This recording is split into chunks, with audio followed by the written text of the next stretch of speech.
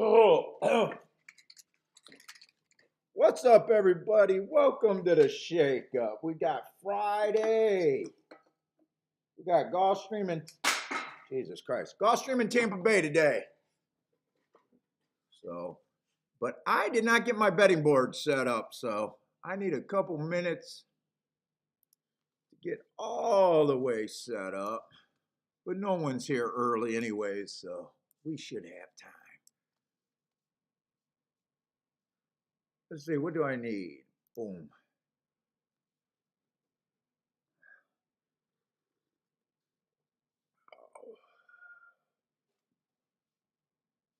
That open?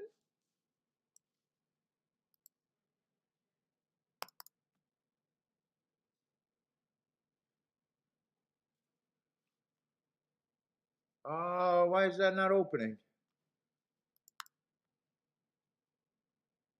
There we go, just slow. All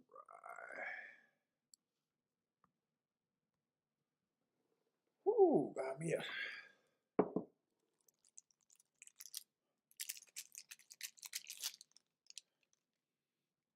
Oh, yeah. Let's see, I like getting the betting board pre-set up, so I'm going to take a couple seconds to do that, just to get it all set up here.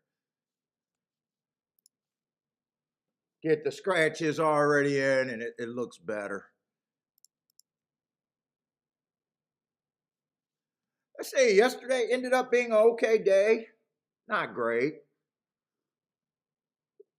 For me, hit that last race, hit the exacta pretty decent, so and not that many plays yesterday. Fucking Aqueduct was absolutely unplayable for me. There was nothing there at Aqueduct. Gulfstream was kind of close to unplayable. I didn't like the first two races. I think they had prices in the first two races, and then the two races that I hit. But I missed the exact on one of them. That would have been a nice hit if I hit both to win in the exacta. All right, let me get this board set up.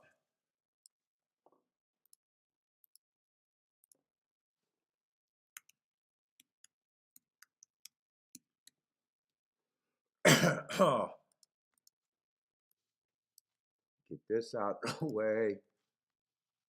Here, we'll tweet this out. Michael Lester, what's up? Oh, guys, the people that I've been sending stuff to. Yesterday, I thought I sent it to you guys. I got multiple people telling me they didn't get something yesterday. It was just a mistake. I thought I did it. Dude, let me know on the show. I just forget to do it.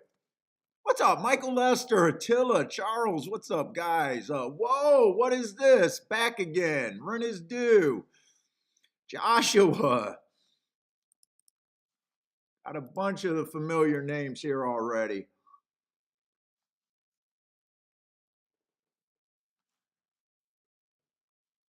All right, let me just get set up. So it's going to take me a few minutes, but it's going to be less distracting if I do it now.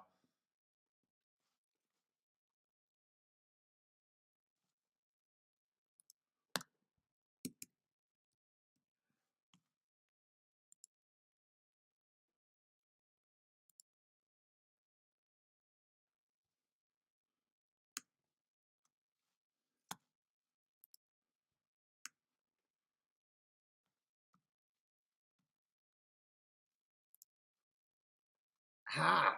It's like I got pressure.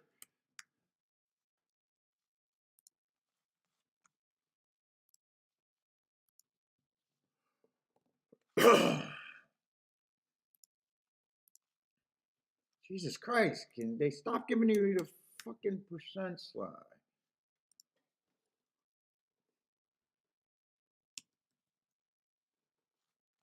You know what? Fuck the scratches. I don't really need the scratches to get the board where I want it. So what I really want to do is just have no extra shit. So that's all I'm actually trying to do here. I don't actually need to get the scratches. We can get them later.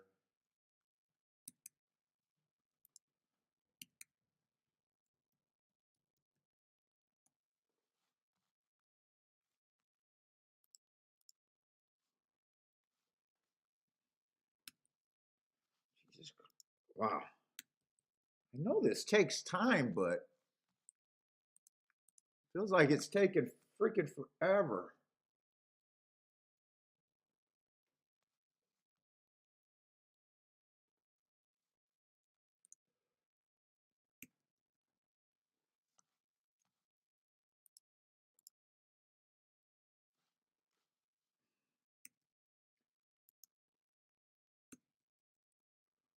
Oh, I know why it seems slower right now is because I'm toggling between my different freaking screens. Usually I don't have to do it that way. I see why it's taking longer.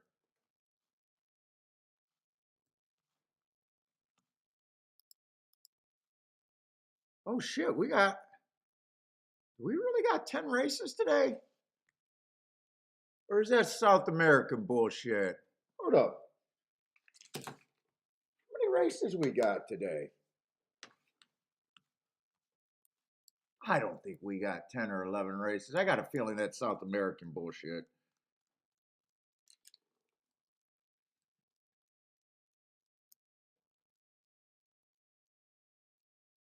Yeah, okay, that's how they do that. Okay, so there's only 9 races today.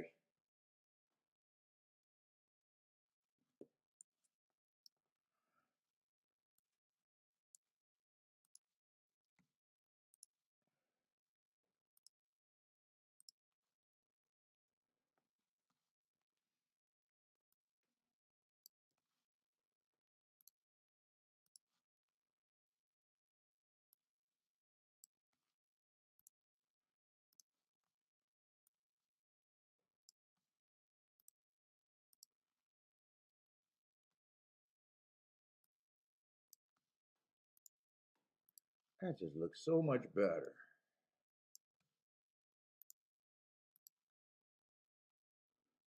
What's that, fucking 6?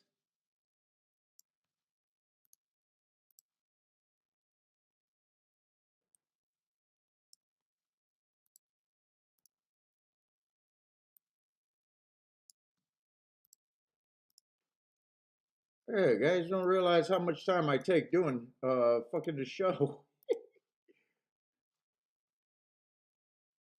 Me a long time to set up shit. There we go. I at least got Gulfstream set up. Let's see. How much time do I got for Gulfstream's first race? Let's just see if I got enough time to mess around. 15 minutes. Will, what's up? Michael Lester, Marco Lou. What's up, guys? All right, not too many bored people got active, so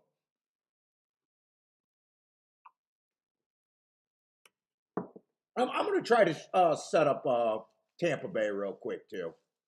Hopefully that goes fast. I'm not going to do the scratches right now. I just want to get them lined up. Boom. Booms are coming, hopefully.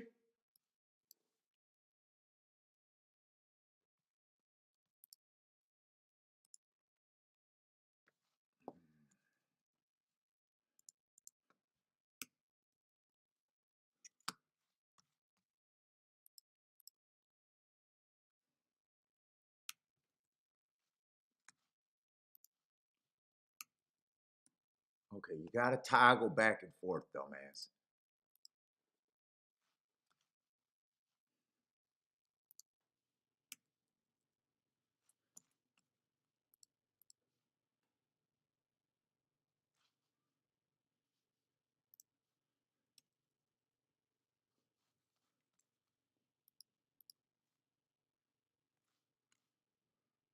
Five, it looks like they used 13 horses.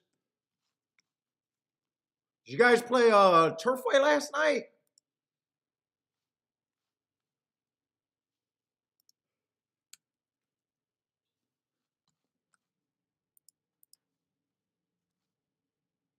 Oh, looks like they might be off the turf. I'm seeing a lot of freaking scratches at Tampa, huh? They might be off the turf today.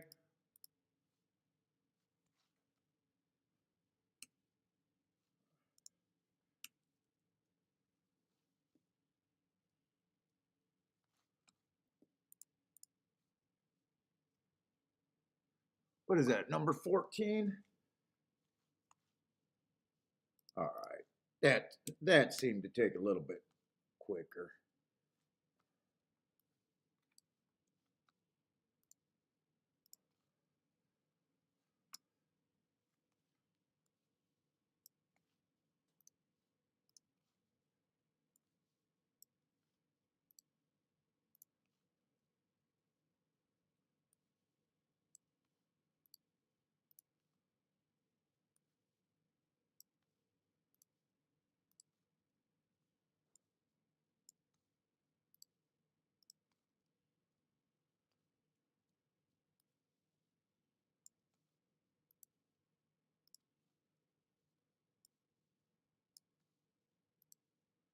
I know if someone's new, this probably looks pretty bad doing this.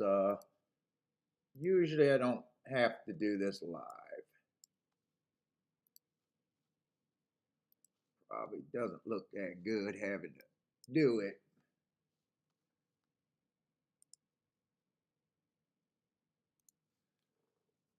All right, we're all set up. That's where I need it to be. Let's get back. No, actually, he sent me a hi this morning. So no, I'm fine. I'm fine. I don't, he got me at the right time. What's up, PDT?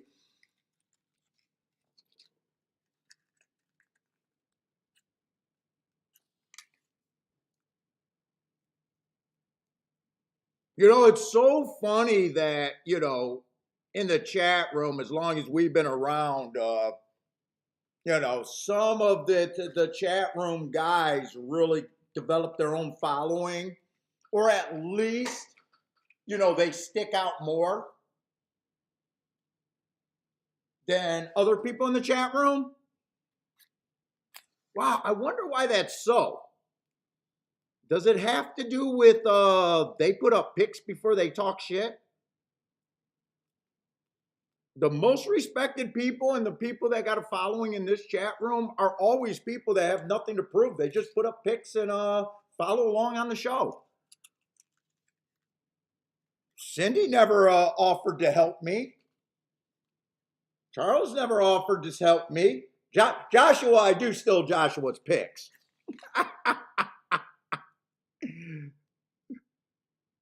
Good morning, Cindy.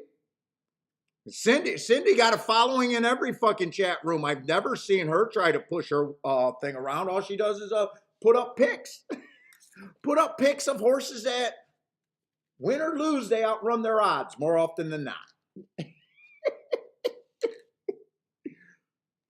But no, Joshua, I'm not going to go off about it. Like I said, he's welcome back. I didn't block him. But next time, if it's just a big time troll, I mean, it's just gone. Damien, what's up?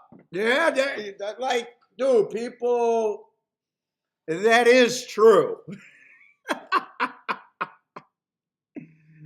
guys in my background, or anyone, you know what I'm saying? Fuck. I'm surprised that guy hit me or that guy would check me. No, don't be surprised.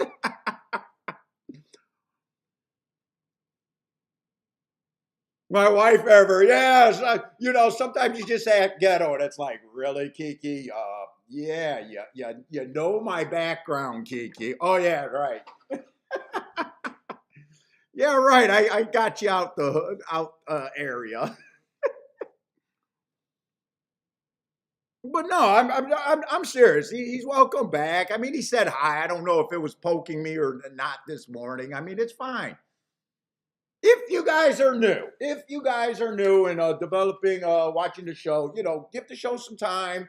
feel free to put out your picks. I don't jump on new people like that all the time. Uh, if you're good, just prove it. I don't have to prove it, guys. I got 500 episodes out there.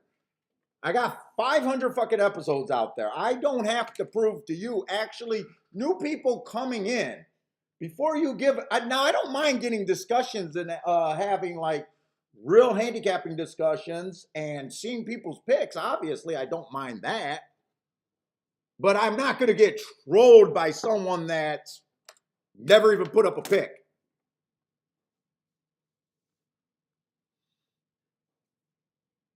I mean, we want new people, and I know I'm going to get more of it as we get bigger, but we get very few because fucking the evidence is already out there. But think about it. If you're brand new, I don't care about your fucking program. I don't care how big your bets are. If you're looking for a following, prove it in the chat room, or hey, YouTube is free and YouTube will pay you. Do a show better than mine. That's all I ask. Go out there, have some balls, put your face on camera, and do it.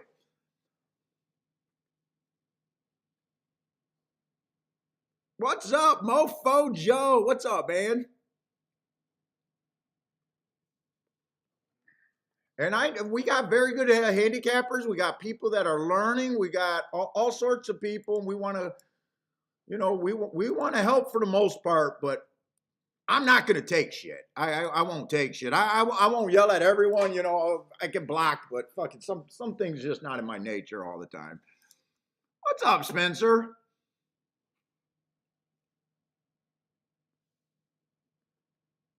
Let's see. So I had to do what I had to do, and it takes a little bit of time, but we got a turf race over there. 14 horses, no, 12 horses.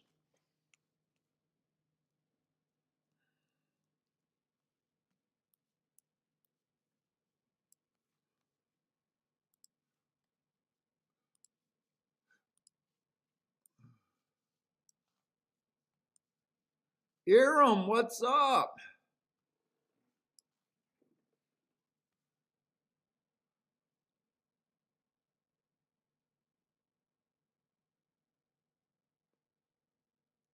Let's see, I'm probably still thinking speed and stalkers a little bit on the turf.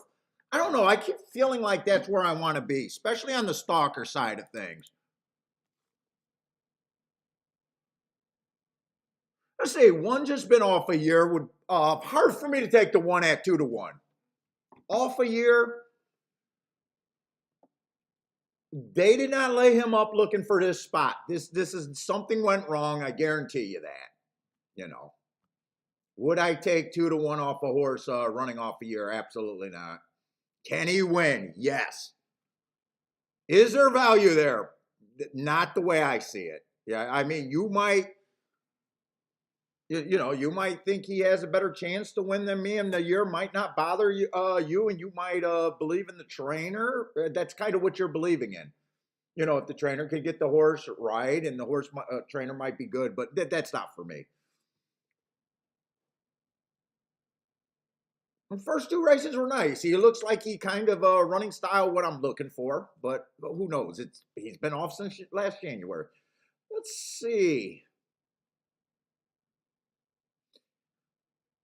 Two's just annoying just because I got a lot of races that I couldn't look up, and then that Laurel race was a one race sample, so I can't compare that to anything. Laurel, I do know, was closing most of the meet, like 63% closers. First race at Gulfstream didn't look that great, but not that bad either. He's just blah. And Forever, what's up, man? Or actually, I don't know if that's a man or a lady. Maybe I should have said. Maybe I should just say, what's up? Jay, what's up? Yeah, we have been thinking that the inside sometimes seems like it's been favoring towards the inside sometimes. I'm not convinced. Right now, I just think it's kind of stalkers and speed. Did the one just get scratched?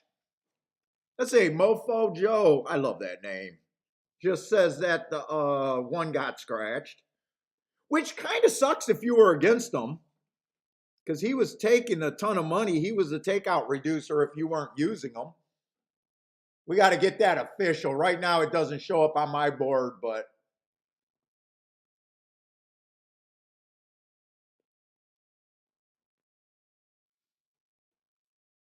I say the five's another horse off the year. The only thing he's better than the other one about is he's actually giving you 8-1, which makes it a little bit better in my book.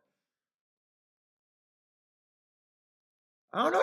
You might have bad info, or you might be talking about another race, Mofo, because right now I'm seeing the one working out.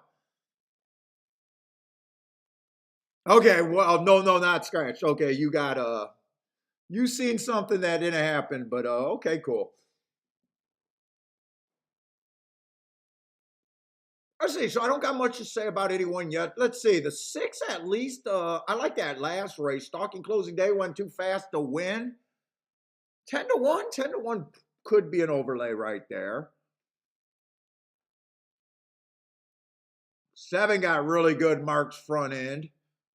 14-1. Okay, finally I'm seeing something that's getting a little bit more interesting in a race that's pretty tough.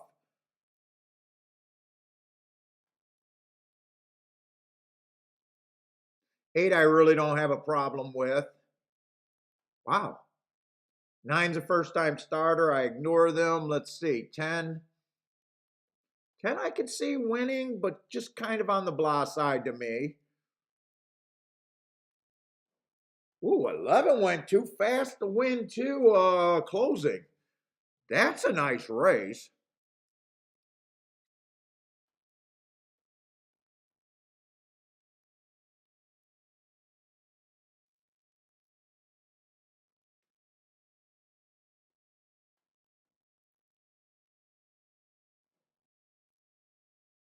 I do not know where I'm at in this race. I don't think I got enough time to do a betting line.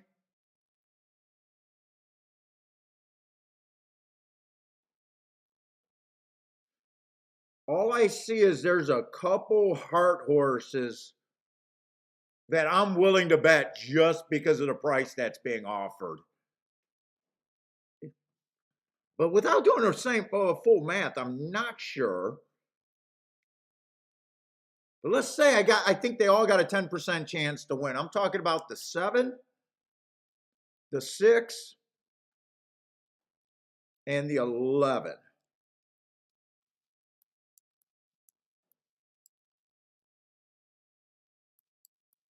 That's a good math bet at the very least. I'm just going to bet them all in my playback category. And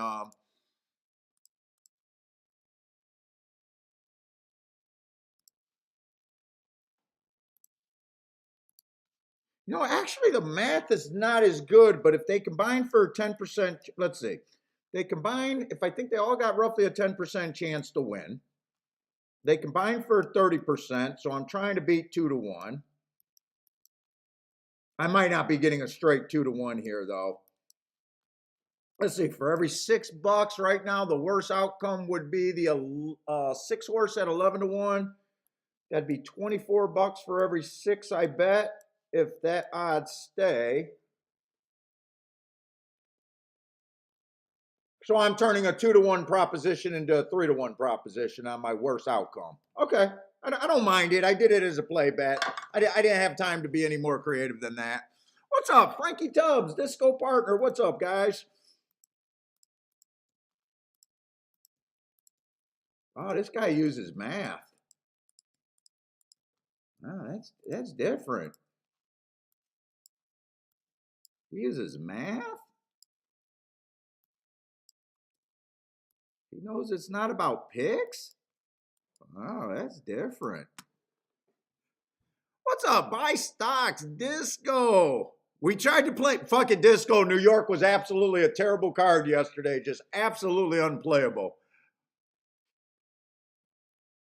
You're gonna have to drive to New York and just yell at those people for me, aren't you? Aren't you out there in New York, Disco? I need you just to yell at them for that card yesterday. It was just a disgrace.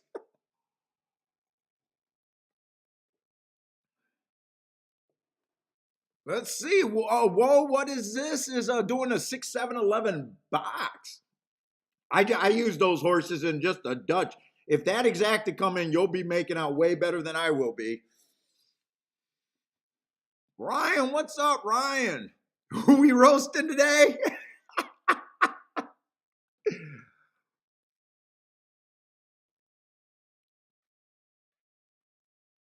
Oh, it's fine. Let's see. And Forever loves the 8. JW. Yes, we went over 2,500 subs yesterday's show. Right now, I don't see much hope in any of the 3 horses I got right now.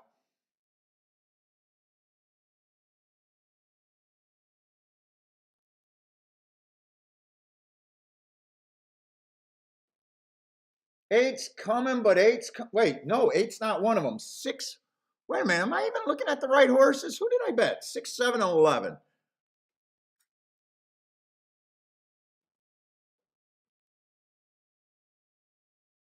I don't think I was in the ballpark anywhere there. Although I don't get suckered in on a horse like the 1. And although I do know that that looks like a race that's going to pay because 1's a great takeout reducer. Let's see. I have no problem being in this race.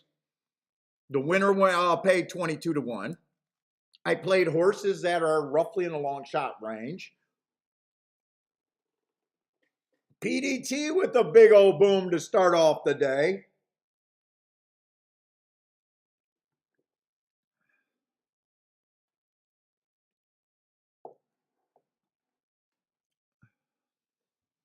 Frankie Tubbs with the boom over there.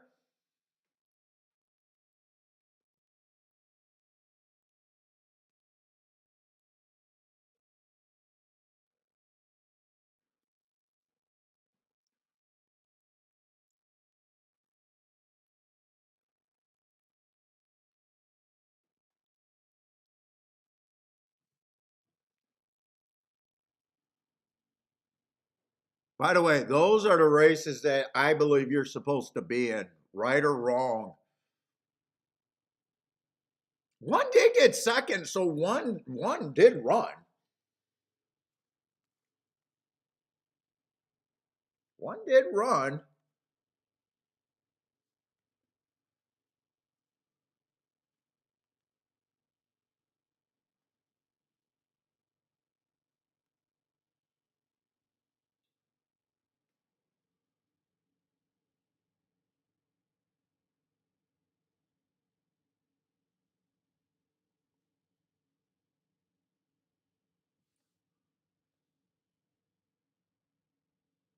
Jake, what's up, Jake? Back again. Larry, how's it going, Larry? Boulder, what's up, Boulder? Sorry, dude, Boulder, you guys that I send shit to, let me know. I forgot yesterday. If you guys were waiting to get it, you gotta let me know. Okay, they're gonna try to take down the 10. I didn't really see the race, so I have no idea what was going on, if anything.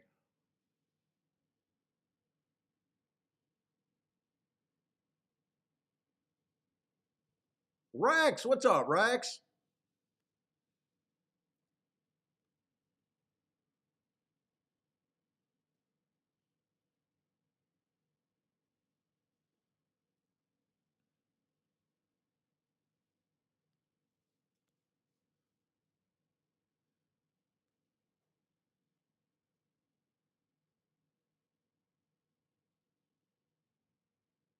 Looks like just PDT and Frankie Tubbs had that one.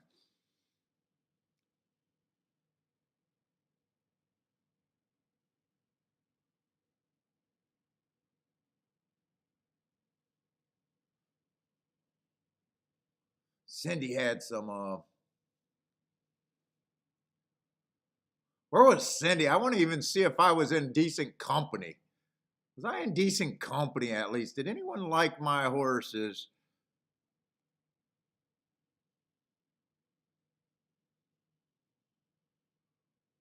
Let's see. And Forever had the 8 and the 12. They were around.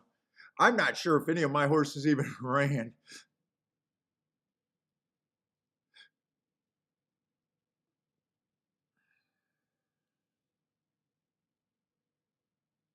What are they looking at here? 10's on the far outside. They're looking they're looking around the curve, it looked like.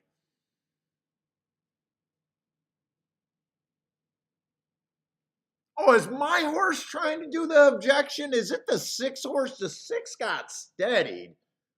Oh, don't be a dick. I think the 6 horse is lodging objection on the 10. 6 did steady, but 6 finished so far back. What is he trying to get? An extra $3? Fuck that. You know, smack them in the dressing room and just go on. What, you know, don't punish the bettors here. I don't think they will. I'm pretty sure my 6 is objecting here.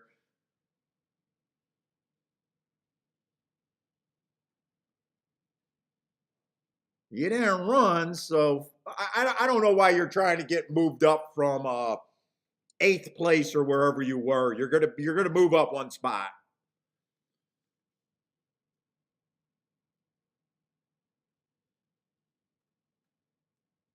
It is a 6 objecting. Yeah, that's a dick move. That to me is a dick move. I think this should stay. I think this should stay.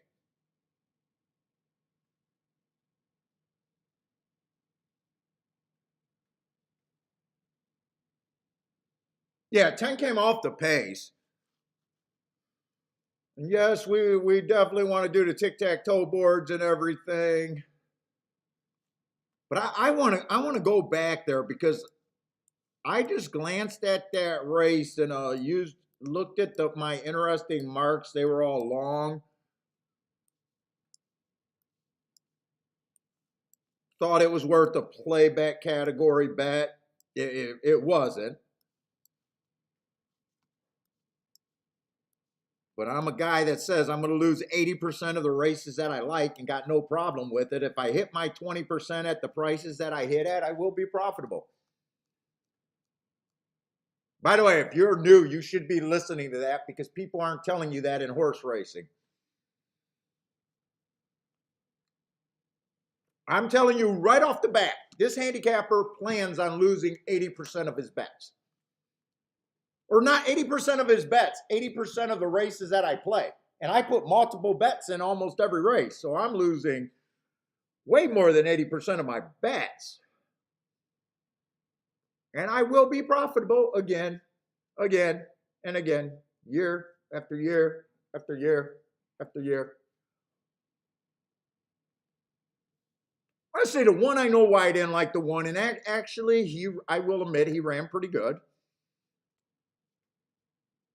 2 I didn't like, 3 I didn't like at a glance.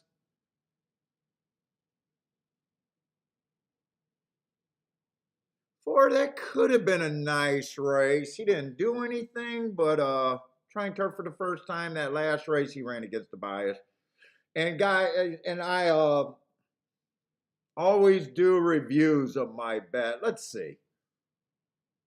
I did like the race that the 6 ran last race. He did get steadied, but he was back far. And to me, he should have been stalking near the pace. So I'm not sure he had anything other than a dick jockey laying an objection. I did like last race, but I'm looking at the race a little bit closer, and that was one of his better races. It was off a layoff though. He could have bounced after going too fast to win. I think I got 11-1 on him, so I don't mind the losing bet on him.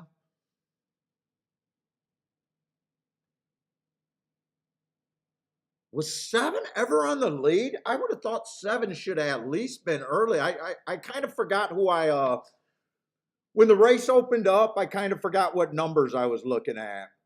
I'm going to have to watch the race. 7 should have at least got the lead or been battling on the lead for as long as he could. I think he was about 15, 16-1, something like that. So obviously I don't mind that.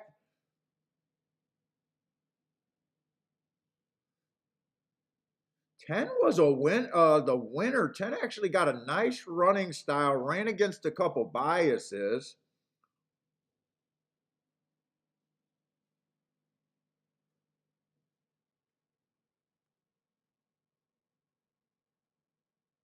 Last race was a stalking closing day. He was 4 lengths off the lead and still matched strides with the fastest winner.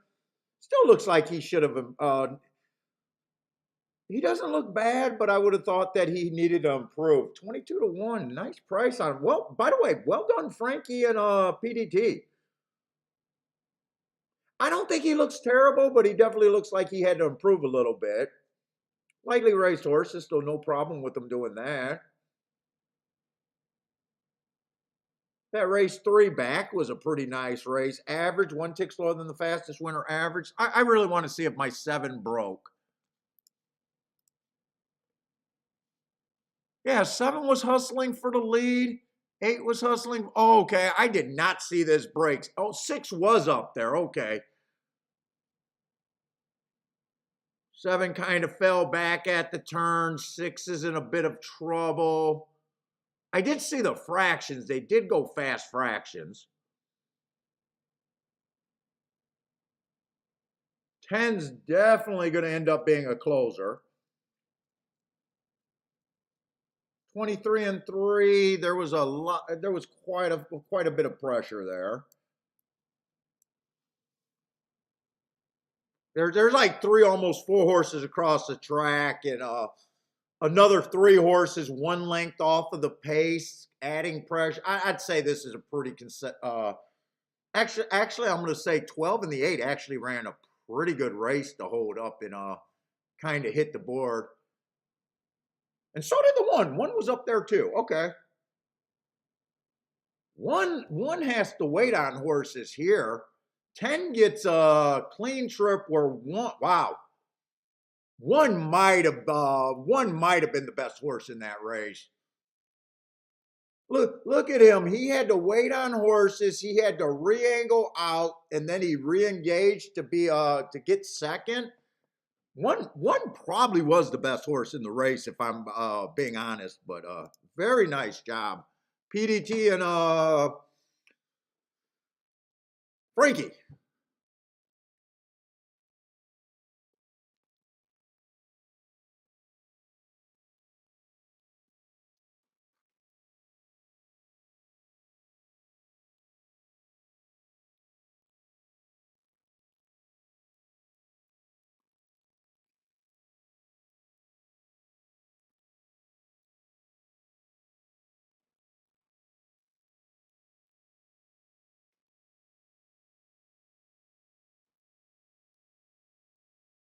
Yep, we're doing yep, Marco, I agree with you. He came closing, and yes, we do want to do the tic-tac-toe board. Absolutely. Okay. Played one play bet today, so let's see. But let me get Tampa on here. Okay, Tampa's going in the first race.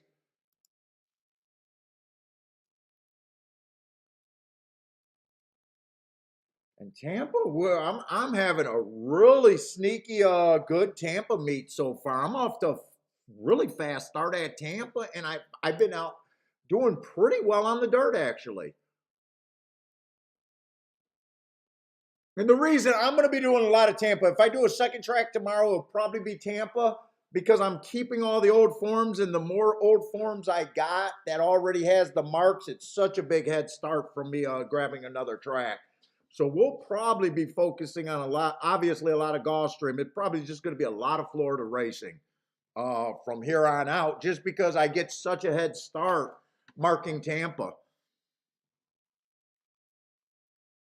And then we got off to a decent start with the dirt racing. So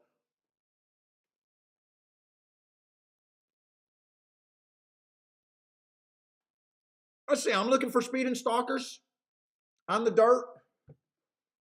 1 only ran 1 race. Bad rail early pressing day. Looked like a closer that day. Gave him an excuse. But after one race, he may or may not be a closer. That's the problem, you know. One race does not make your running style, especially first time out. We can excuse. I just can't get to him. Win or lose, I can't get to him. I generally want more than that. I want more running lines, and I need a little bit more information. Guessing about the running style is not enough. So if he wins, I have no problem. He's just a horse that right now I don't think I can get to.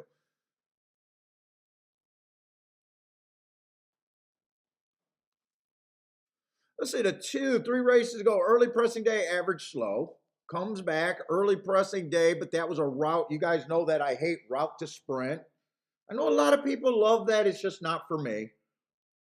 It beats me every now and then, but for the most part, I don't think it hurts. Me being against that, but I'm not trying to convert you guys. Your opinion is different. I got him average, average, average. Last race I think was a nice race. Pace wise, it was a stalking closing day. He was dueling on the lead, going too fast to win. And he dropped to this level, so he at least ran in some higher maiden races at one time. He wouldn't shock me. To me, I'm guessing that I think 9-2 is just fair and not getting overpaid. Let's see, 3 so far. He got a couple excuses in his last 2 races, but that's for just having no speed at all. Right now, his races just scream, I'm not a racehorse at this time. I'm not interested.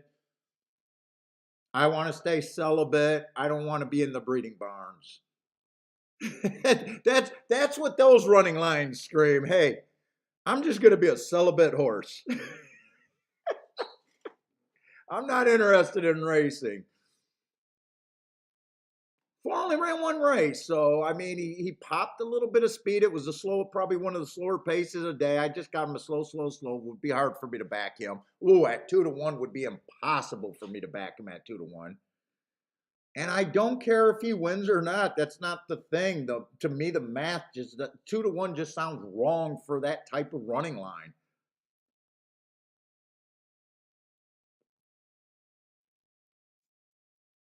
5 horse might fit. Lightly raced. At least we got 2 races. First race out, it was an inside speed day. He did have the good inside, but he did have the wrong running style. There might be some upside. He did improve second race out. That's the 5. 5 could be a little interesting to me.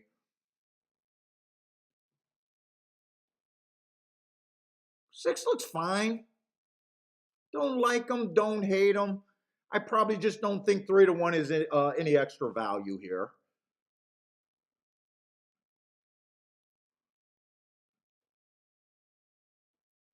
7 fits to me. 3 races ago, he ran against the inside day. He had the 7 hole. If I'm right about that, that's a good race. Comes back, average, slow on the outside. There's not much here, at least the front speed fits. And last race, bad rail, early pressing day. He should have showed more speed, but he didn't.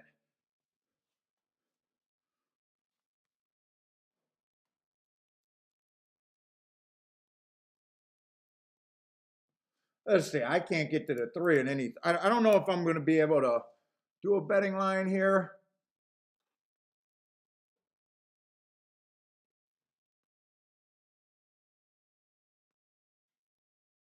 I think I'd be somewhere 1, 2.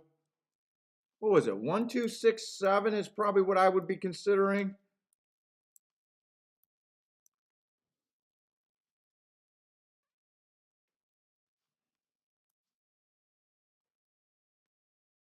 I'd leave the 4.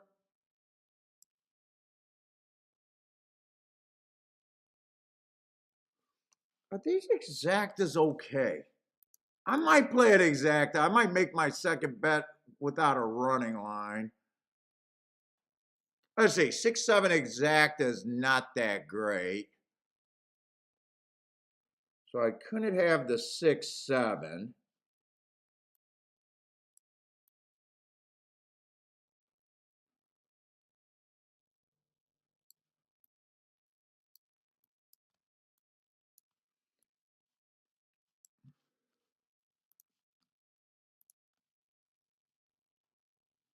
I don't know if I'm going to get that exact in. I'm going to try to do that on a play bet, but I don't know if I'm going to get that exact in.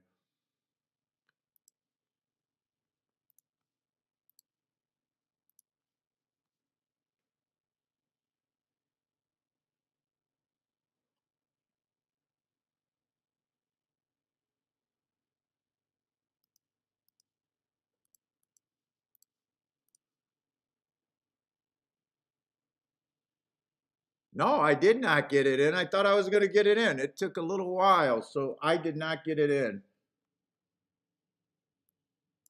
That's what I was going to play. I'm going to write no bet here and leave it there, but that did not get in time. Kathy, what's up, Kathy? And I'm probably okay with it because I knew I couldn't use the 4 and the 7 ended up being the favorite, so.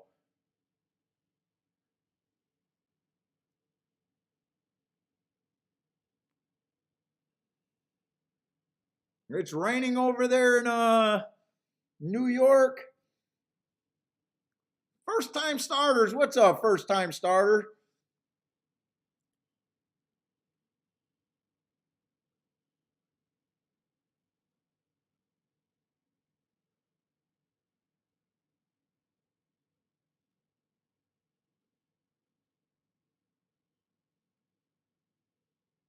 Let's see, did 7 just dip out? 4 put the 7 away. 5's going to be there. 1's trying.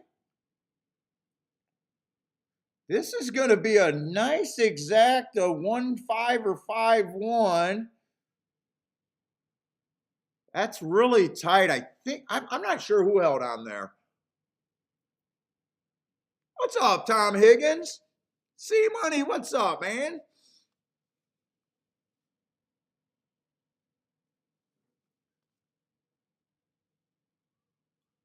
I kind of got lucky. I got shut out, and at the same time, I'm not so sure. I kind of dragged my foot up putting that in. So maybe I kind of almost even knew that it wasn't that great. Oh, I don't mind the one running. After we went through all the whole, I wish I would have got to finish the betting board there.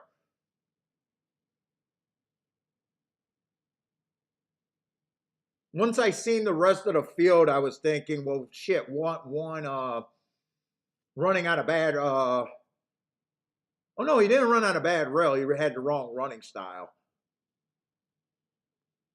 We're getting an asterisk that race. 5, I did not. I could not have hit the exact. Who's the 5?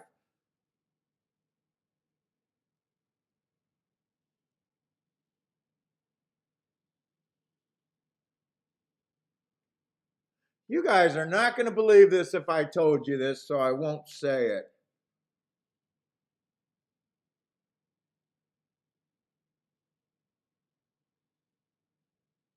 You guys won't believe it if I don't. If I say it, so I won't say it.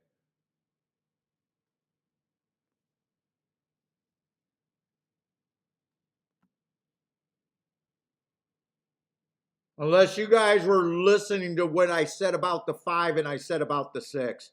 Actually, I was supposed to use the 6 instead of or the 5 instead of the 6.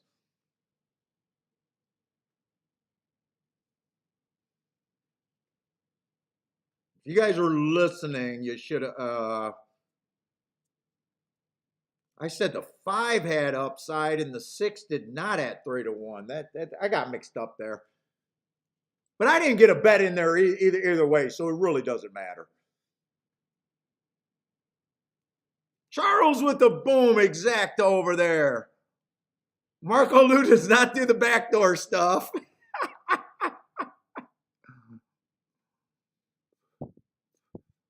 Mac and Company, what's up? Mac is here nice and early. Kathy with the cash over there, with the 1. There's no chance that the 1 was an Uncle Mo, was it, Kathy? Nope. Nice hit, Kathy.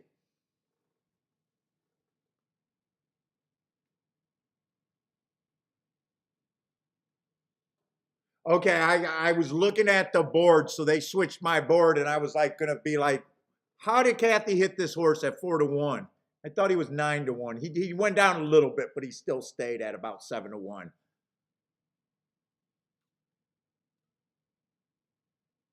Charles, his $68 exact at 10 times.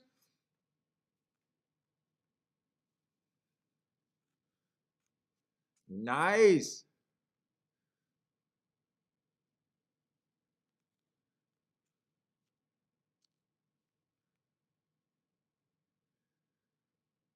Marco Lou says, oh, come on. The 5 ran a very big race, I thought.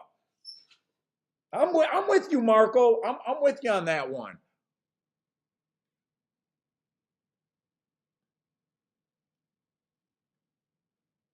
But Marco, you don't, let's see.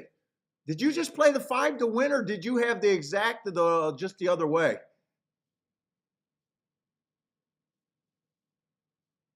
I doubt it if you play, I don't think Marco Lou plays place bets.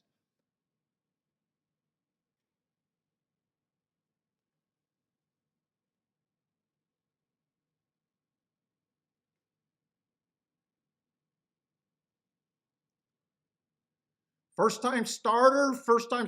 Hopefully you caught the 1 too. You said the 1 had the breeding. Sounds like you might have been on the 1 there. Yeah, 5 to me ran a better race because wasn't 5 up in the duel a little bit? Yeah, 5 was closer to the pace. Broke good, fell back, and re-rallied on the outside of the track. I think he re-engages too and dueled for a little bit more.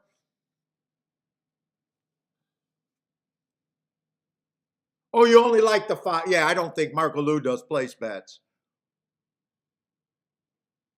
Oh, we got 100 people watching.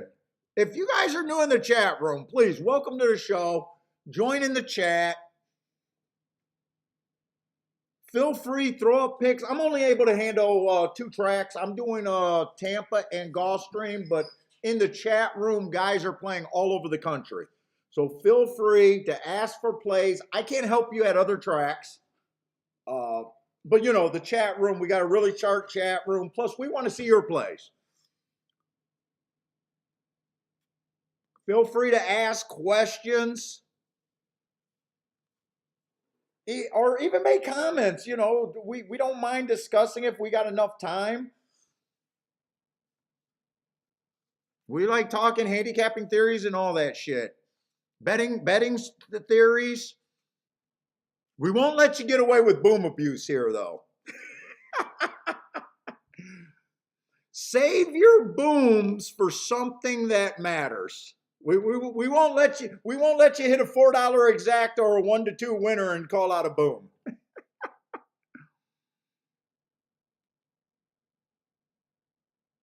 Mr. Clutch says going off.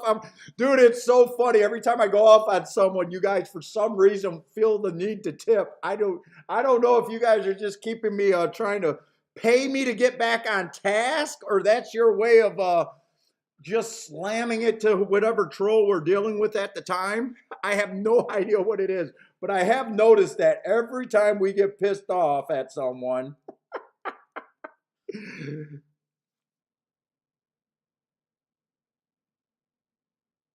What's up, CR Reed? Okay, we got to go back over to Gulfstream. Because so far I looked at 2 races and have not completed a betting board so far.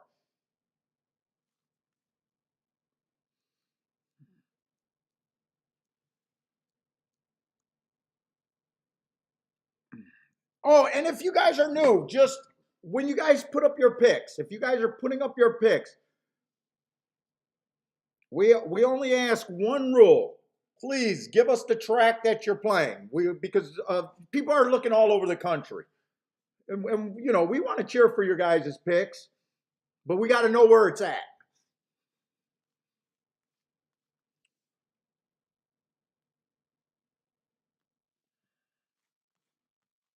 Oh, shit, and we're going to miss the second race at Gulfstream.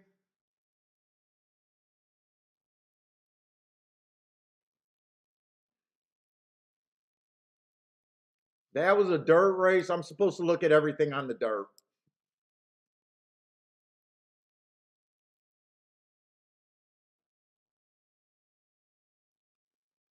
Let's see, the 3 got scratched.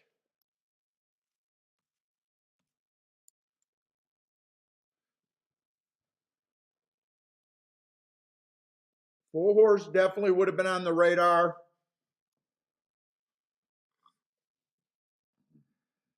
I love the inside at Gulfstream. One had the inside. He was a chalk.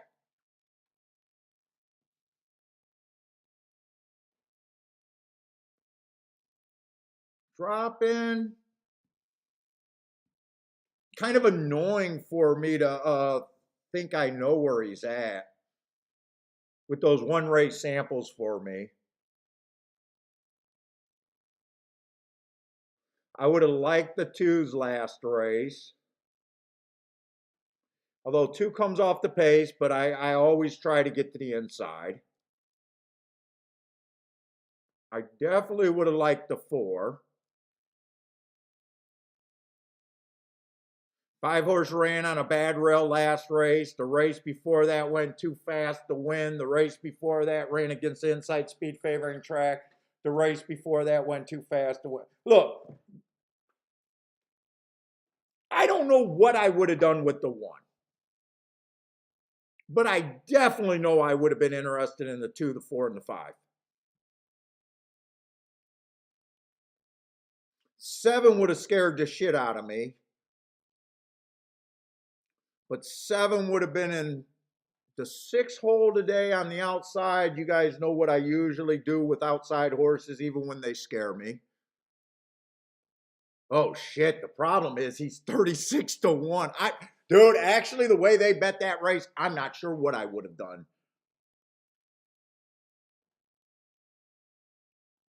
I probably would have had to do something with the 7 because I would have said I can't let the 7 do anything at 36 to 1.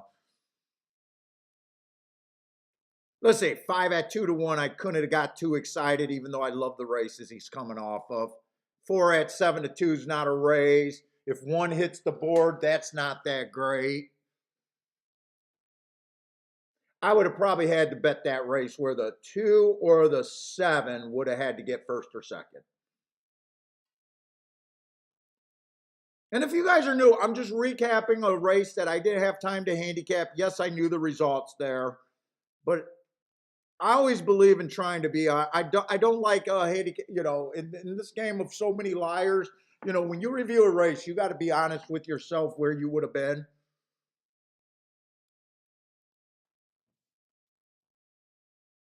People that know how I play, you know, they could already say, "Hey, Paul, you wouldn't have been that interested in the 1. You wouldn't have been that interested in the 5, even though you liked them. You probably wouldn't have thought the 5-4 exacta was any good. I think I would have had to force the 2 or the 7 to get first or second. With the 7 not running, it probably just makes me continue to think that I don't want to be outside today. That's why you want to do reviews. When you believe in biases and a track profile, you want to handicap the races even when you can't see them, just to feel like you got that same profile that you want to take advantage of if it's there.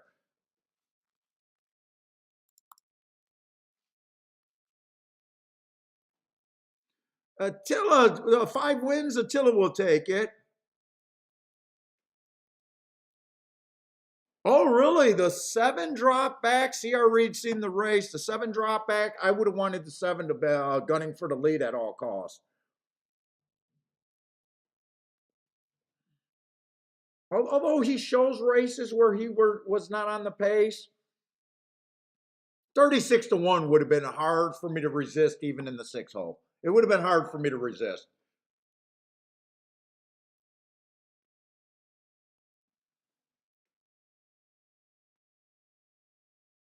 Socrates says unexamined life is not worth the living. You definitely want to go back and do reviews. If the newer you are at handicapping, you want to review every race.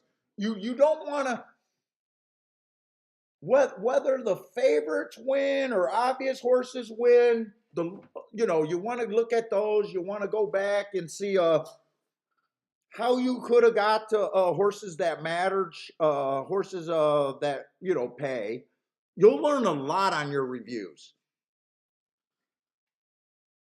In fact, most of the time, I think you learn very little from your winning bets, and you learn way more from your losing bets.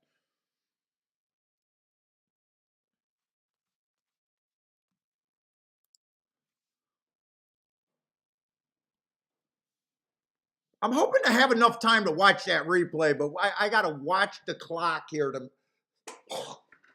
see if I do, because we've really been rushed so far today.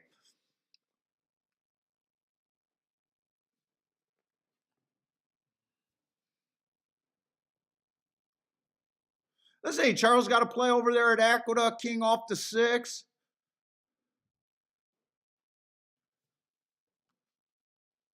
By the way, I just want to see what that exact paid, but I don't think it's in my wheelhouse.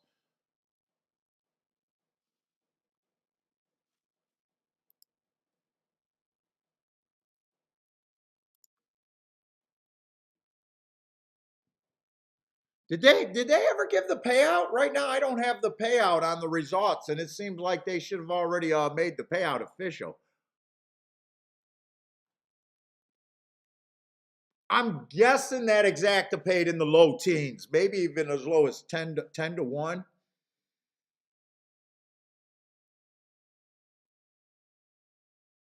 Yeah, 7 strung out way too far. 2 did get the lead on the inside for a little bit, but he's pressured. 5 stalking.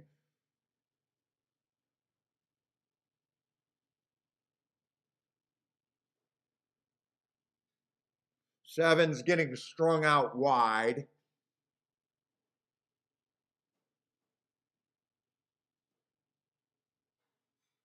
Yeah, exacta paid 10-10. Okay, it just came up on my feed. No, it's undercrown. You want to French kiss me so you can get a taste of it? Come and do it for the camera. Show me some affection, Kiki. They're gonna think I'm gay. He's never been seen with a lady on the stream. They're gonna think I'm gay, Kiki. They want some eye candy on the stream.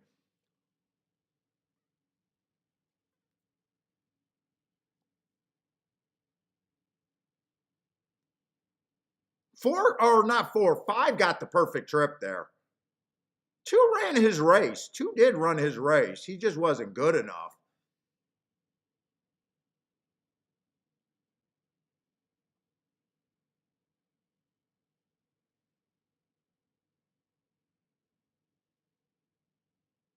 Yeah, $10 exact is definitely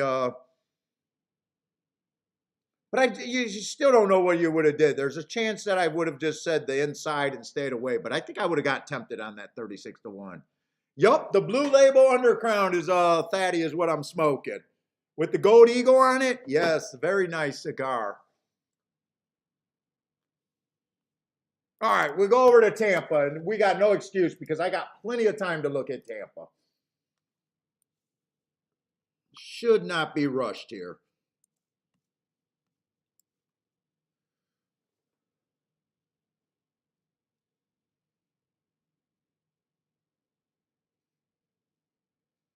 Second race, 12,000 claimers. Speed and stalkers. And I got to get clean up my desk.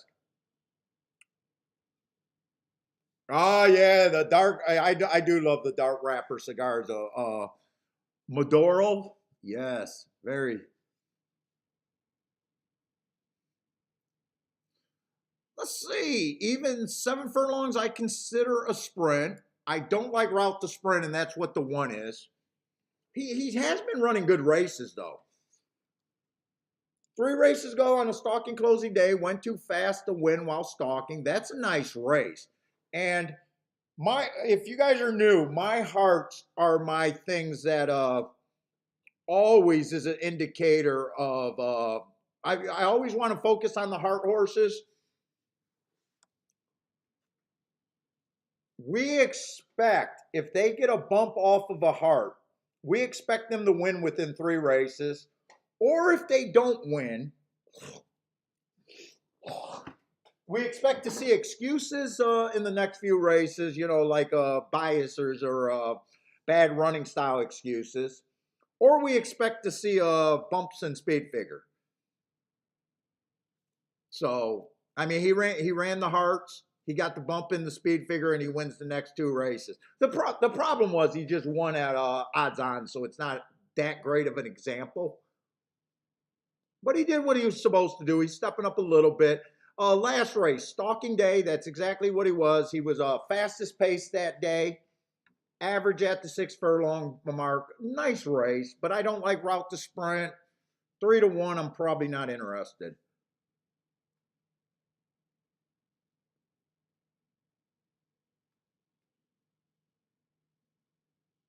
Two horses coming off a route to sprint, but he has more sprint races, so I know he can run sprinting.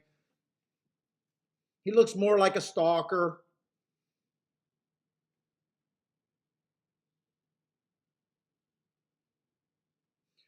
Two races ago that he won, it was an inside day, early pressing day. He had the inside, and he was the slowest winner of the day.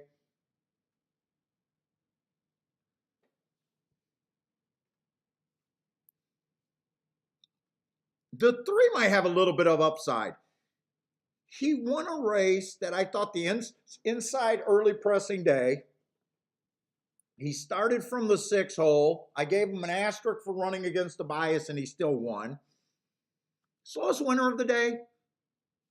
Confirmed front runner. Oh, 3's out. Wasting time. I do not have the scratches over there at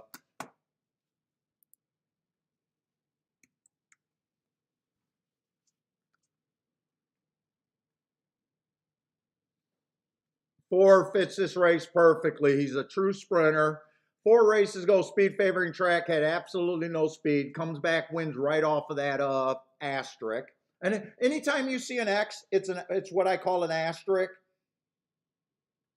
Ran against the bias, and you want to look at that race. He goes on a 3-race win streak since that excuse. 2 races ago, fastest winner of the day. Last race, average and match strides with the fastest winner for the next 2 calls, which he was. Probably deserves to be the favorite. No one deserves to be a 1-2 favorite, though. That my problem with him is price. I don't give any horse more than a 50% chance to win because I know you shouldn't be betting at that level. But right now, from what I see, he deserves to be the favorite. He probably keeps me out of the race, though. 5 horse is dropping.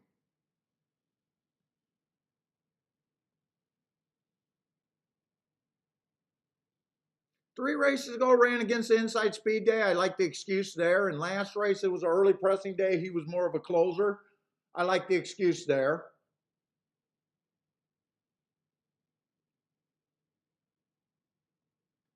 Seven to one. There's a little upside on him.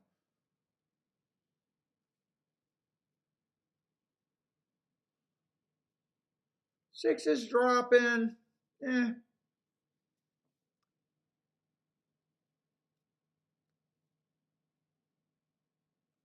What was this level? 12.5. He is dropping a little bit.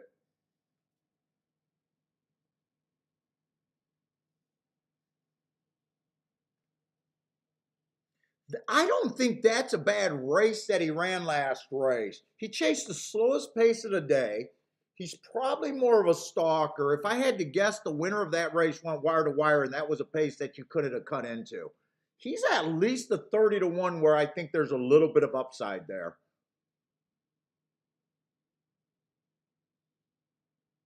Although I see 2 races ago, he lost a few horses in this race. He still managed to run fourth.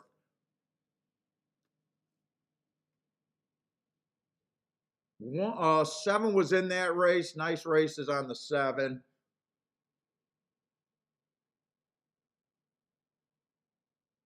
To me, if I play this race, the only reason I would want to be in this race is trying to get this six to be first or second.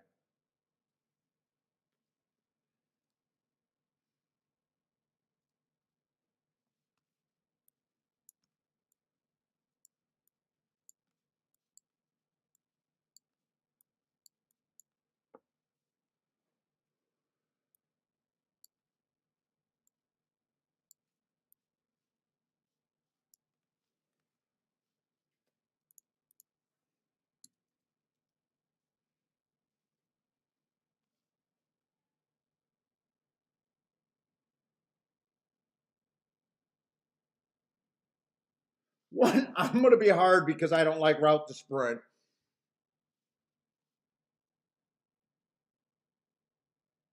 Two, I'm going to be hard on too, I think.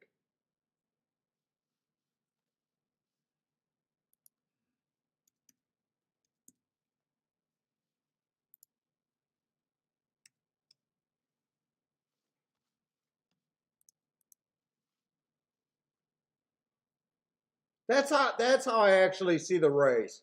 So four is going to be over back. Five, I think, is an overlay that could be worth a win bet. Six, I'm definitely doing something with the six. Seven's a little over back. One, I think, is over back, and two is actually an overlay. The way that I see the race.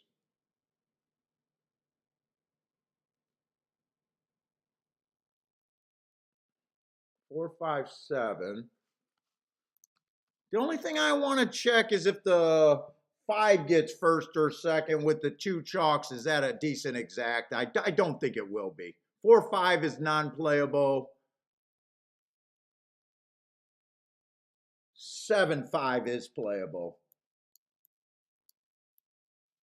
And I would box that one. And I got 6, 5 box there. I still think this race is worth just a play bet for me. Whenever I say I'm doing a play bet, if you're new, I think we got a lot of new people in here today. It's just me playing on the smallest level that I play.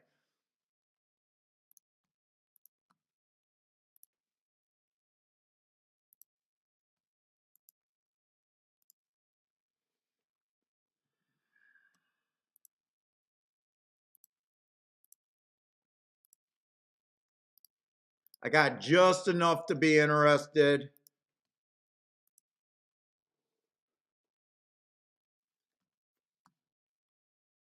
Kind of like you're anteing after your first two cards in poker. You got just enough to be interested, but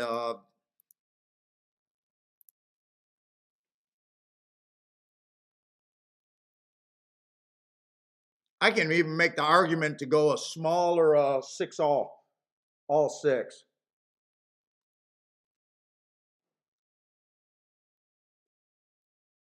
Let's see if the 6 wins or runs second. I think I want this one, but I'm playing this one for even less than the other ones.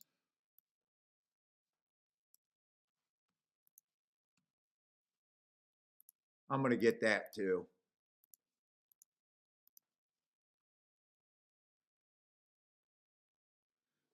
Let's see, is Lloyd here? I see Charles talking about Lloyd. What's up, Lloyd?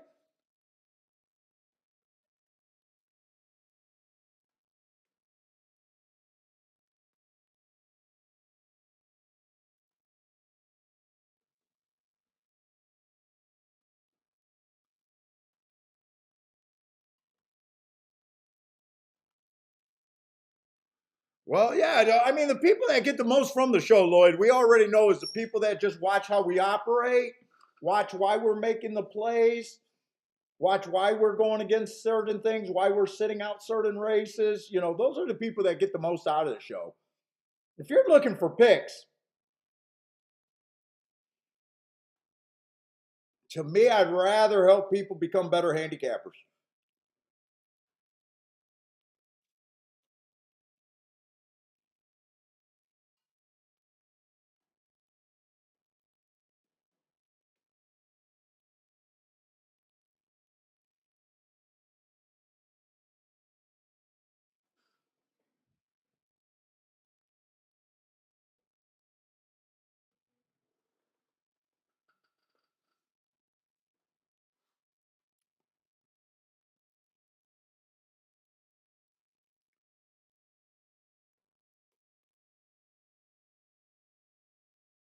And I do bet against horses that I think have the best chance to win all the time. The easiest way to prove is not picking more winners. The easier way to improve is picking winners that matter. 7 got the lead? Good. I want a fast pace because I think the 2 horses that I'm betting are both coming off the pace. 5 needs a fast pace. 7 and 4 gets hurt with a fast pace, and 6 needs a fast pace. Although this is not a fast pace, actually he got an easy lead at 23 and 3.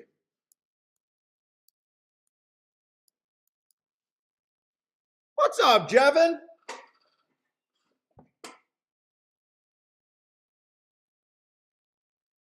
Just keep this 6 interested. I don't know if he's interested enough. The 7 and the 4 are still pulling away and the pace is kind of slow.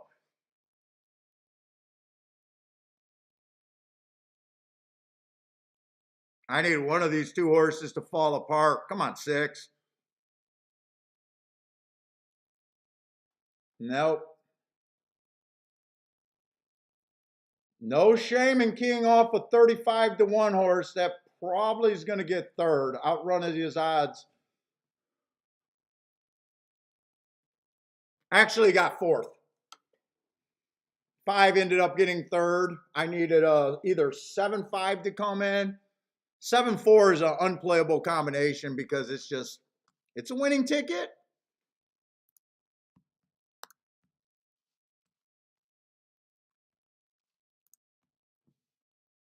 Roland, what's up, Roland? Yeah, that 23 and 3, 47 did not help at all. I needed a faster pace.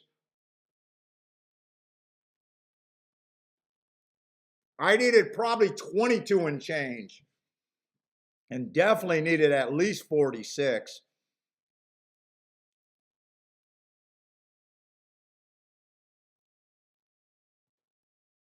Yeah, we never know who's watching. We get big players, surprisingly big players. We get brand new players. We get shy railbirds that don't take part in chat. Oh, we got to go to Gulfstream. We ain't got a lot of time. By the way, I don't mind my betting line right there at all. I do not mind my betting line. Horses, my first 3 horses are the try. That's just a try that I don't want to own. I could have got the super. I don't think that's a super worth having either.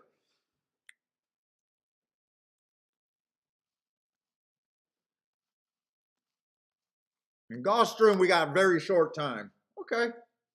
2 bets, 2 losses.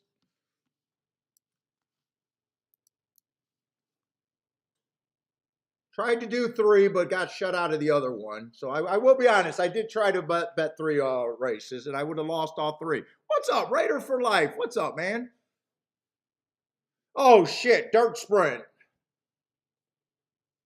Third sprint, probably not going to have time to do to a betting line. I'm probably going to have to look at this race very quick. Dirt sprints, I'm supposed to be looking at every dirt sprint over there at Gulfstream.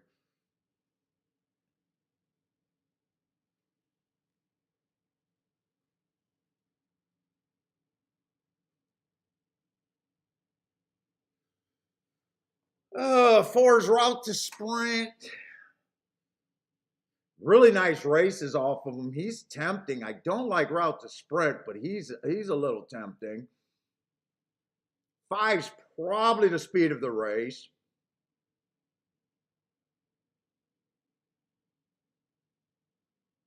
Two of the better horses are on the outside. I'm going to be against both the 6 and the 7.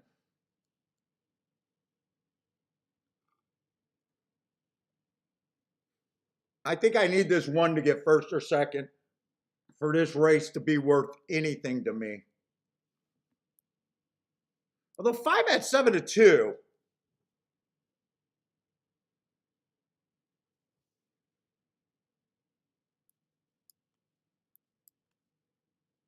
I will have to bet the 5 more than the 1.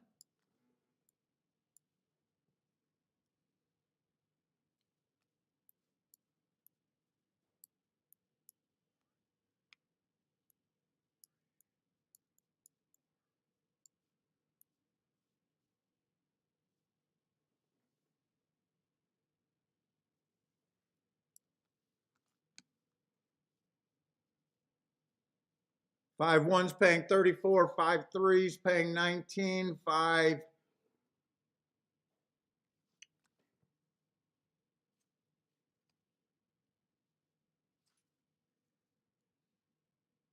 5 should be fast enough to keep the 6 and the 7 off the inside.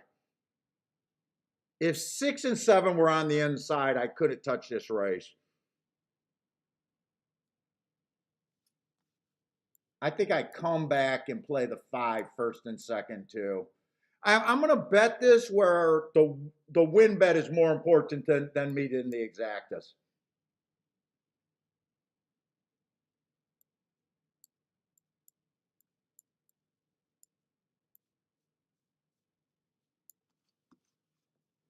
I want the exacta, but the win bets are going to be more important here. Let's see, I'm doing the win bets first.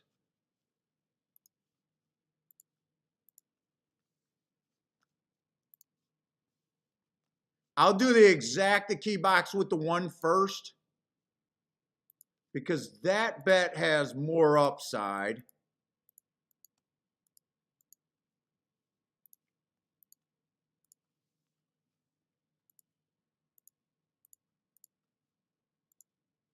I should be able to get all of that in.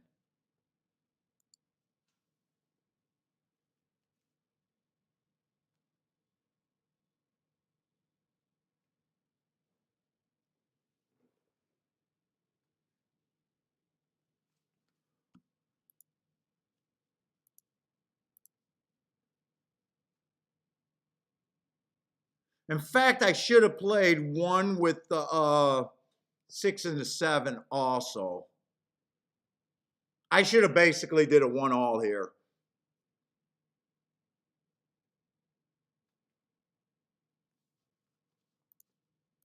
Four just broke through the gate. Shit. Are those exactas still good?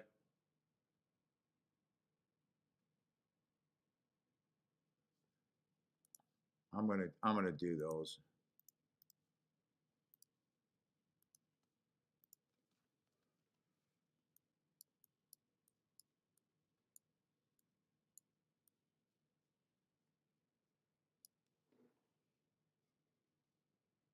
I did play this one for less though. Played these for more, this for less, 5 to win for more, 1 to win for less.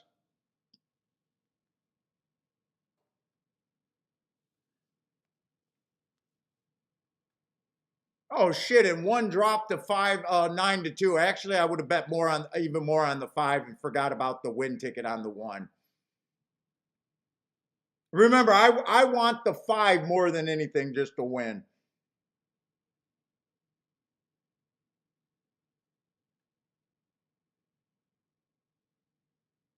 One got a bad break, and I think I'm in trouble, so I just need this 5 to win. I got to walk on the front end. I can't watch these races.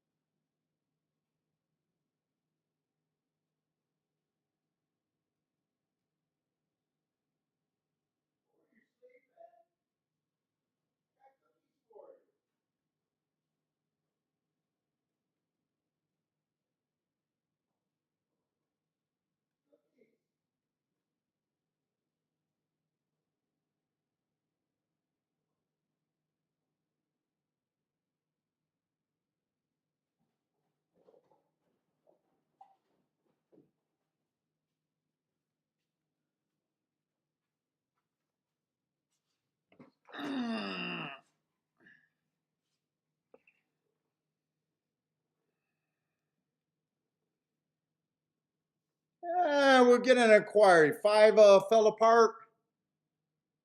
I wish one didn't miss the break there. I have no idea what this inquiry is going to be. I will backdoor exact if this stands.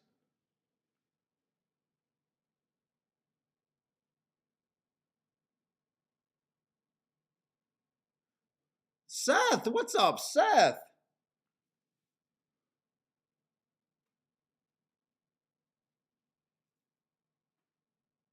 Seth looks like a new viewer.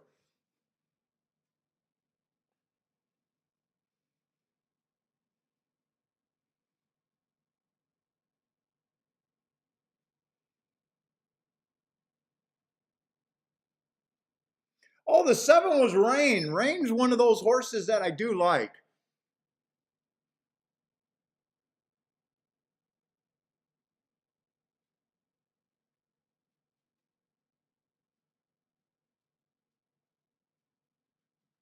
Oh, the inquiry's on for the inquiry's on for it looks like the inquiry is a non-factor inquiry. It looks like the 6 might be lodging against the 5 possibly. I don't think this has nothing to do with the exacta. I need this exacta to stay at 25-1, by the way.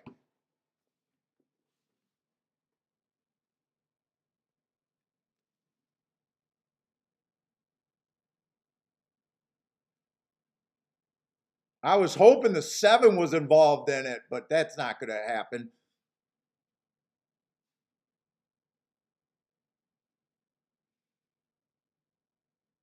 Well, if the 7 won, like I said, I thought the 2 outside horses were the best except for the outside of the track. One missed a break. I would have loved for that one not to miss the break. I want to see the re-break again. I think the 1 missed the break. He came flying late. Backdoor to the exacta.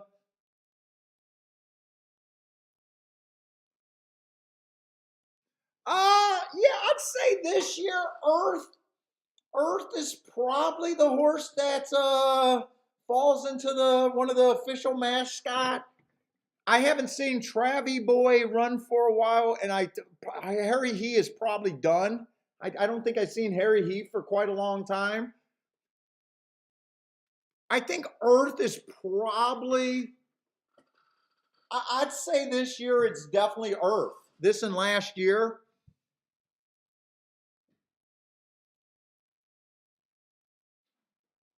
Oh, look at Boulder. Boulder knows about Ray's boxing gloves. Ooh, Boulder knows something about some boxing over there. Ooh, I love me some Ray's boxing gloves. Ooh. Oh my God, they feel like, dude, you put on some fucking Cleto Ray's gloves. Oh my God, they're so nice. A puncher's glove. You just feel like you're gonna break someone's jaw. Where grants are more, their grants are more pillily. They're like more for a defensive guy. They're a little bit wider. Believe it or not, there's big differences between boxing gloves. You want to match your boxing gloves with your fighter.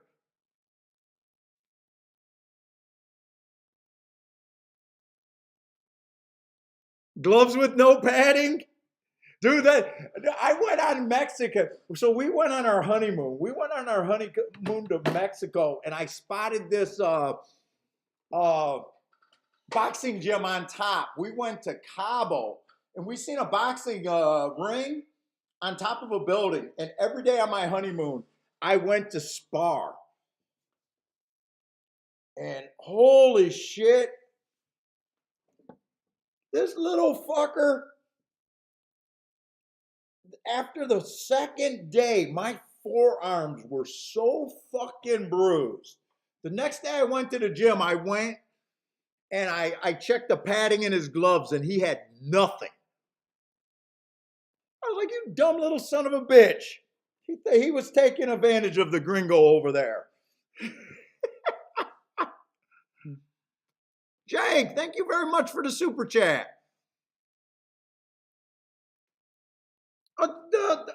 So whenever you see me box something, whenever you see the big box, I'm playing it both ways. So I threw in that 1 over the 6-7. I also got 6 and 7 over the 1.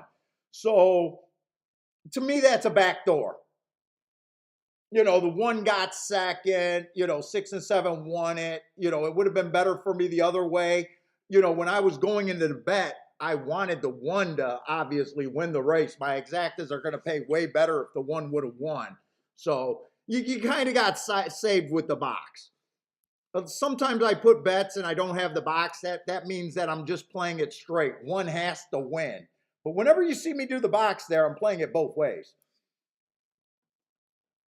So, right there, that would be a winning ticket. If I just did that, it wouldn't have been a winning ticket. I would have ran first and second. Or, my key horse would have ran second instead of first, and I would have lost that bet.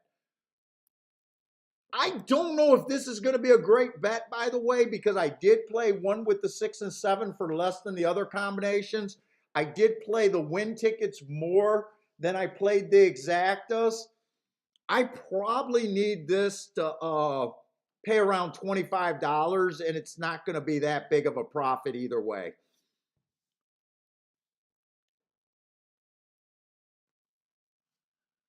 It might have went down. But yeah, that's whenever someone says a back door, your key horse runs second, and you hit the ticket, but the other way would have been way better.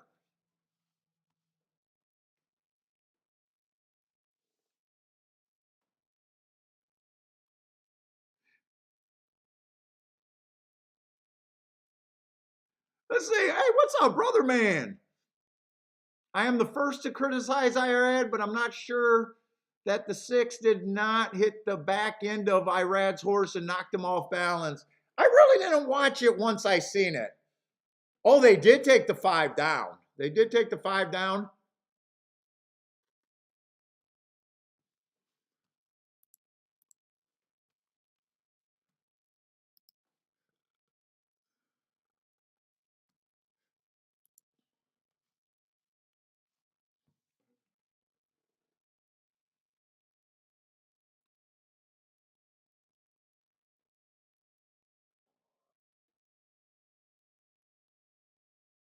That ended up getting all the value bet out of it. Actually, I'm going to end up losing. It went from 25 to 1 to 1250 to 1 or 1275 to 1. So I needed it to go down probably to be a minimum of 20 to 1 to defend what I did there. If I would have played the exactas more than the win bet, I would have survived there, even with the 1250. But because I wanted the win bets more, so I am going to get hurt a little bit in that race. Not hurt, but I'm not going to break even. I'm not even going to take a profit. In fact, if I would have known that went down to 1250 instead of the 25 to 1, I waited to the last minute. I really can't say that I did anything wrong, but if I would have known that that was 1250, I would have rather not do this bet and just take a L that race. You know, I would have rather, took the L because 1250 is not any real upside. At 25 to 1, yes, it was a better bet, but no, I can't be mad at myself because it happened, right out of the gate. So I checked that at the very last second. That was the last bet I put in. So, but I try to be honest, when I talk about bad bets, that to me was a bad part of my bet. It's a winning ticket, but it's a bad bet.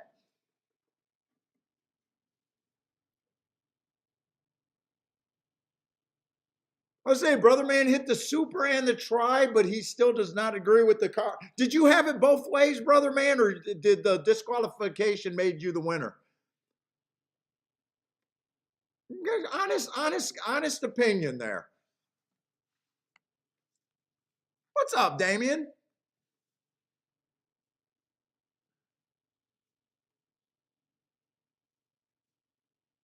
Gas station sushi. What's up, man?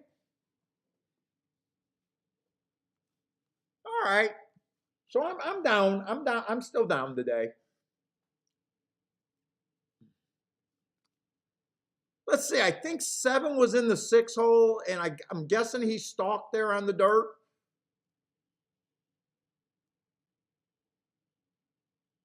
I think we're missing a second race so far today.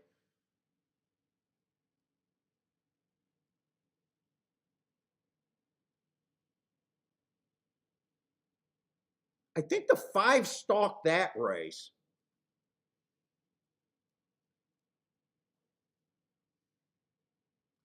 I think the 5 stalked that race. Oh, you had the exacta without the DQ. Okay, so you're being completely honest. You didn't think it was necessary, and they put you on a winner.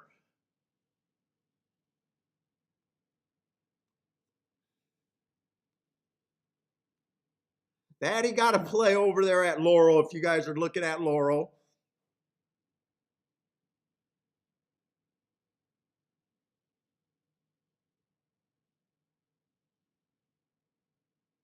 I don't think 5 had any excuse there. He just wasn't good enough.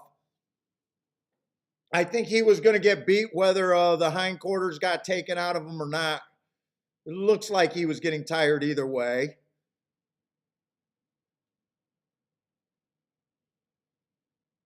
Brother man, I think I agree with you. I'm not sure if that's Irad's fault either, or the jockey on the 5. I'm not sure. I think I agree with you.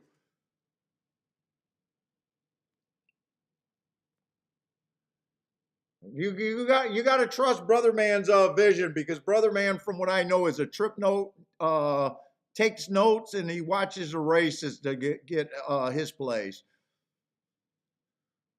Parsons, what's up, man?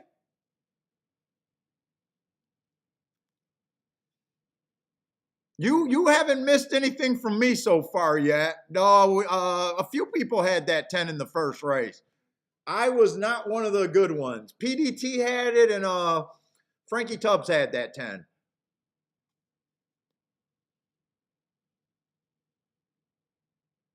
And I still missed the break on the 1.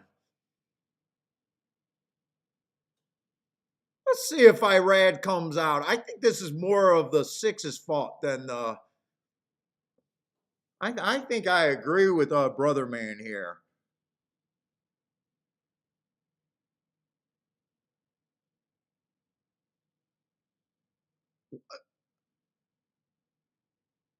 I think I read. Was that I read on the five? I think I 100% agree with you.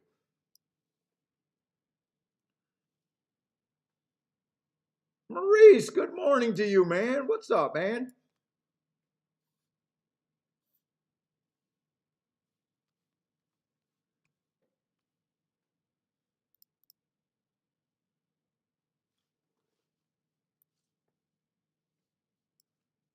Going over there to Tampa Bay.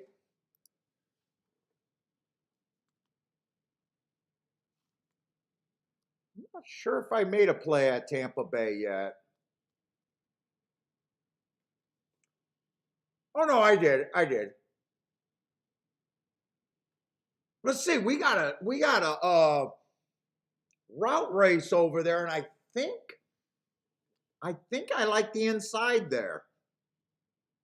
I think closers are kind of a bad thing there. Do I got enough time to look that up real quick?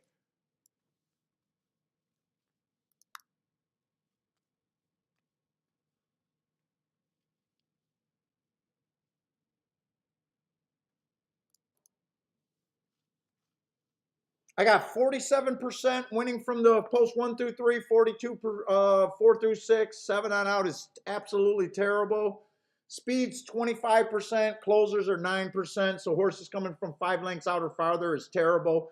The track is really favoring stalkers, 1 to 4 lengths off the lead. First 6 post positions.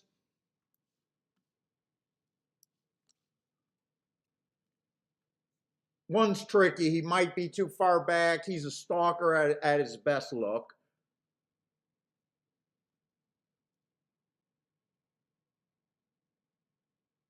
Two's the same. Both of them could be too far back. 3 should be too far back, and I don't see the 3 being able to ever get position.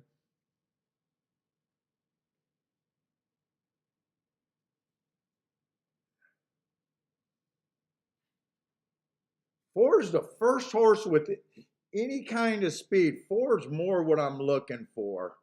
I like that race 4 back, bad rail stalking day. He had the 3 hole, went too fast to win. He has not won within 3 races, but he did get the speed figure bump a little bit. Got a couple 1 race samples there.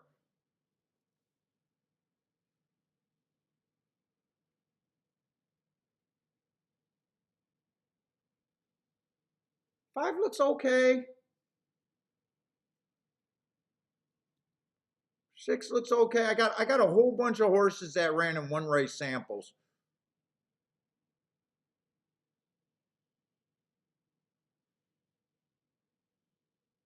I think I need as a better for the 1 or 2 to get in the money, first or second.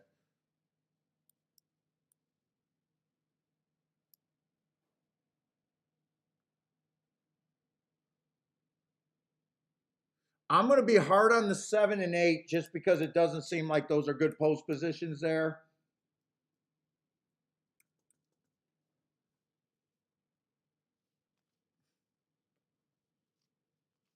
Six, I think 6 is over bet. 6 can win, but he can win at 4 to 5 without me on him. I'm not even sure if I think he's a coin flip.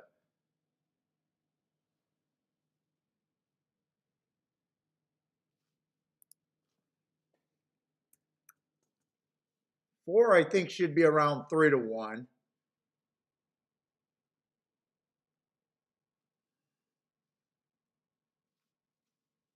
3, I'm going to be hard on the 3 because I think the 3 cannot be close enough.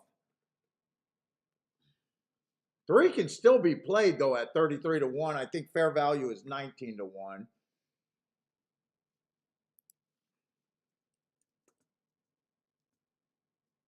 1 and 2 are a little over bet, but I think in the exact is that I'm thinking about doing.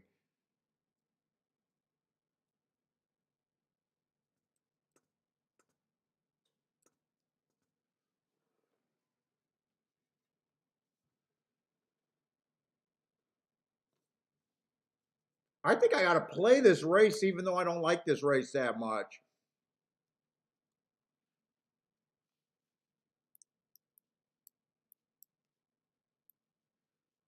I think those are the main horses I want to use. I think 4 gets a win ticket. Another playback category race for me here.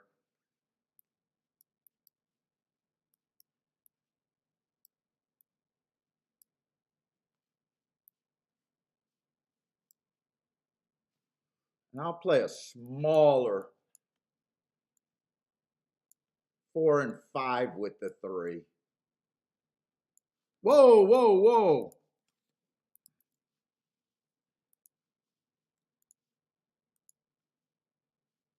Fuck, I'm hitting the 5 for the win ticket. No, 4 for the win ticket.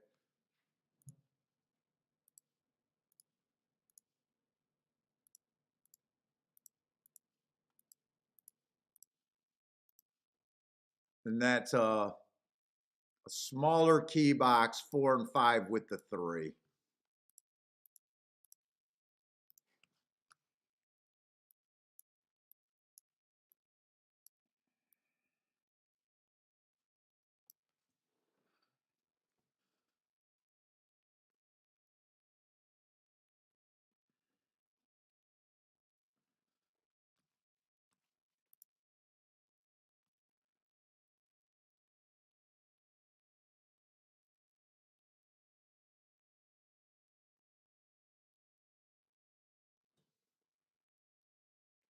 Well, I definitely agree with you, brother man, on that one.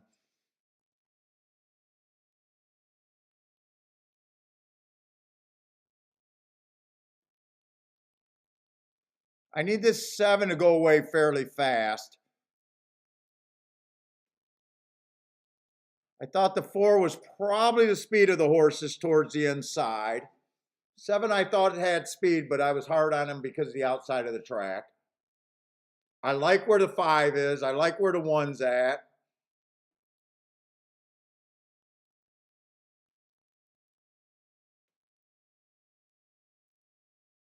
Come on, 4 with the 1 and 2.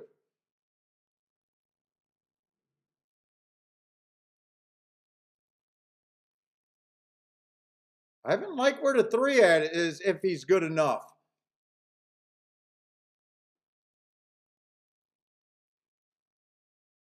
Come on, 7, go away. I need 7 to go away and keep this 2 coming.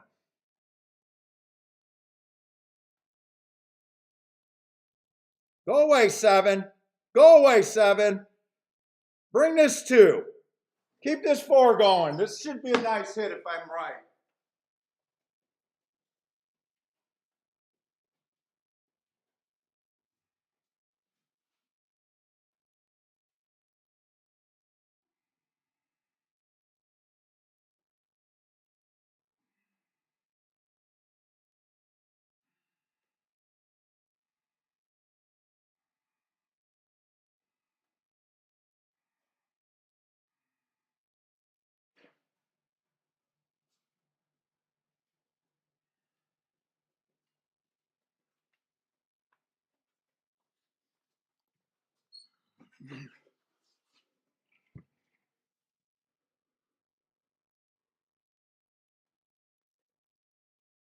Did the 7 hold on?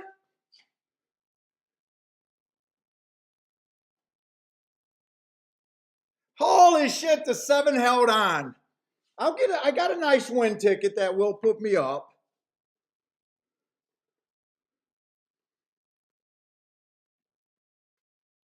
Oh, son of a bitch, I needed that. 4-2 would have been a really nice hit right there. Oh, that exacta was paying 49 to 1. I got 9 to 2. I thought fair value was 3 to 1. So I get overpaid on my win bet.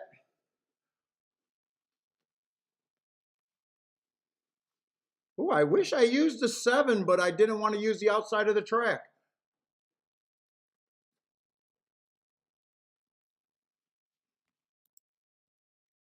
Sushi like the 7? Goddamn Sushi.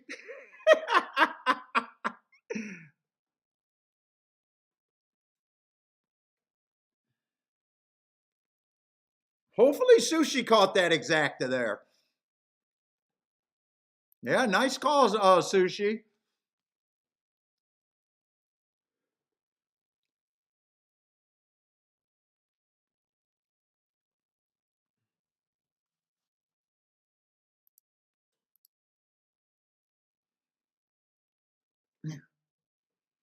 Oh, brother man, do you at least get to try there? The human anchor beat you in the 5. Dude, I thought the 5 was dead the whole way around the track. He actually held on for 3rd or 4th.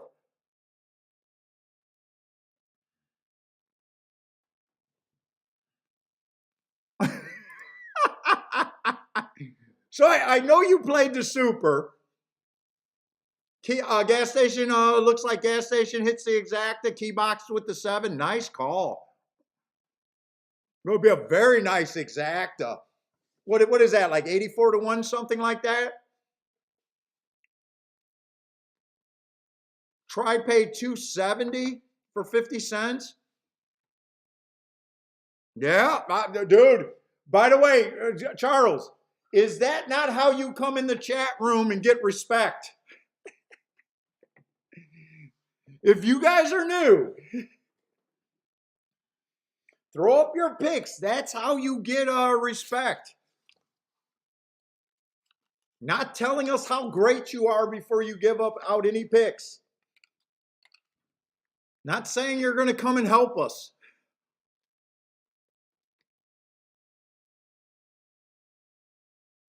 That is how you get respect in this chat room.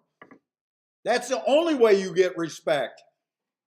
Bashing me doesn't get you anything because I got 500 plus videos of me proving otherwise.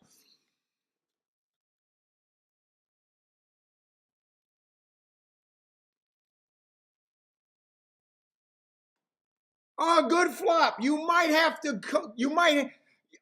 if only one person is complaining about the delay, you probably got to go in and go out and refresh.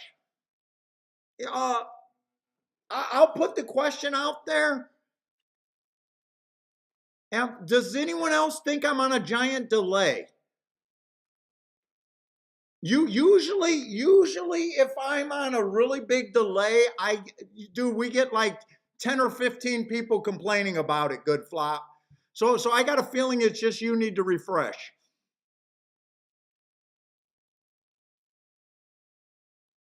Oh, Jake is saying there's a delay.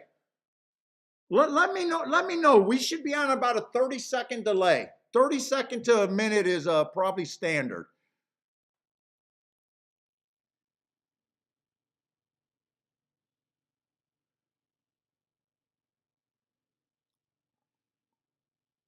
Brother Man says no delay.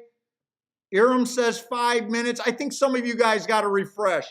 The other thing you guys might want to do, sometimes if you're watching at the highest setting, you're able to change your settings on YouTube. If you're watching me in 1080, you might want to knock that down also. Yeah, gas station sushi. We talked about gas station sushi before gas station sushi even knew we were around. We said when we used to talk about the Jimmy the Bag show, we used to point out that gas station sushi was the senior guy, the guy that definitely you take notice on that one. Yeah, Gas, we knew about you way before you knew about us. that was always our opinion. That gas station sushi was probably the most established horse player there. That was our thoughts about watching that show. You were definitely the guy to listen to on that show, without a doubt. And I loved the Jimmy the Bag when he was doing horse racing, but you were on another level.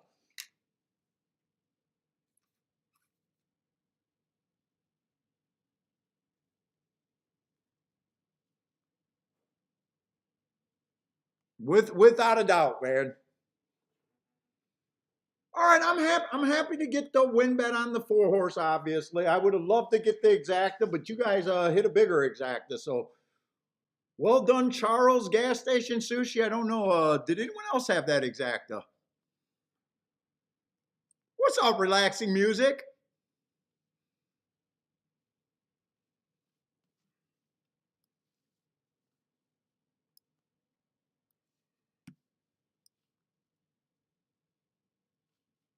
Let's see. I'm gonna have to do the tic tac toe boards over there, but I think I got to rush over to Gulfstream though. Fucking Gulfstream. I'm sorry, Gulfstream and Tampa Bay are just too close together. I'm probably gonna have to look to see which races are more playable for me.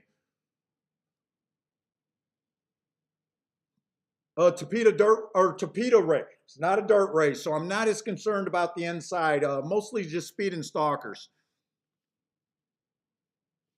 Yeah, Lloyd. It depends on if they got porn on the other windows. You can't have porn on the other windows watching the show. That will slow you down, and that will give you a bigger delay. So close out the porn today, guys and gals. I'm not even going to look at this race because it's not enough time. Two just got good marks.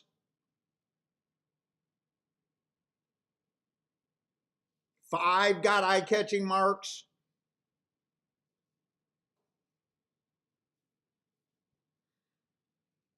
8 looks like he fits. 9 looks like he fits. I'm just going to write down the horses with the eye-catching marks. 8, 9, 2, and I think it was 5. But I have no bet here. There's just no time to even dig.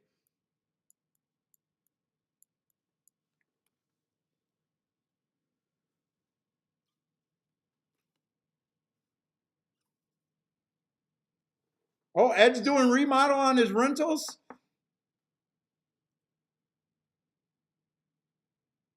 He will be flying solo this evening, huh? And if you guys don't know, Gas Station Sushi does a show over there on the Triple Clowns. Usually after this show, I think he leaves at around 5 o'clock, something like that. 5 o'clock to about 8 o'clock, I think.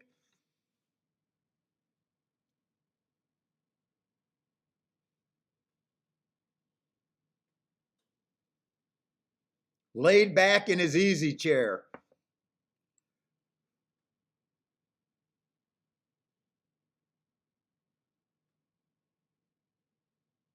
Let's see, 8 would have been one of the horses with a nice move. So's the 2, so's the 5, so's the 9.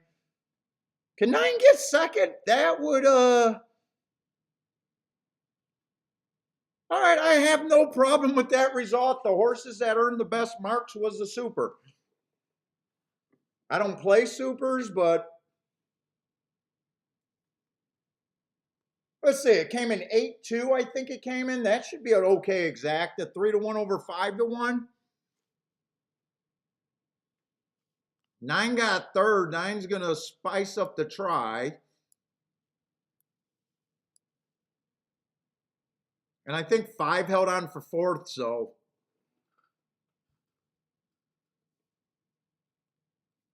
No dirty shit today, Kathy says. What's the dirty shit, Kathy? Or is that working on the barn?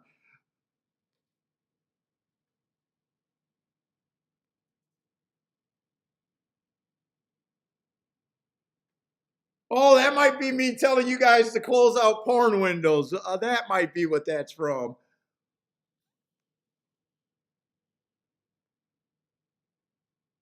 Kathy, you don't have porn up?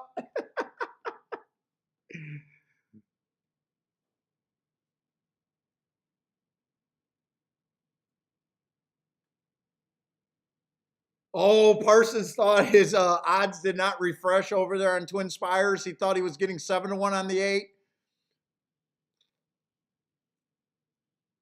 but it worked out for him. Would not have hammered it. It worked out. May not have hammered it so hard. So at least you hammered it hard.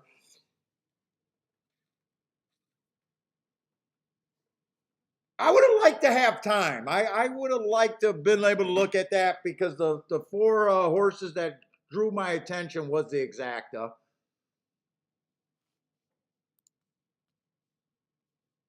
And 8-2 is paying a useful 30-1. So it's just if I would have keyed the right horses.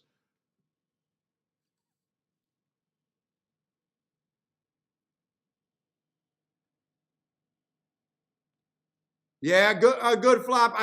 Dude, when most of the people aren't complaining, I just got to believe it's your internet or something. I'm sorry that you got a 5-minute delay.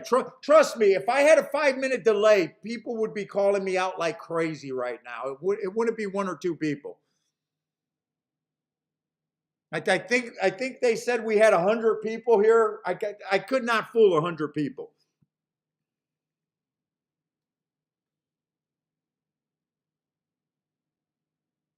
We got 92 people watching right now, so I got to believe it's on your end. Might be your internet connection.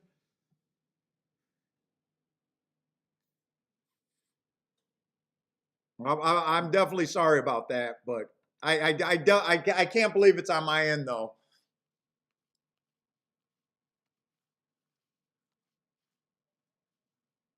I can, dude. I usually like to make my decisions in 5 minutes. Let's see. Jake said going to 720 helped. Hey, good flop. I don't know if you know about this. Let me show you because not every I didn't know about this until recently.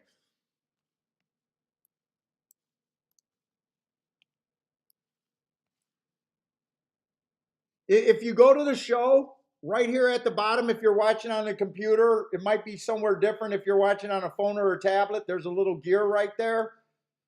If you hit that and go to quality, hit that quality, and you can downgrade the quality. You don't need to see me. I'm an ugly motherfucker, so you don't got to see me. So, maybe you go to 480, 720, and it should help. It'll just make my camera blurrier. I think you can still see the racing form and everything, or the betting board if that's what you want to look at. But go test out that gear. That might help you.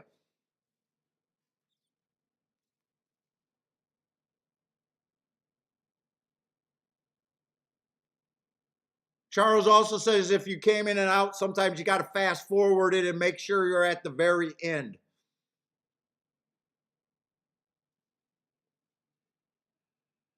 Yeah, trust me, this could not be a show if I was on a 5-minute delay. People would think that I'm putting in bets way after the race is over and just cheering for bullshit. No one would be fooled by that.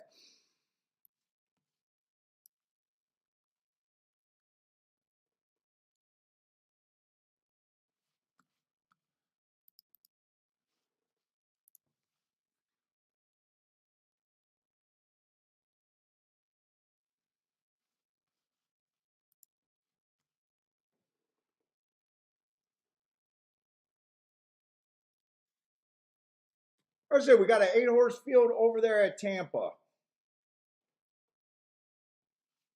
And if you guys are new and wondering what this screen is on the side, so I do my handicapping, and what I do is so many people come up with horses they like and they ignore value and everything else. So I give the horse basically my winning percentage. So this makes it very easy to see who, I think has the best chance to winning. My bets don't always reflect that because I always demand value. So if I give a horse 25%, the thing right next to him says I need 3-1 or better to make that bet. And that's why, you don't picking winners is not good enough in this game. So that's what's going on the side here.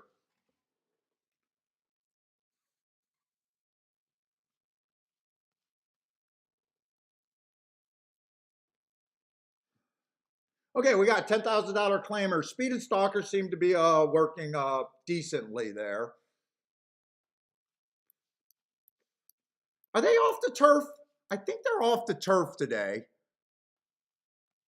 because I thought I seen some races with a lot of scratches. I just want to do a quick tic-tac-toe board if I can over there at Tampa.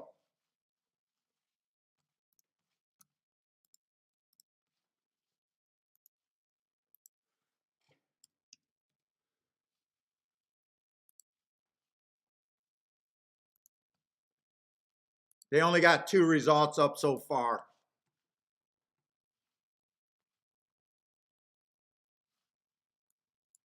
Seven stalked in the first race. Second race, the 6 went wire to wire.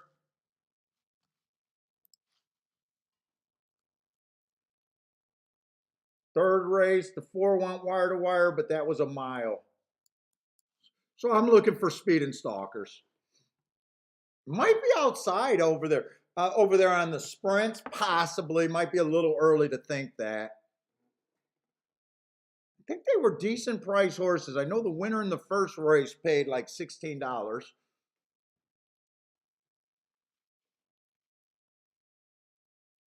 What's up, Disco? I see one risk being a closer. Stalker at the best shot. 2 races ago, ran against the bad rail early pressing day. I gave him an asterisk and an excuse there. He was average, average, average. He comes right back and wins off of that race. Stalking. Average, slowest pace of the day kind of race there, but a win. I think his best chance is if he stalks here. I'm probably not interested in him at 3-1 though. Recently dropped in class. One at a lower level, stepping back up, but I think he should be able to handle 10,000 if he's good enough. Let's see, but 2 is making a big drop. Right running style. This race right here, my marks does not sound very good. I got him as average, slow, slow, but you want to look to see how many lengths he was behind. That tells me that he chased the slowest pace of the day there. Now, if you think he was trying to get the lead, you might not like that race, but it was against a higher level. If you think he was stalker, you might look at that like he chased the slowest pace of the day and couldn't cut into that pace. It's just interpreting information. There's no right or wrong way to do it either. Last race, highest level, he came out 1 tick slower than the fastest winner, average on an early pressing day while dueling. I think that's a decent race against a higher level. Now he's dropping. 9-2 probably might sound like a little bit of value there. Let's see, 3's dropping. 3 races ago at a route, stalking day, ran against the bias, went too fast to win. I love that race. But I think I would prefer him in a route more than a sprint right now. He hasn't got a speed figure bump. Actually, he regressed both races after that. If he's going to win, it should be today, if that heart's going to work.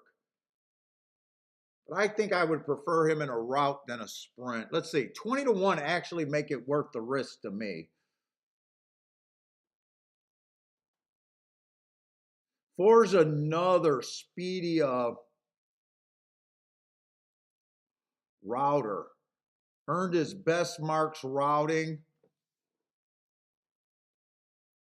I would rather take the 3 at 20-1 than the 4 at 7-1. It's the way I look at that. I just don't like route to sprint. 5's another true speedy bastard. I love his races. 4 races ago, went too fast to win. That's an excuse. I love that race. Comes back, got his speed figure went way up. Bad rail stalking closing day, ran against the bias, went too fast to win. Comes back, wins off of that race, fastest winner of the day, nice. And then last race, again went too fast to win. I think this horse is in super form. My biggest problem with him is the 5-2 price. And there seems to be a lot of speed in this race. 6 went too fast to win 2 races ago, got his speed figure bump, ran against the bias. That's another speed horse. He does feel cheaper though. 6 is definitely cheaper than the 5. Even a cheap pace can hurt a higher level pace.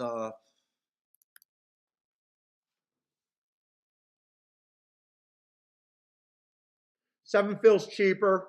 Ran on against the early pressing if they stalk, but he just feels cheaper. 7 would have to be a bigger price than 7-2 for me. And 8's another route to sprint. Let's see if I can do a betting board. 8, I need over 20-1 to be interested.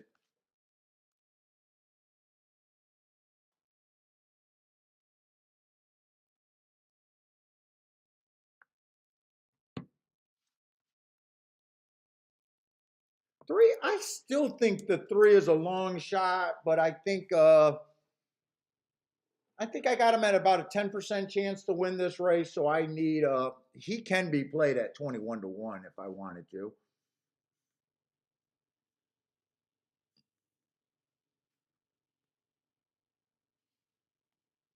Four looks good.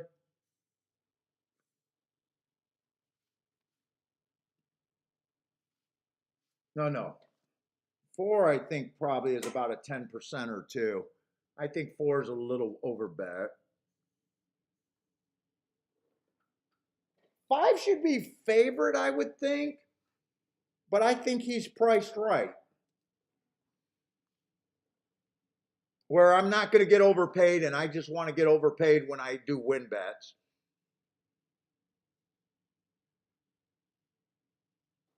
6, I still think 6 is a contender. I still think 7's a contender. I still think 1's a contender. And I still think 2's a contender. I'm just going to divide the remaining points between those 4 horses. Whoop, whoop, whoop. And I'm just going to work with that betting board and see if I can do anything. So all of that group of horses, I think all got roughly a 17%. I need better than 5-1.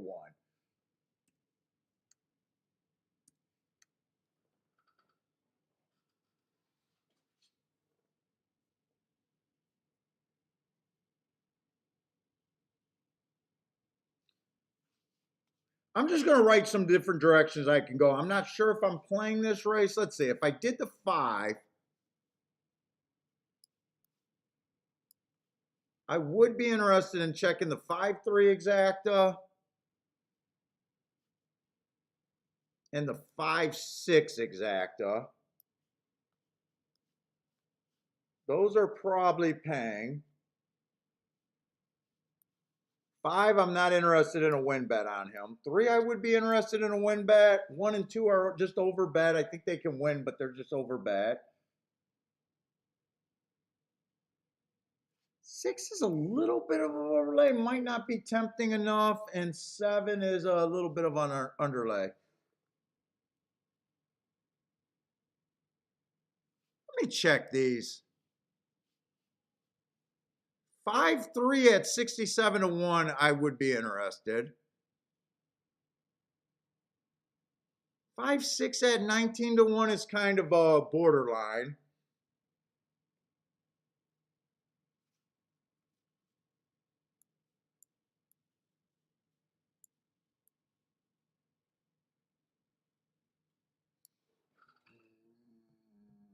Do I want to play this?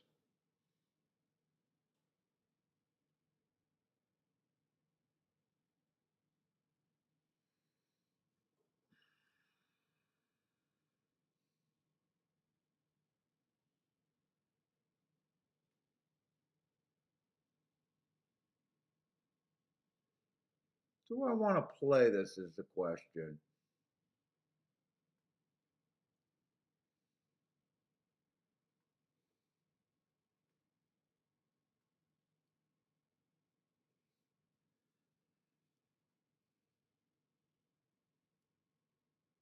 I think I sit out this bet. We got a lot of races. I probably got better spots than this. I'm kind of narrow. I got to fade the 5-1 exacta, 5-2, 5-7. Any of those horses can also win. I think I sit out this one. I got no bet here. Gulfstream might be a better Gulfstream. We got 7 minutes. I think I want to look at Gulfstream.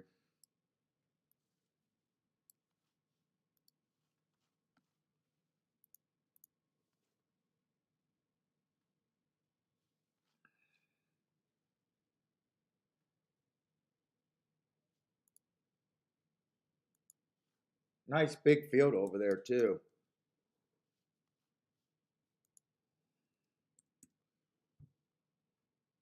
I think we got 11 horses, so they all start at about what, 11%. Gonna have to be brutally hard on some horses over there at Gulfstream.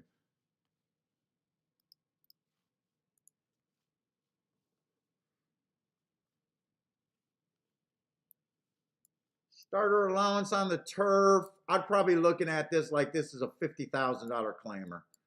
I tend to just double that price. Let's see, Thaddy likes the 2 over there.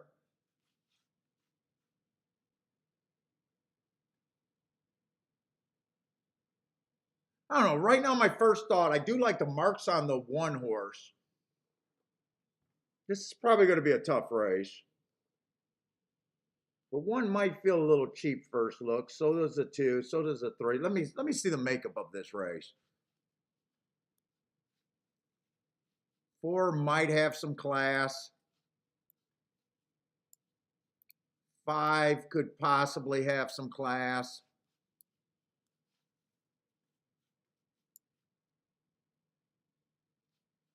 6 belongs. 7 belongs.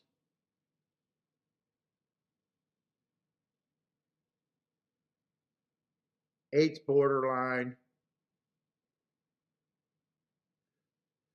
9 I'd say is possibly a little cheap. 10's possibly a little cheap.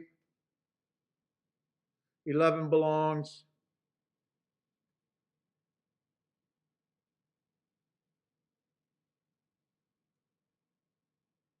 Six is getting a perfect trip over there at Tampa.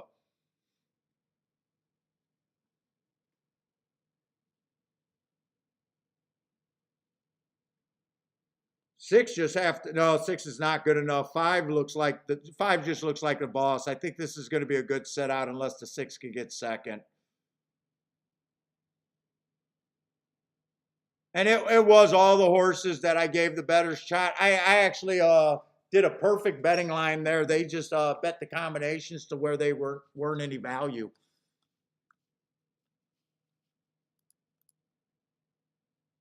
Couldn't do a win bet on the 5, so okay. I don't need to beat that race to death.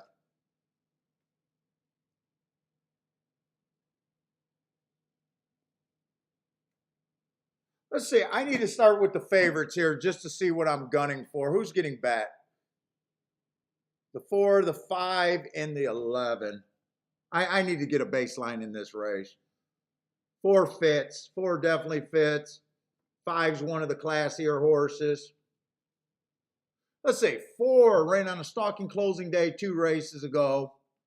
Got an asterisk. Last race he tried this level. Bad rail day. He might have been on the rail there starting from the 4 hole. 4 would not shock me. 5 fits this race pretty good.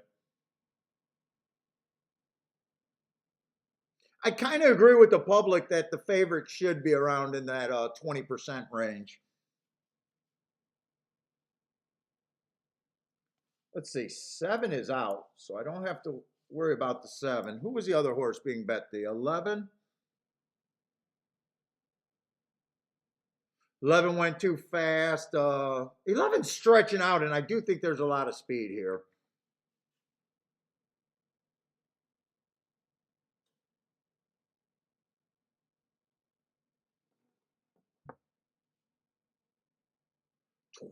I think 12 got a little bit of upside there.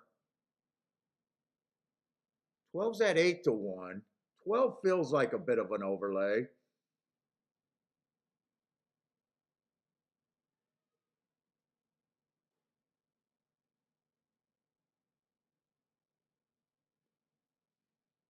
Let's see, they start at 11%.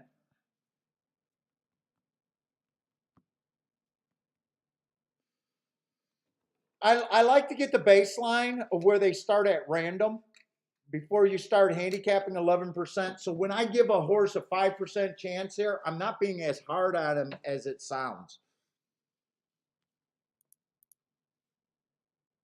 I don't think there's any throwout in this race.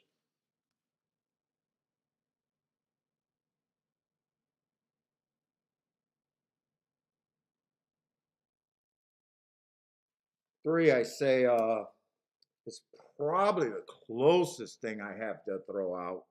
And he still looks good. He feels just very cheap.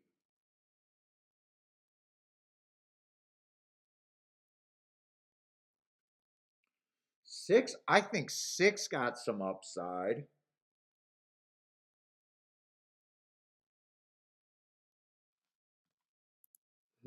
I think this is going to be a hard betting line to make. I got to stop hitting that scrolling button and messing that up.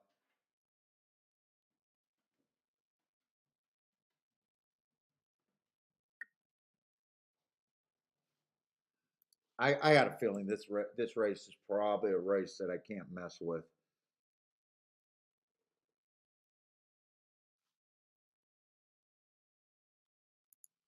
I think this is a race that I probably can't be in.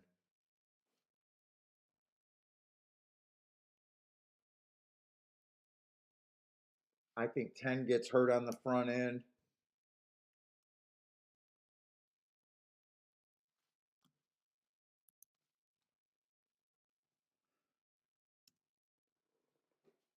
I think I'm pretty close to what the public is doing, even though they look good at 4-1. I need better than 5-1 to bet anyone. Well, 12's interesting.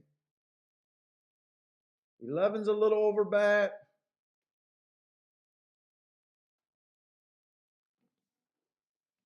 8's a pretty big overlay for 10%.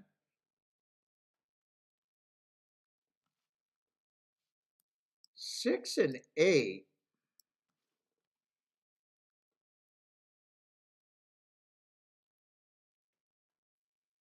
are at least decent overlays.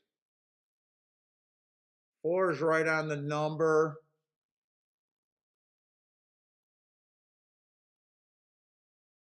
No, it's not. 6, 8, and 12 are actually the overlays.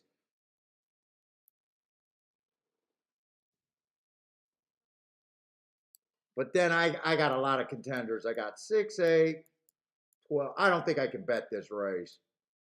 4, 5, 11. I think all of those are that's a big group of your most likely winners. If I bet this race, I'd probably just do win tickets. And I'd probably be in a position where I bet the 6 and the 12 more and the 8 for less. But I think this is another no bet for me.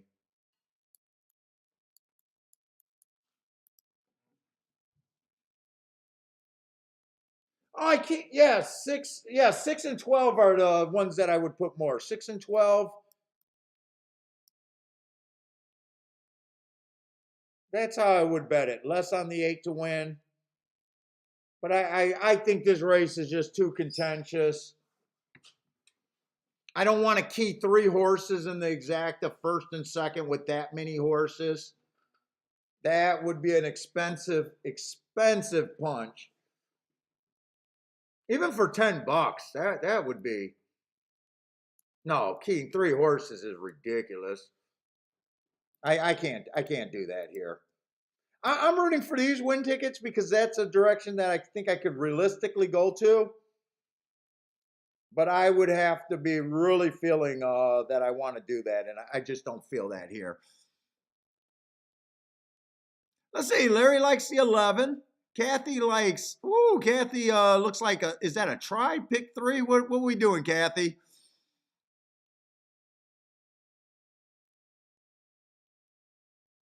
Yep, Gulfstream is off now for me too. I don't think you're on that big of a delay now. 30 seconds to a minute is what you should be at. Mofo Joe might like the 6 and the 12, or he was reminding me who I liked. I'm not sure. Let's say Marco Lou thinks the track might be backing up. I thought this was probably should get a pace to back up, whether it is or not. The horses that I'm rooting for definitely need this track to back up quite a bit of ways.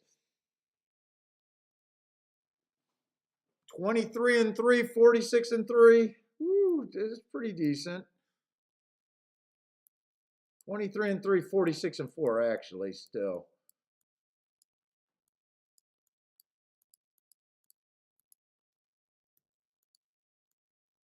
Fuck, that's a 6. That's 23 on 1 around the turn. He actually sped it up.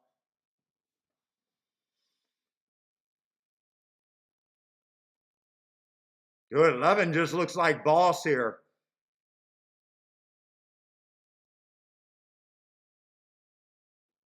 11 just the big boss there.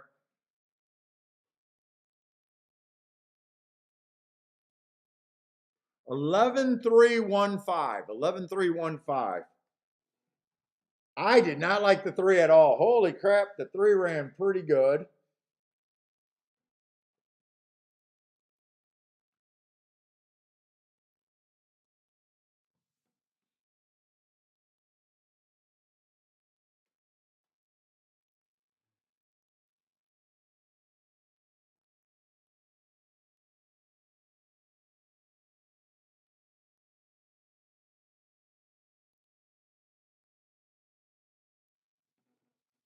Yeah, 11 was just a beast there. 11 was the. I thought he was going to get the speed duel there. I thought there was a lot of speed in that race. Who was a 3? Why was I so hard on the 3? I think I thought the 3 had some $8,000 claiming races. Yep. I know why I was hard on the 3. 3 actually ran really good.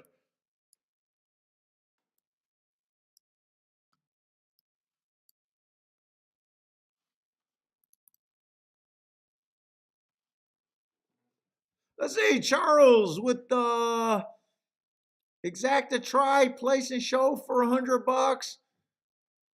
Who did Charles like? Charles must have liked the 3 there for cheering for a place and show and hitting the exacta. Shit, 1 ran well too. 1 I thought was cheaper, but 1 I thought had more class than the 3.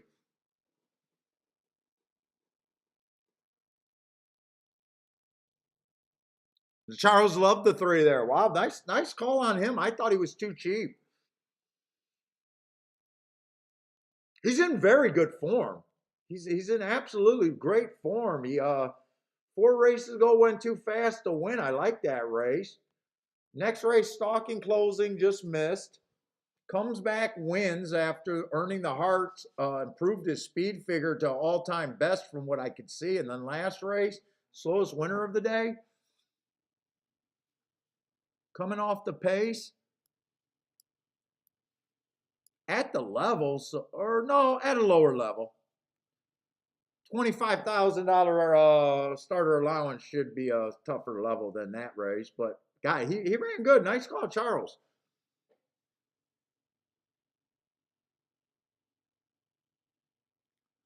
Matt Gray had the 3. Also, Charles begged everyone to bet the 3. So he did. Matt Gray says Charles begged everyone to bet him, so he did. Nice call.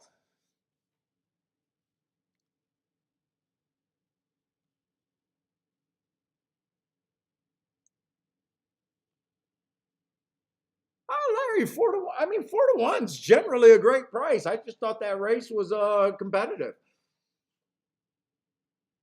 11 never looked like he was in danger, other than thinking that he might back up. He proved that he wasn't going to back up. What's up, Kevin? Kevin got to play over there at Aqueduct.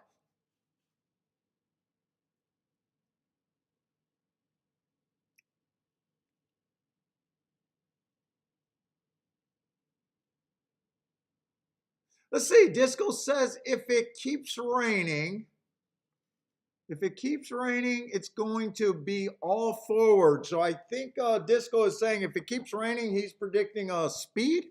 Is that what I'm getting from that call, Disco?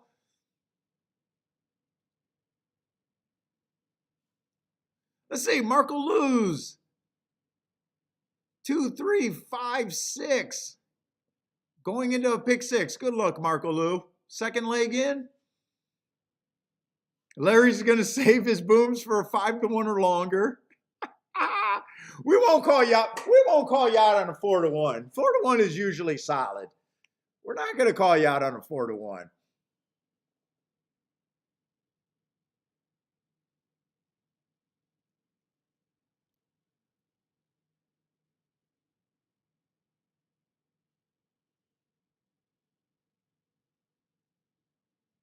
Let's see, almost a 40 to 1 exacta. Backdoor exacta sounds like for Charles over there. Nice call. Sounds like his key horse was the 3.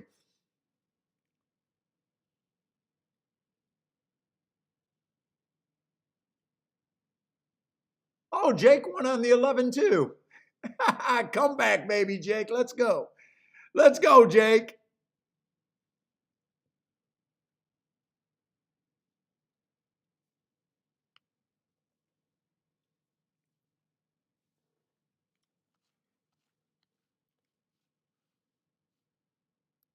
Let's see, Tampa, we got 12 minutes, but I don't have as much time as it feels like because let's see, I know the 5 won over there in that race that I sat out, but I don't think I could have hit. Oh no, I could have hit the exact. I think it came in 5-1-2 or 5-2-1. That was a result where I think I said I made a perfect betting board. And I looked at the exactas with the 5, and I didn't think that those were. How much did they end up paying? I didn't think that they were great to do anything but the 3 and the 6. Yeah, 5-1, 17 to 1, kind of borderline. But if I would have spread that out, keyed the 5 with 1, 2, 3, 4, 5 horses, no, that wouldn't have been great. Maybe I could have narrowed it down to the right 4 horses, but for $4 for every $8 I bet, if I would have keyed it first and second, the 5.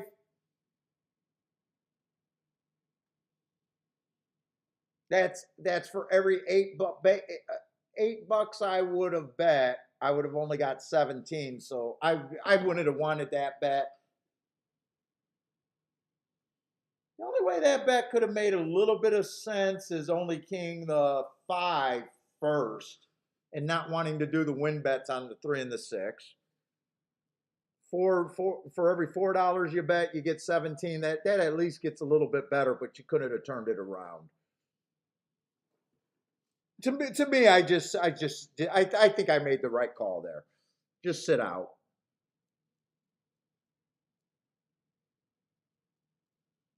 All right, we got a turf race, but they're off the turf today, so it doesn't matter.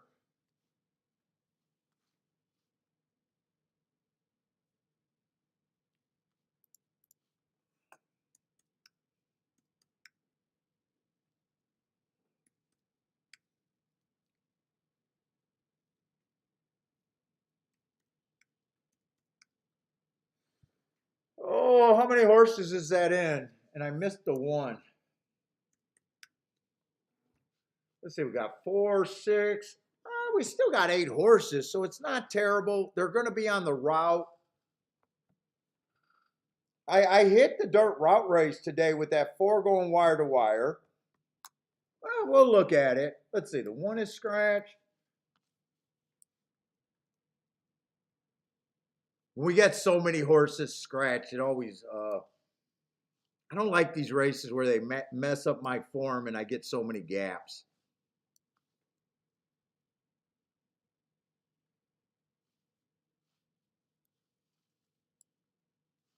But we still got an 8 horse field, so it might not be bad.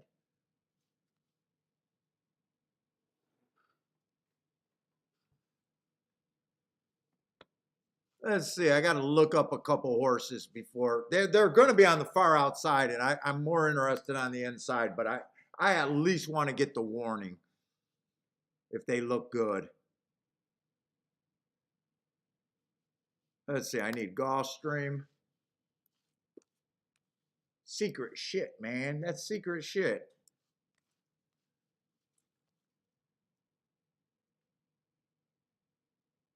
Top secret.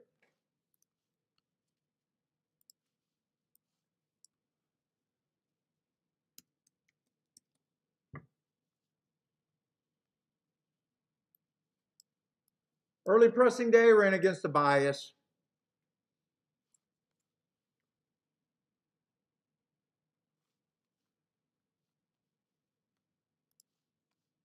Inside stalking day probably ran up against the bias, plus got an awkward start there.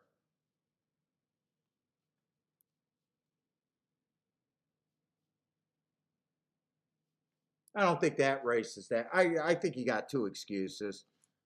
I'll look up the September 11th race.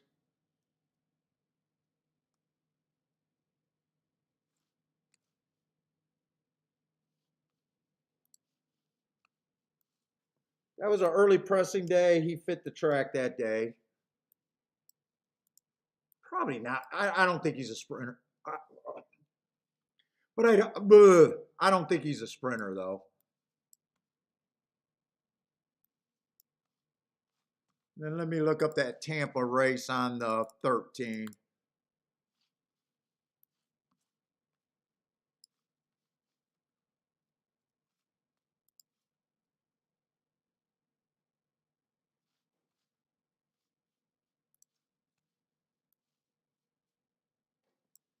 Well, I think that's a nice race. Bad rail stalking closing, tried to go wire to wire on the inside.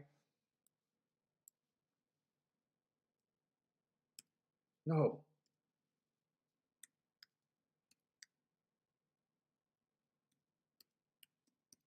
Peck, peck, peck. That's a nice race right there on him. Match tries with the fastest winner. Average. Running against, if I'm right about the track bias, that makes that a good race.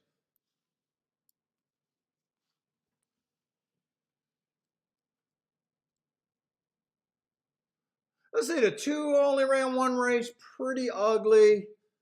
Wrong running style, and I can forgive almost anything a first-time starter does. At the same time, I can't bet him. Has every right to improve. I just can't get there as a bettor myself. 3 horses gonna be on the inside. I do think the inside helps.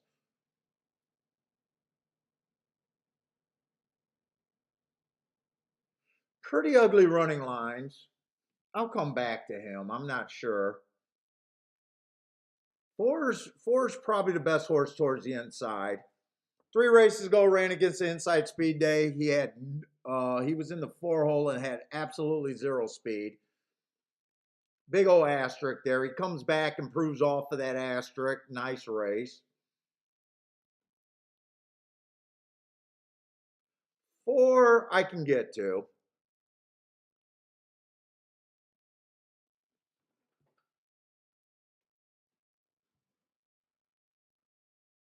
Let's see, 8's going to be in the 3 hole. 2 races ago, ran on a bad rail stalking closing day. He has upside on that bad rail. Going to be in the 3 hole. I think that helps. I can get to the 4 and the 8.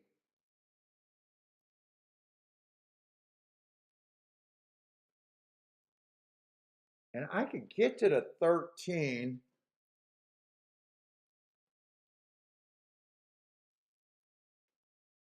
9, I even think the 9 got some upside.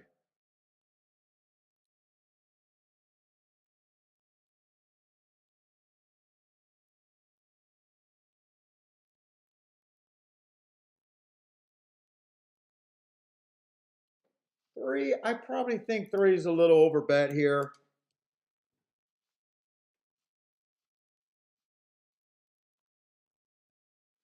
$12, I probably think the 12 is a little overbet.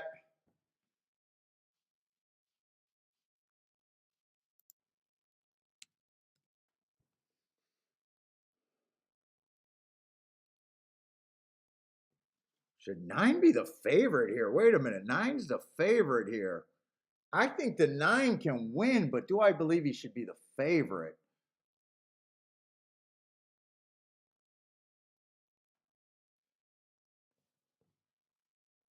I don't think the 9 should. 9's overbet. He can win. I think he's one of my top group of contenders, but I'm just gonna say I need better than 3-2 on anything that I do here. So that kind of eliminates the 9 just on math.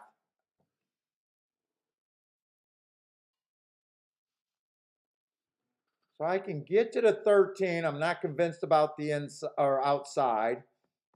He's going to have the 8 hole. We did see the 7. Gas Station Sushi 7 ran extremely well, or at least good enough to get second from the outside. He's an overlay I can get to. 9's over bet. 8's a little bit of an overlay. 4 is a better overlay.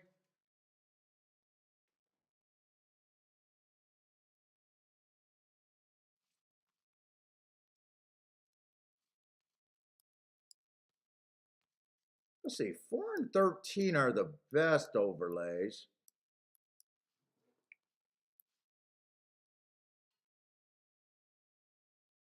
God, I'm in exacta modes like automatic lately.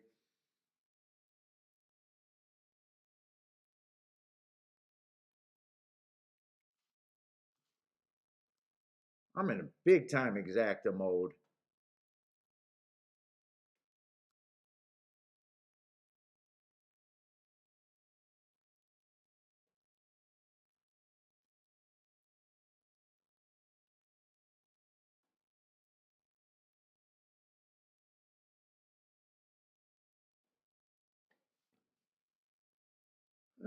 See what these exactas are paying.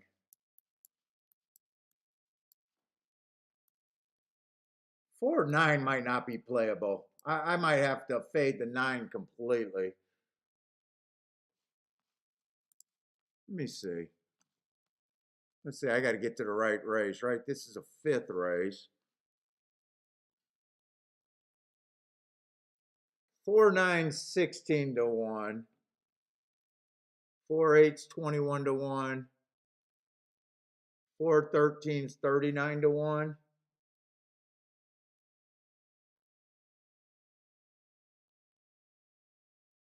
If it comes in 9 4 and I backdoor the exacta, do I want that? Let's see. If I play 4 9, it's only straight.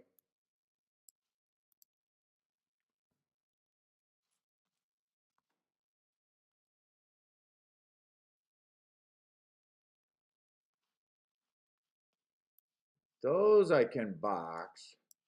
That would have to be straight.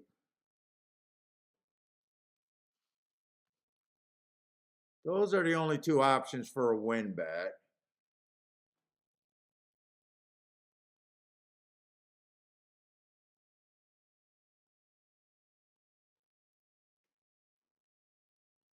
Is there any way this 3 or 1 or 2 can get second? or even win. I like the inside of the track there.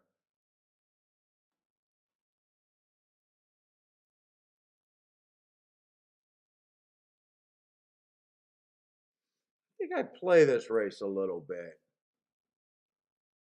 I gotta beat the 9.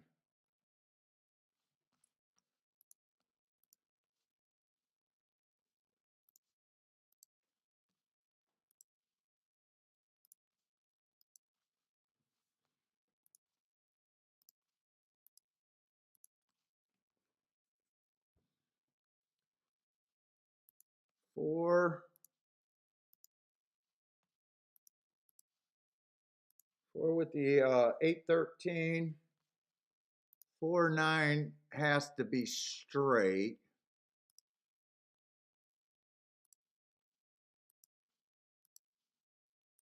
Four nine has to be straight.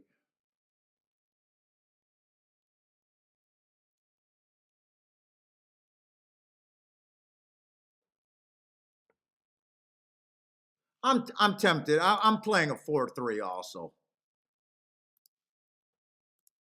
4-3 in a box. That is going to be off to the side though.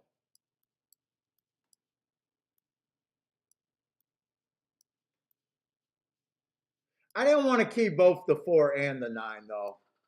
I thought about keying the 4 and the 9 first and second, but I think I just want to go with a single horse.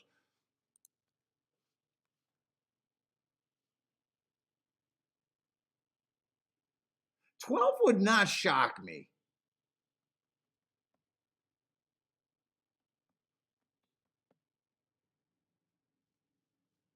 $12 would not shock me. Maybe I should have did the 4-12 instead of the 4-3.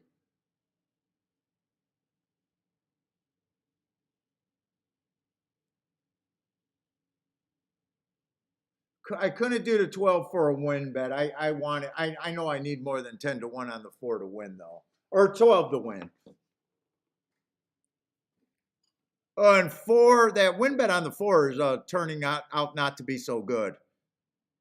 I think my best outcome is actually if I get a 13-4. I think right now I want it to be a 13-4. What's up, J Brum? J Brum likes the 3-8 over there, huh? And 3 to win.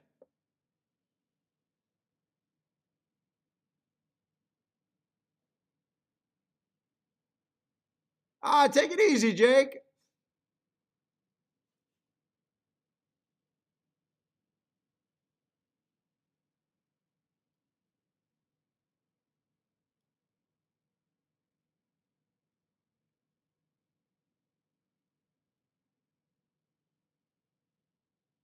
Oh no, good flop. No, I'm not taking. Dude, sometimes I make jokes like that. You know, I got it.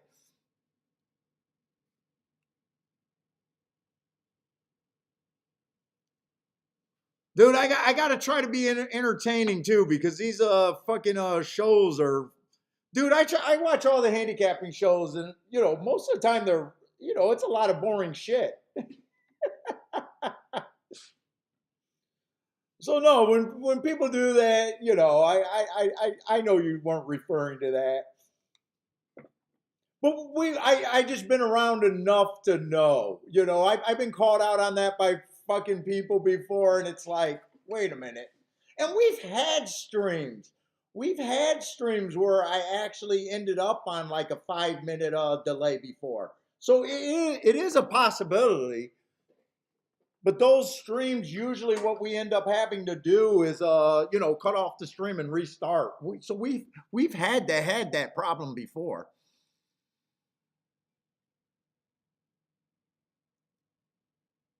It's just, if enough people bring it to my attention, we close out the show and restart.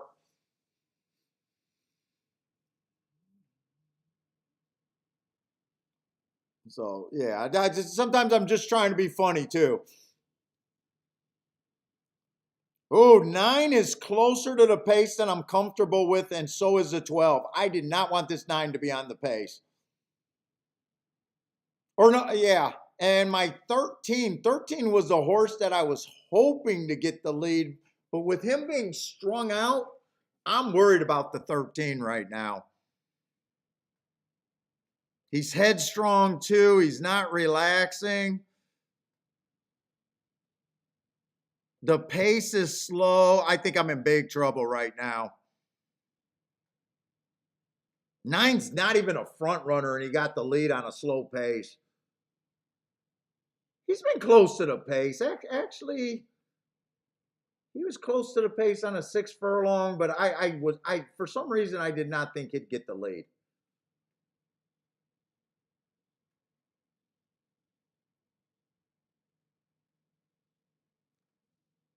And I don't have a 913, do I?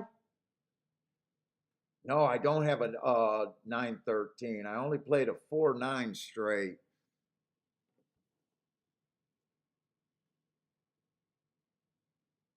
And I don't have a 9-4. So I need this 4. And right now I need the 9 to keep running. I just need the 4 to pass him. I think I'm dead money here. Charles 12 is possibly going to get second. I like that he's lugging on the inside. All right, I could not have played that exacta. I wanted to play that exacta, but I knew I couldn't box that exacta. Yeah, yeah. Yeah.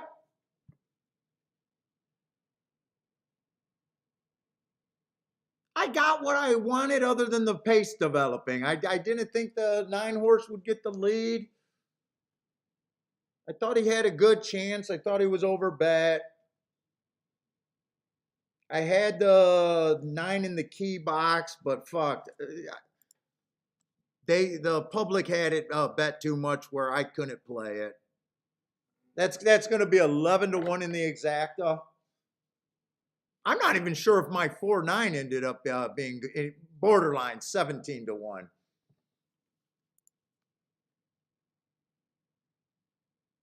What's up, Tom? I don't know. He said good morning this morning. I don't know if he was just taking a shot like he's still here. I don't know if he's hanging out. I don't know.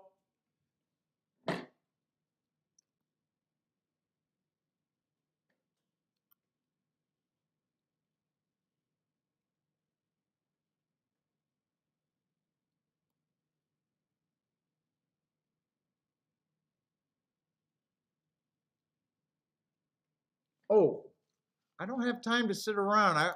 Dude, I want to relax, and I keep forgetting about Gulfstream. And once Tampa is over, there's no time. Fuck, I probably waited too long on a race with not out a lot of up. I probably should have checked out this race first to see which one is more playable.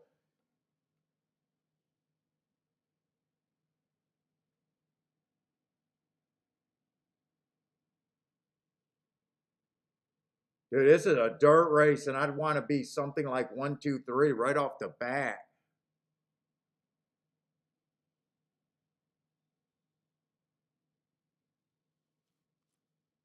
I'm going to have to do this in my play bet because I'm scrambling.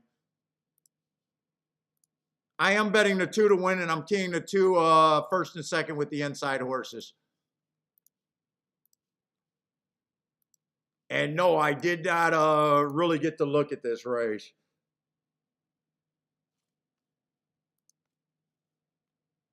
Two with the 1 through 5, actually. I did not check those exactas. I protected myself by just doing that in the play bet zone.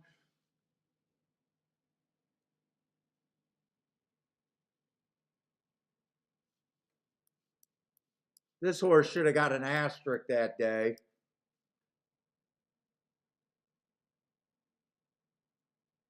I am glad I used the 5. 2 did not break well.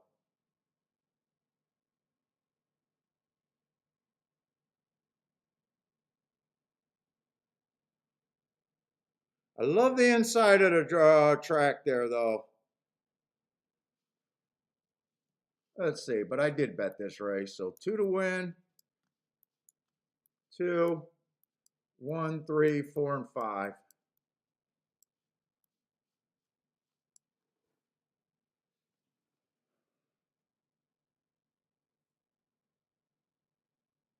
Two got horse. I think 4 is all in.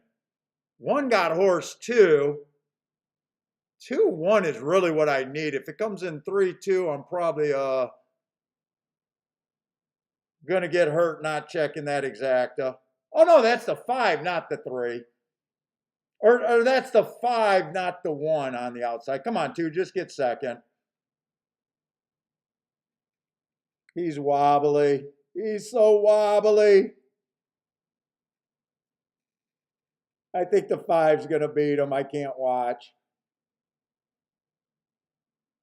Okay, I'll backdoor the exact. I don't know if that's a good exacta or not, but I'll backdoor it.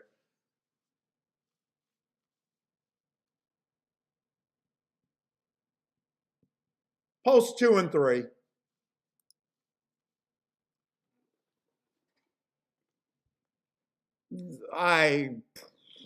Let's see what these exactas are paying.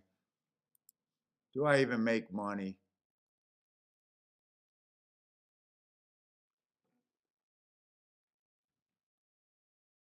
That's a 29 to 1 exacta. I'm happy.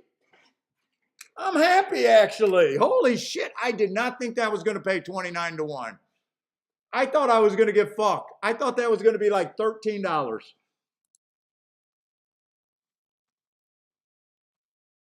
I am actually happy as fuck. I'm happy as pie about that bet.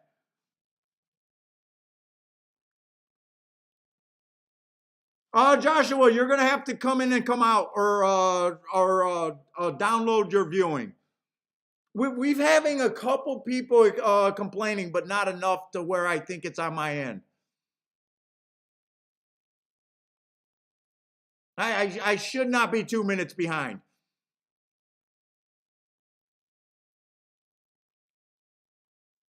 Guys, let me know. Give me some ones or some yups if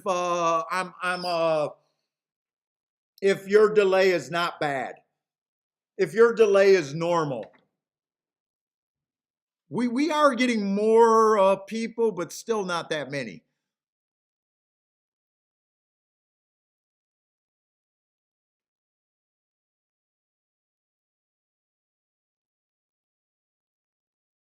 Yeah, shouldn't be 2 minutes though. Dude, that actually ends up. Thank you, Attila. That ends up being a really nice hit. I thought I was going to look at that and that pays like 13 or 15 to 1. 29 to 1 is actually huge on that. Damien says it's normal. Gas station, yeah, it's whatever server or whatever you guys are bouncing off of. Chalky Dave said normal. What's up, Chalky Dave? That's a name I don't see too active. What's up, man? Marco Lou says he always knows the results and then seeing my reaction. Yeah, 30 seconds.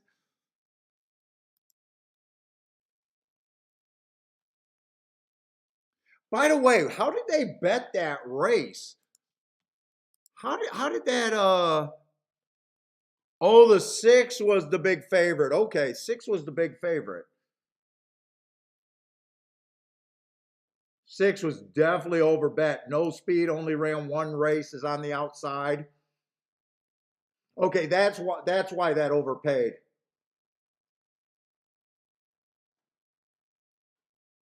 Dude, I would have thought on the high end that would have paid only 20 to 1. 20 to 9.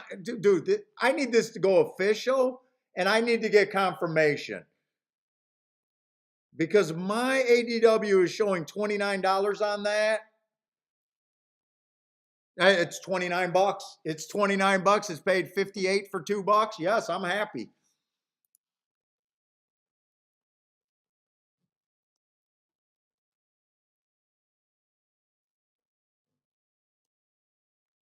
I'm absolutely happy with that. In fact, I'm going to go to the restroom real quick.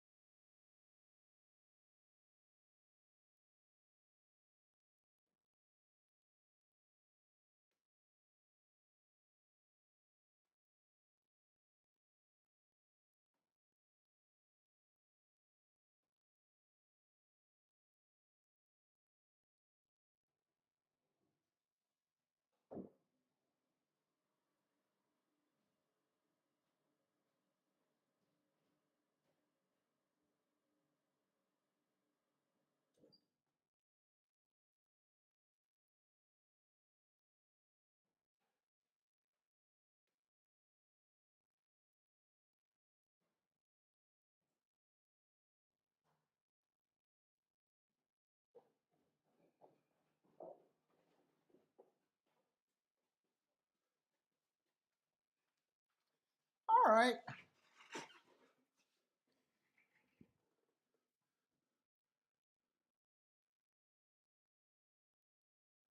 Yeah, hey, dude, actually feel like we're handicapping pretty good. Ran first and third on a big exacta, got beat by a bigger horse. 9-2 winner, a 29-1 exacta. I did hit a crappy exacta where I lost money. I'm trying to think what else.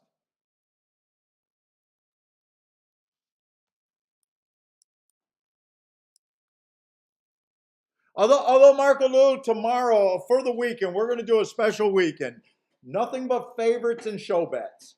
That's what I'll be playing this weekend. We're gonna go to the safety of the cradle. Nothing but show bets and favorites is what I'll be giving out.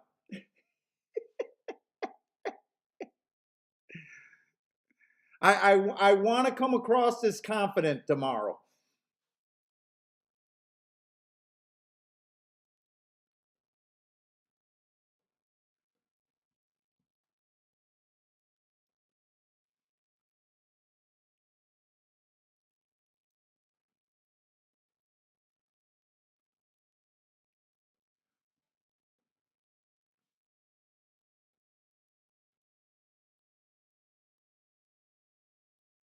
By the way, I think 3 was a route horse. If I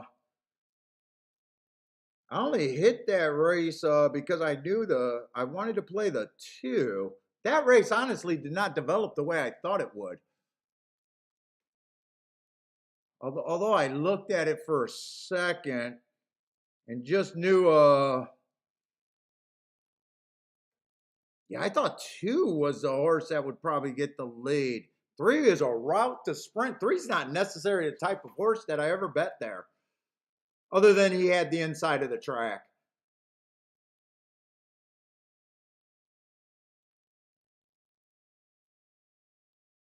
2 rated on the inside and was able to hold off the third place horse. I'm not even sure. Did 5 or 4 get third?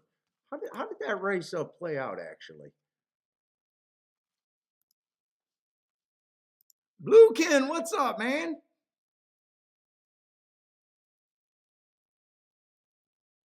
You want a showgirl scent at this weekend?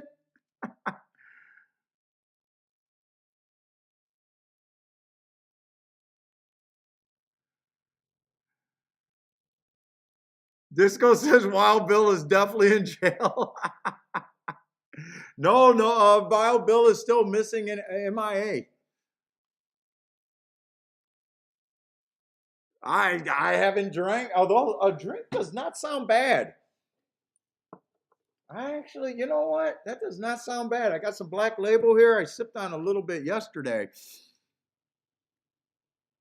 Kathy with a boomer in her New York double. All right, Kathy, cash it over there.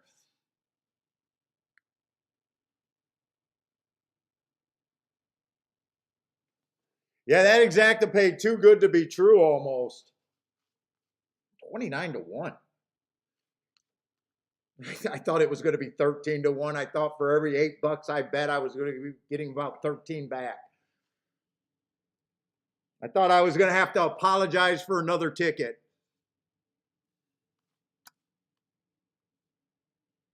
And point out why it's bad, even though it's a winner. Let's see. Probably not interested in this race over here at Tampa, though. Looks like we got a 4-horse field, so I don't know. Is it time to do a show bet? Maybe I should start the show bets today. Maybe a place bet?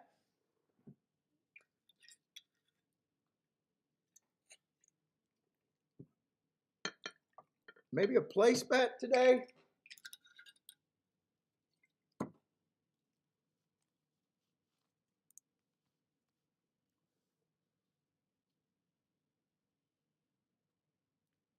Uh-oh, Roland got Kathy. Your ears better be perking up. There's an Uncle Mo alert in the Oaklawn on the 3. You know, Disco, I can't even. So I've called him about 50 times, and he's always had an automated voicemail. And it doesn't say, it just says the customer you're trying to reach. I can't even get in touch. I would have to drive out to Howe and just go to his freaking house.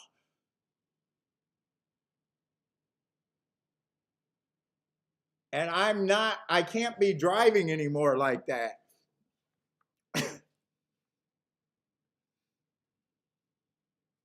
Trust me, I want them back. I want them back. I love, dude, the shows that I love reminiscing and watching.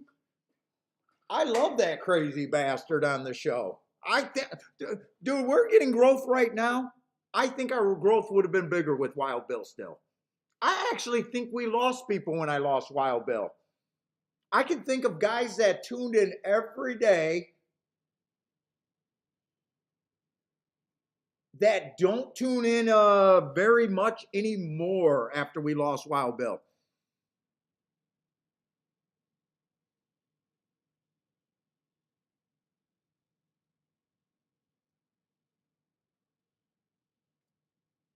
Bill got caught in like, oh, we don't electrified horses. Now in jail. Dude, he just went to MI. So he lives about an hour from me, and I don't have good enough vision to make the drive out. But Bill's disappeared. Like I always tell you guys, Wild Bill is exactly who he is. He didn't get the name Wild because his name is Bill. There was no other thing you could have called him. He's disappeared before, not like this, not for as long. And like I said, when he comes back, if he ever comes back and I see him again, he'll give me that. I'll be like, "Where the fuck you been, man? I thought you were dead." He'll be like, that's the answer I will get. That's 100% Bill. That's the answer that I'll get. I love you, man. I mean, now maybe he's in the Ukraine. Maybe he's fighting for Ukrainian freedom over there. I have no clue. Al Marco, what's up? Oh shit, El Marco, I did not realize you were around for that long, dude. I know you've been around for a while, but I did not know you were around for that long.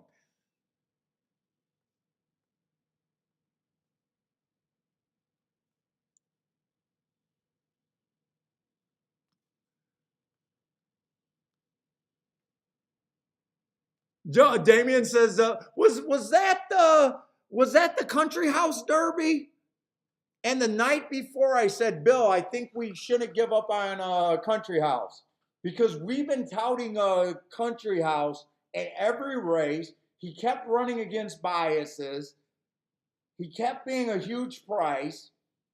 And on Oaks Day, I said, "Are you sure we don't want to include?"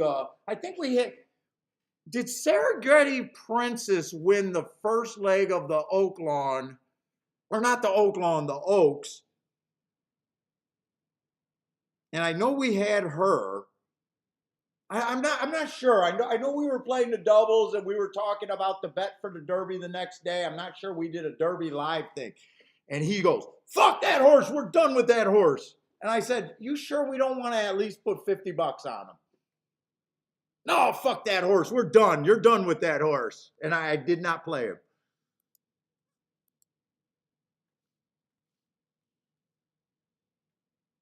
Yeah, Wild Bill, dude, I think the show's missing that humor. And I honestly, even though he drove me crazy with the bickering and just drove me crazy with the eating and everything, fuck, I do believe the show was more watchable. Because I will be the first to admit, these shows are boring.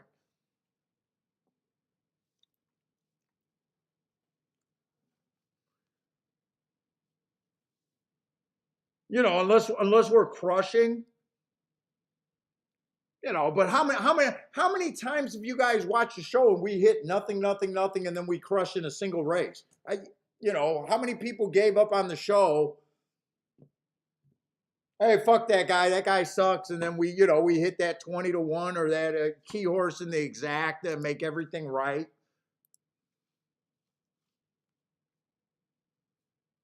Roland says bullshit. These Roland, I do appreciate it, but they are different. He was so much fun.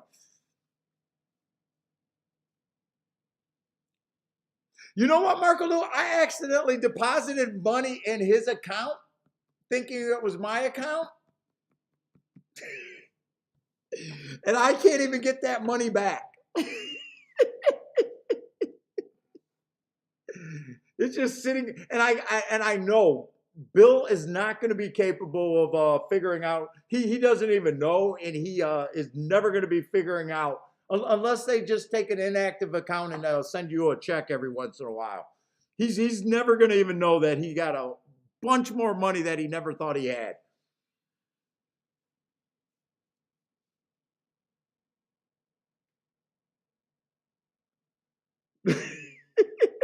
He'll be surprised if I know he doesn't know how to log in either. He'll never be able to log in. He'll never get it.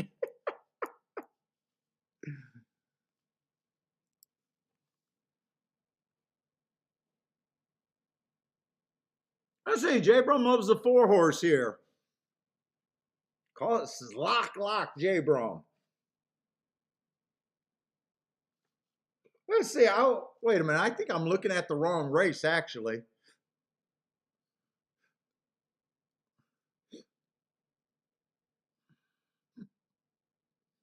Why does this not make sense? Oh shit! I scratched that wrong form. Wrong form.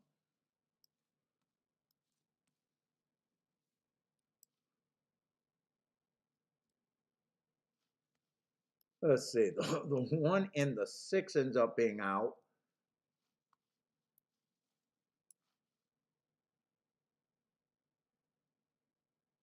Ooh, 4-horse got some nice marks.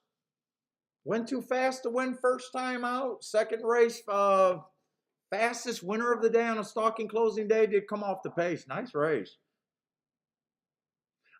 I don't like route to sprint, but I wouldn't hold that single. Right now, I don't know if he's a router or a sprinter. I just know first race out routing, he went too fast, or sprinting, he went too fast to win, and I think that's a nice race.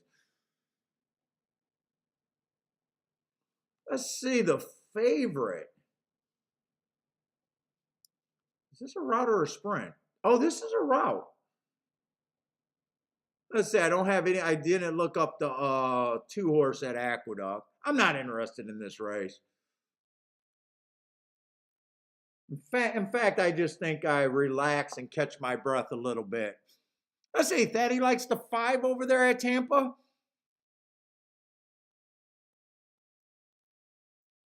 What the fuck? Stephen Marshall, what's up, man? Yeah, exactly. Whatever happened to Stephen Marshall? You fell off big time.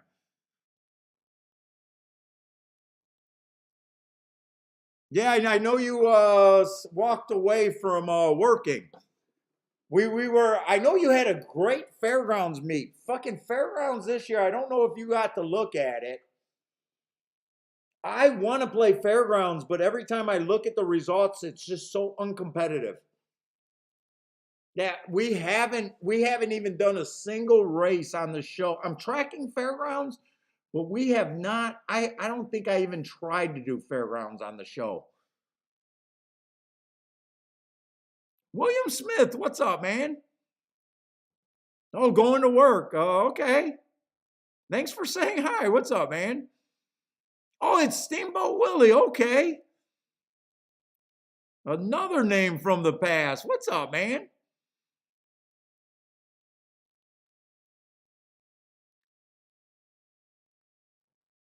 Let's see. Stephen Marshall says been snipping lately. I'm not sure what he means by snipping lately. Yeah, Steamboat Willie. Fucking. What you have a stroke and was still watching us? Hope everything's good with your health wise, Steamboat. right? Wasn't it a stroke or something? Marco Lou disappeared without a trace. I thought Marco Lou. I was like, oh my God, did the guy pass? I was like, what, dude? I was happy to see Marco Lou come back. Who's Dean? I don't know if I remember Dean. What happened to Dean?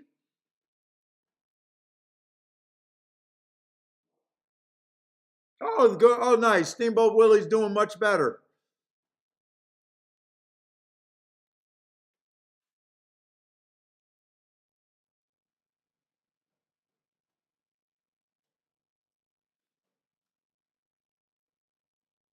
Yeah, I know last year fucking Stephen Marshall was fucking loving absolutely loving fairgrounds.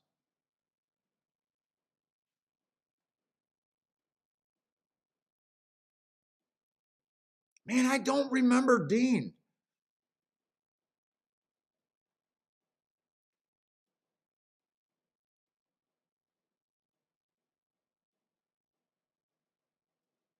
Oh, Pie Man. Wow, that's another name. He still listens? Oh, you see Pie Man all the time. Okay, nice. Okay, Tampa Bay is off. Who are we rooting for? I think J Brum had the 4. I think someone had the 5.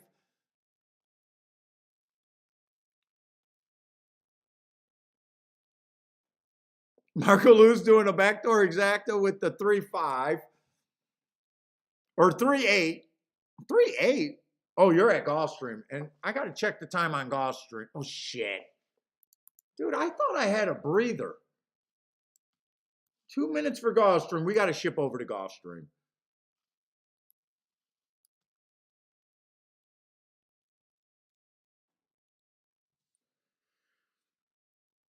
Turf route race, 7 horses.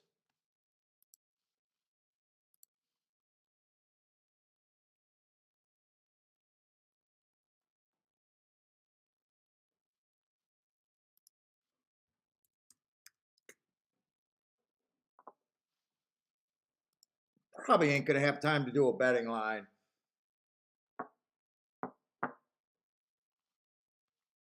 Let's see, $75,000 optional claimer. So we expect to see some solid horses here.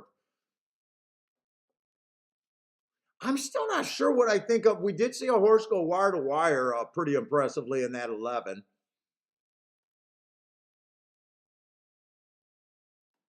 And honestly, if we had any other turf races, they're not really sticking out to me what they did.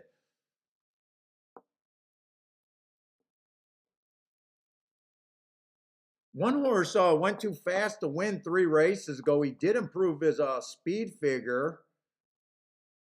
Last race on a stalking closing day. That's a nice race. 2 races ago, he ran against a stalking track.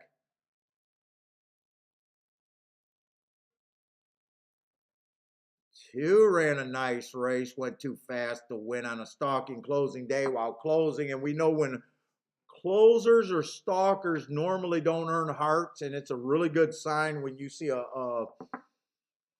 stalking on the turf or a closer on the turf going too fast to win. That's not really normal.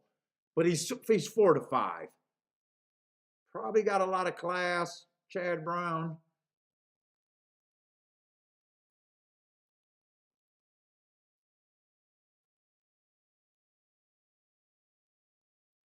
Let's see. I don't even have marks on the 5.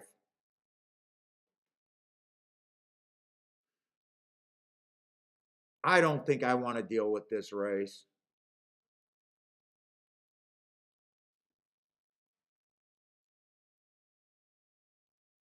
I would have to know what that 5 is.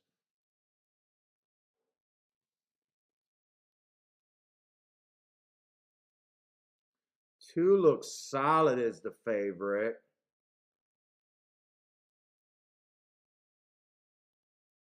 I just don't think I want to deal with this race.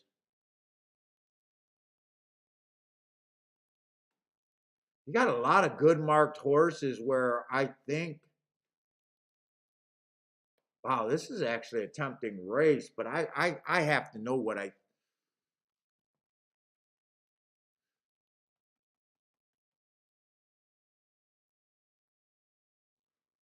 I know I would have to be against the two. But I can't play this race. I don't have enough time. They're right behind the gate. I would have to know what the five is also. Even though the five is a better price or a nice price, I'm going to look up that Pimlico while the race is going on. I'm curious to see his marks. If those are good marks, I think five should at least be second choice, though. I'm not good enough to look at a racing form without my marks to have any opinion. I always need my marks.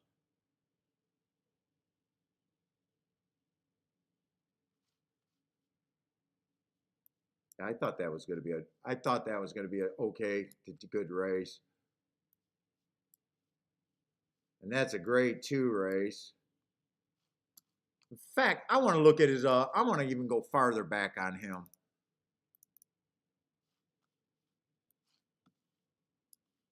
I want to look up that April race.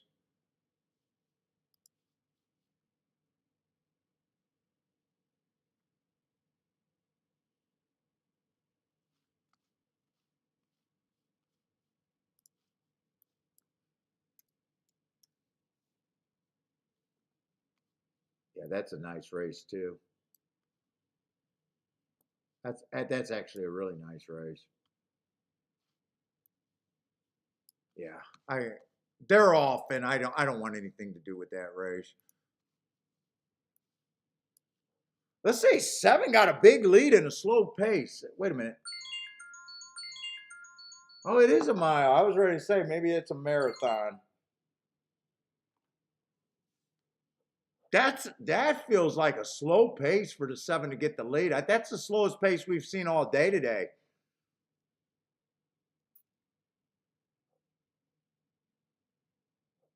Five's chasing, two's in a position. It all just matters if the pace is going to collapse.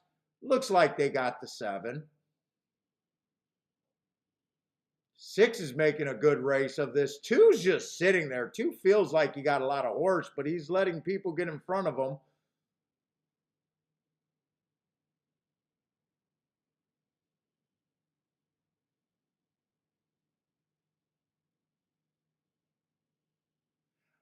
I said I thought five should be the favorite, or not the favorite, the second choice. 5-1 is probably value on him too.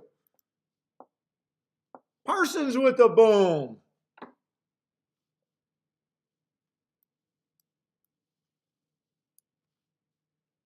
I'm actually shocked he's 5-1. Why is he 5-1? By the way. Oh, they overbet the three. Who's the three there?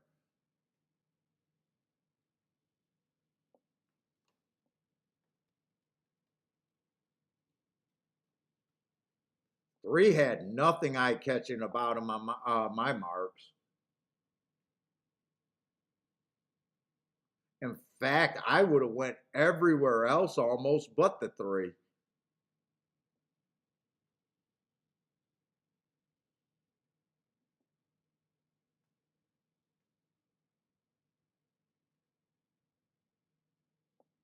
Three's just been average and he's just allowance one X horse. He's in good form, but he looks like he comes off the pace and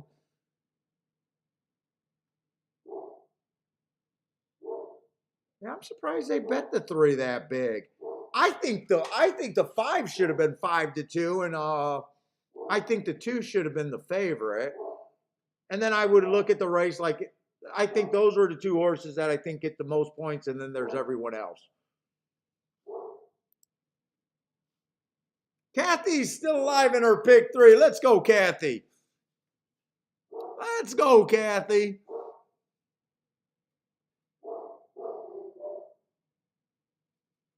Larry needed a six. What's up, Peter?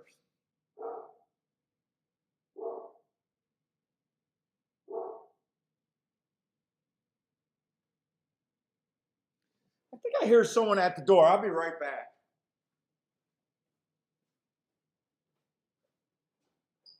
Hey, who are you barking at?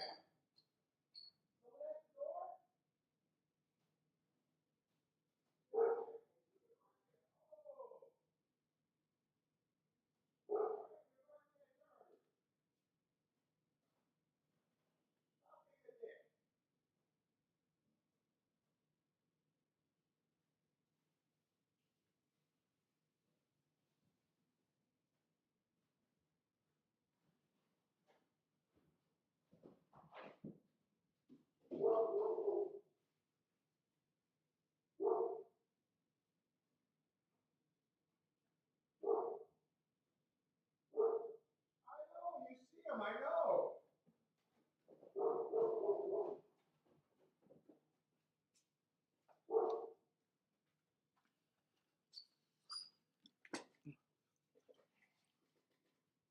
That came in 5-2-3. 5-2-3. What happened over there at Tampa Bay, by the way?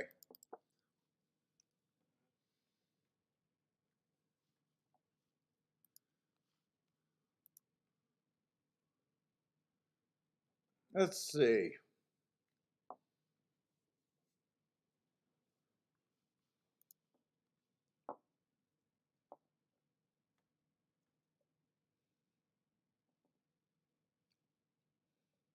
Bill's at the door.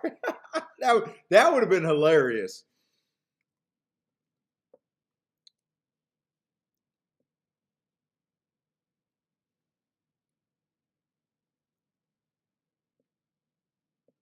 That sounds about right too. Unannounced. Knocking at the door. That sounds about right.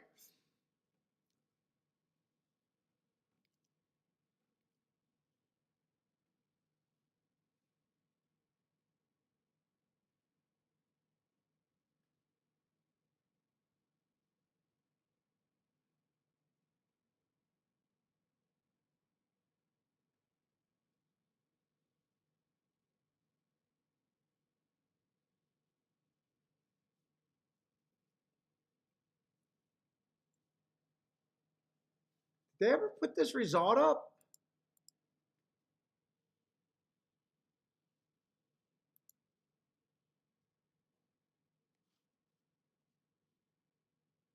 Who won that Tampa race?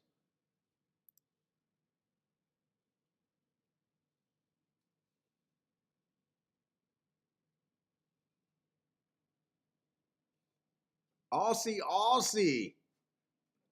Man down under over there.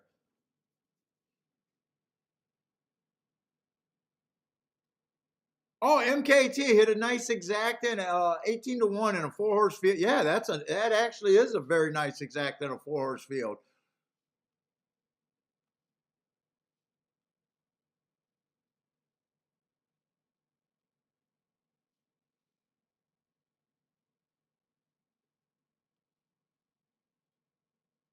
I'm still trying to figure out. Oh, it came in 4-5.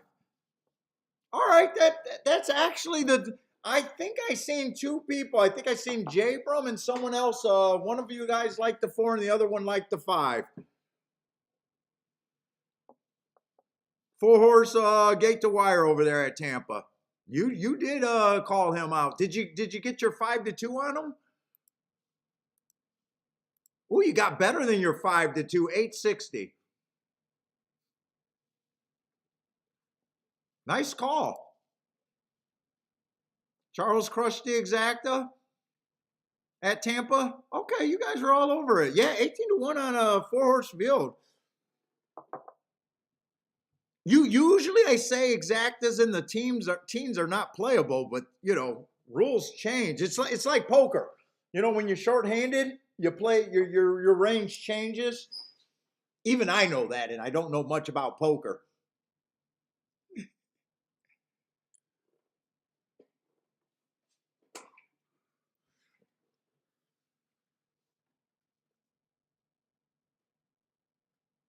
All right, 7th race over here. Thaddy had the 5 over there at Tampa. Ross, what's up, Ross?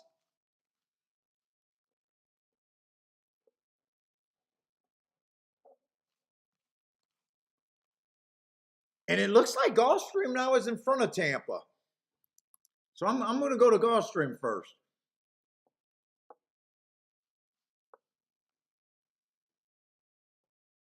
By the way, what do we have left?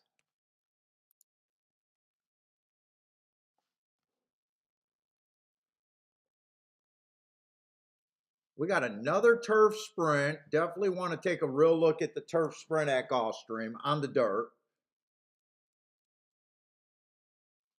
To Peter Route, nice and cheap. I like those.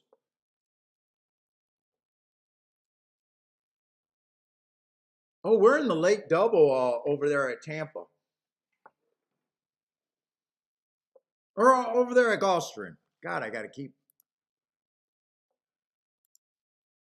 By the way, it was funny. So Parsons called me right after the show and he goes, "What the fuck was going on in your chat room?" I turned on the show and you're like, "Shut the fuck up." And Parsons like, "Motherfucker, you're not telling me to shut up. I'm talking. What the fuck are you talking about?"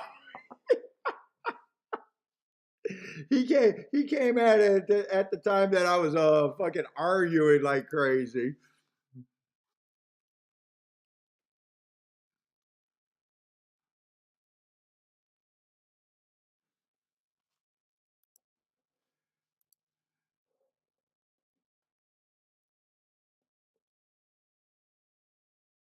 Oh, Peter's Greek. He's just keeping that Australian steroid. I would like to go to Australia.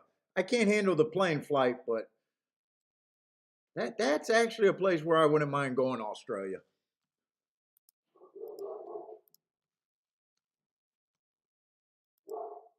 Listen, what's going on? Oh, I'm in the 9th race. That's why I can't see anything. Okay. All right, 8th race over there at Gulfstream.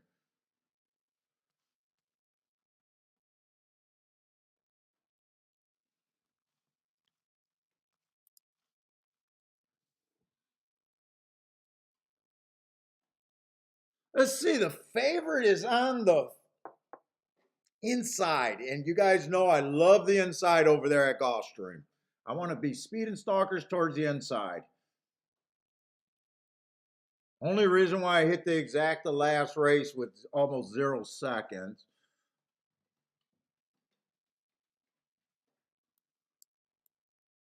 Let's say the one horse hasn't done anything wrong. I'm hoping to poke holes in the favorite, but first race out, bad rail day, early pressing day, had the 6 all. One tick slower than the fastest winner, one tick slower than the fastest winner in average, and won that race. Obviously a nice race. Comes back, average match strides with the slowest winner, average still was second best, it looked like. Bumped at the straight, bumped at the start probably.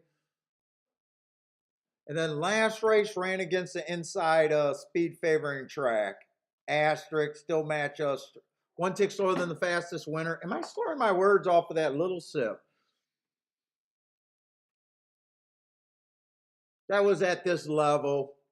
Already tried a stakes race. It did nothing wrong. First in 2 seconds. If I'm right about him running against a bias, it's going to be hard to poke a hole in him.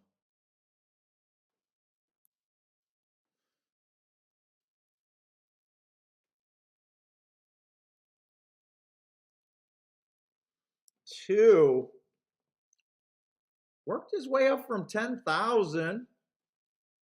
4 races ago, average while stalking at 50,000, so he does belong. Average slow at 62,000 3 races ago. 2 races ago, ran against the inside bias, went too fast to win. This horse got a little bit of upside. And then last race, early pressing day, I gave him an asterisk because he was closer to being a closer. Gets the inside today, that can help. 19-1. I don't think I'm reaching too far so far. Let's see, 3 broke his maiden, but first time out, did nothing wrong. Wasn't at maiden special weight, but it was at a high level claiming. Who knows? Could have broke his maiden possibly. That was a bad rail day. He was nowhere near the rail in the 7-hole, 4 wide.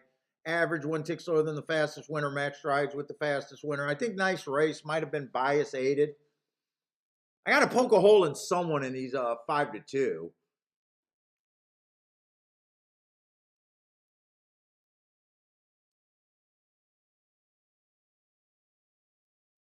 Let's see. The 4's been running in some routes. I don't like route to sprint. Going to be inside. 2 races ago, he did go too fast to win.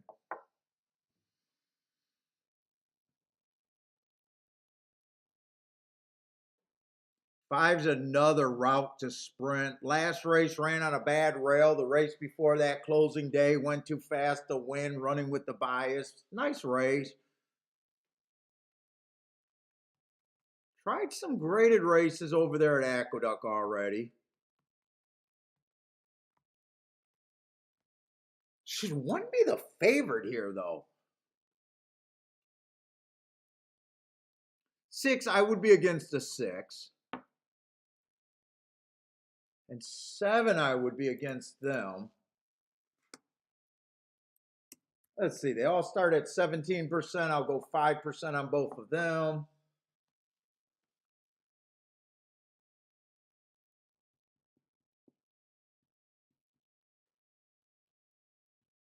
5, I'm not sure what I think of the 5. This is 6.5 furlongs, right?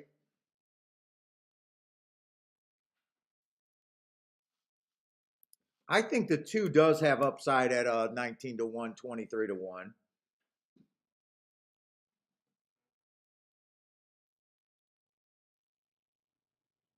One, to me, one's just over bet. I got no problem if the 1 wins, and I got no problem if the 3 wins. They're both just over bet to me.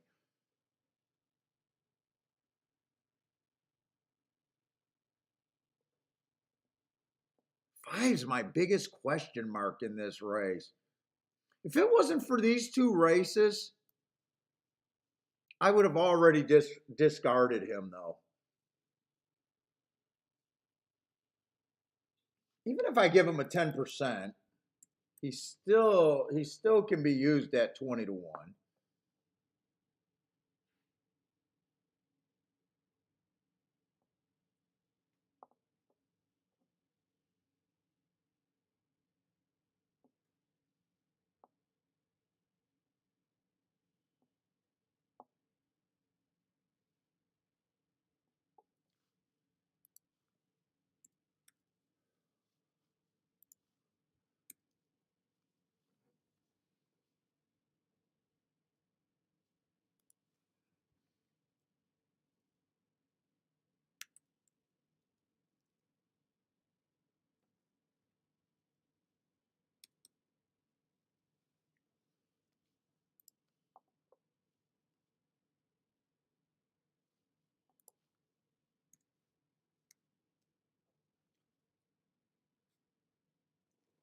Let's see. For me to do something here, I need either the 2, the 4, or the 5 to get first or second.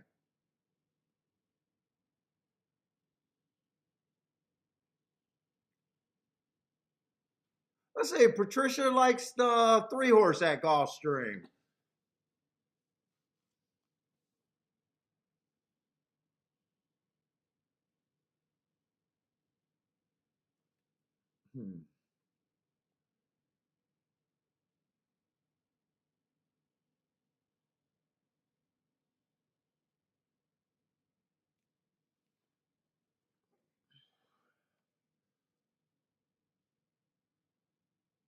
I think the 2 and the 4 has a better chance than the 5.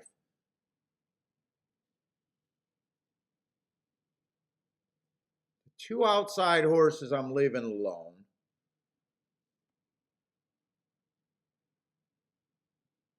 Oh shit! I wait a minute. I got to rethink this 7-horse. I did not realize the class that this 7 was in.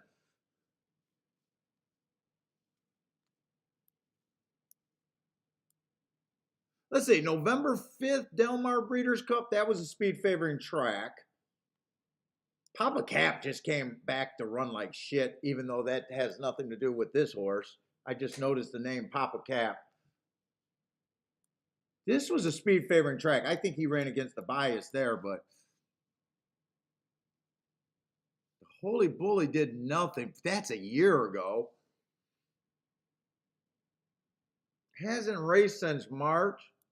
I mean, this horse got class. He probably has a better chance than that 5% that I gave him. But I also know that post 7 at Gulfstream is not where I want to be. I still think I try to beat him, but I did not realize at the level. He has a better chance than I want to admit.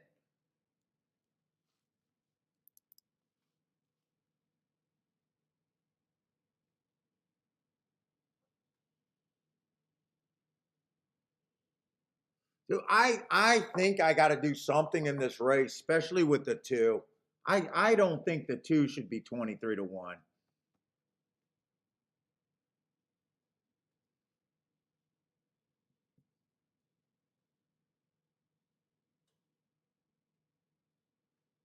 I think I key the 2 first and second here. It's good for me as a bettor. I might be wrong here, but I know trying to get to this is where I need to be as a bettor. Let me look at the exacts. 1-2. Oh, 1-2 is not paying as much as I thought it would. 21 to 1. I still would have to play the 1-2. And that I would have to play even more. Because I want that. I want to get paid even more if I'm right about that.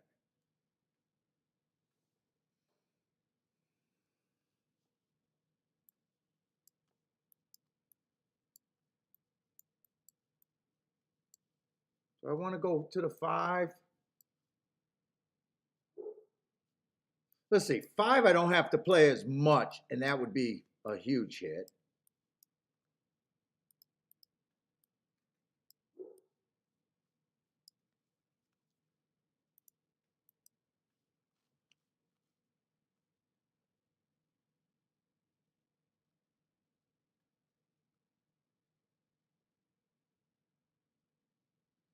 I think I even include. I'm doing this way because I'm weighing these exactas with the 2. I think I play this for more, this for more, and those 2 for less. 2 to win.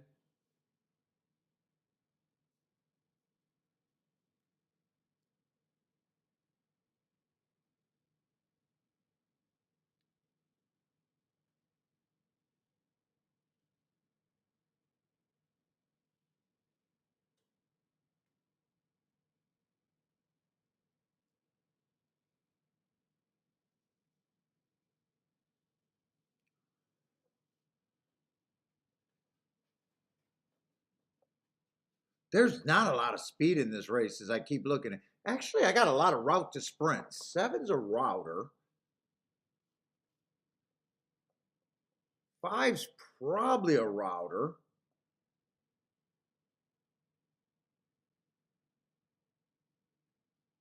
Do I got a 2-6 there? 6 is just a $25,000 claimer who's going to be on the outside.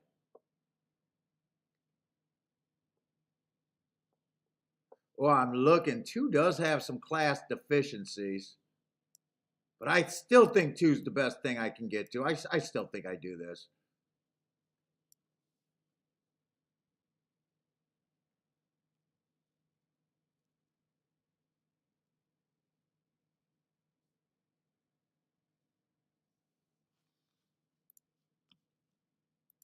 Let's see. If 1's just the best horse, is there any other exacta I want? Fuck, actually 1-4, 1-2, 1-4, and 1-5 are all worth playing. Wait a minute. I might play this race a bit more than I'm even thinking of. 1, 2, 1, 4, 1, 5. I think I play those straight though. 1, 4 is paying 24 to 1. 1, 5 is paying 37 to 1. I think I play those straight. 1, 2 is 18 to 1. I'll have 1, 2 there, 1, 2 there. Backdooring a 1, 2 again.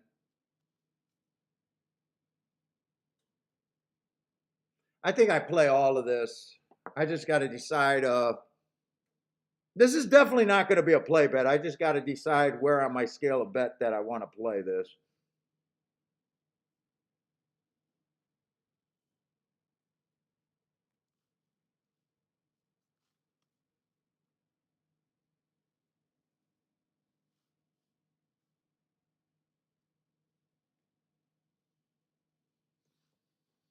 I'm going to start putting in.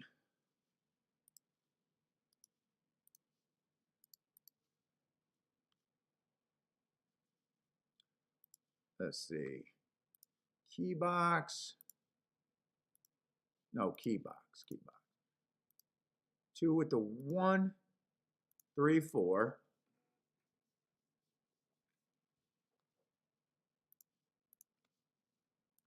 I think this could be a decent hit too.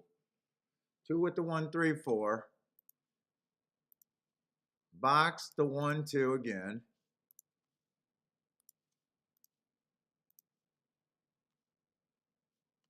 All right. 2, 7 for less. Box. 2, 5 for less, but that would be a huge hit.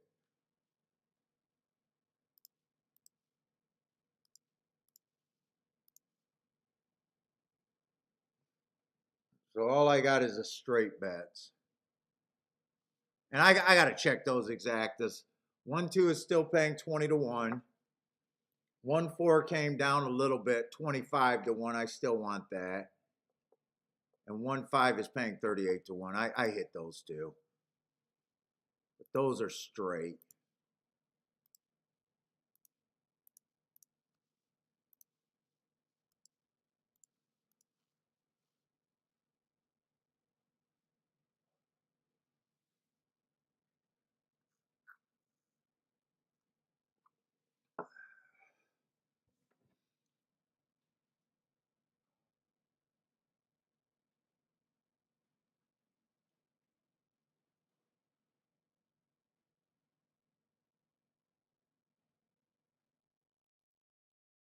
Let's see, brother man got to be complaining about a superfecta. I have no idea what superfectas are supposed to pay. Let's see, 15 to 1 winner, 8 to 5 second, 15 to 1 third, 8 to 1 fourth. I know you're disappointed, but I would think that has to pay at least, I don't know, I would say at least 60 to 80 for 10 cents. I don't know. I never play superfectas. I would think that would be a very good one for though. What did it play, brother man? I know it didn't pay good. I know you got ripped off. Put it that way. If a guy comes in asking that question, I know you got ripped off.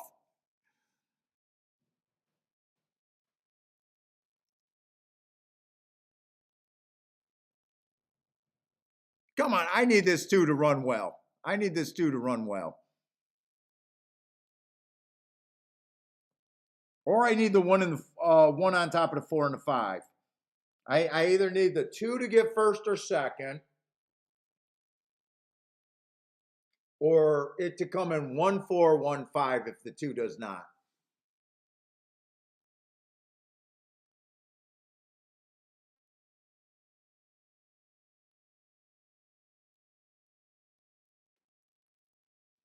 And I need these exactas to hold too.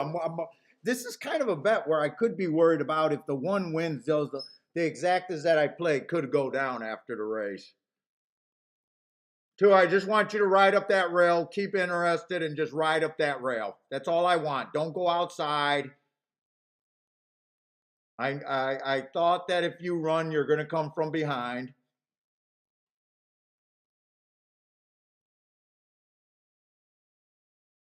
5, stay on that rail too, because you're another out if the 1 wins. God, I don't, man, if 5 wins this race, I'm going to be a little irritated. 5 can only win if the 2 gets second, not if the 1 gets second. We need the 6 to go away. 2's not going to run. 3's loaded. Come on, 5. I need 5 to keep running. Come on, 5. Dip to the rail. 1, keep win. 1, I need you to win. Come on, 5. Come on, 1, 5. Keep it together for me.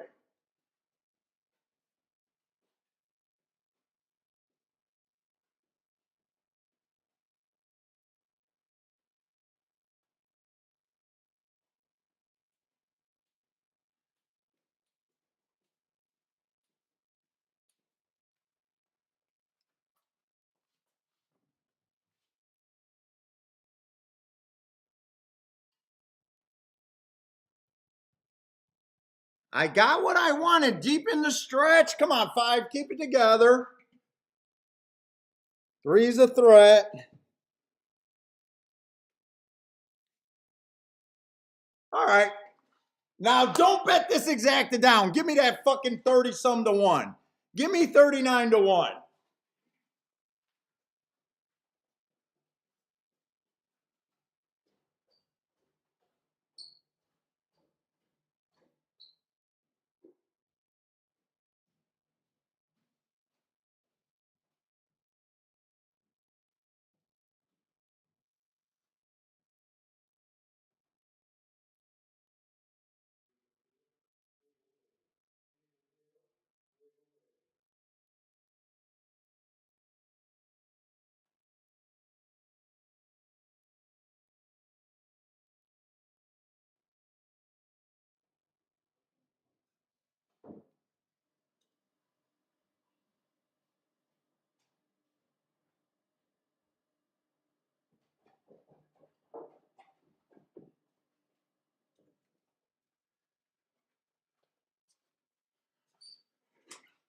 Come on, I need 30 to 1, 35 to 1, I think it was paying.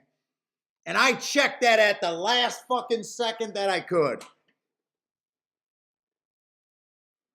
Jan says 35 to 1. That's a nice hit. That's a nice hit. Jiggle, jiggle, wiggle, wiggle on that one.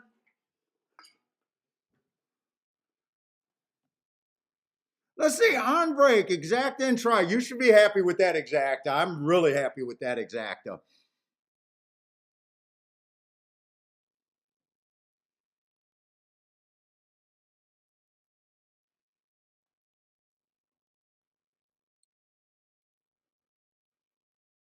$75 for $2. That sounds like 39 to 1 to me, or something like that. 38 to 1, 37 to 1, 37.50 maybe to be exact.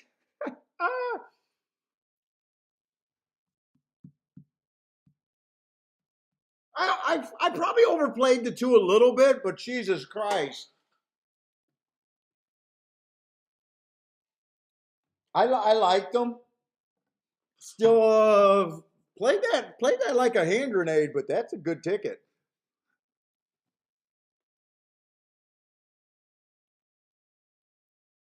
I didn't trust the 3 completely, and he was scary. He was pretty scary to me. I overvalued the 2 on the rail. But I think, what did the 1-2 exacta was going to pay? That was, ooh. 1-2 went down to 10 to 1. Even though I got 1-2 on all of these tickets, I'm so much better off with the 1-5. I'm so much better off than the 1-5. 1-5 actually went up to 38 to 1, it says on mine. Yeah, Tampa's going off. I don't have to rush here. I definitely don't have to rush here. Having a very nice day today. Off of a couple exactas that I think are just overpaying. That 2-3 exacta on the dirt, getting 29-1 on that exacta was huge. And then getting a 38-1 on this exacta, pretty decent.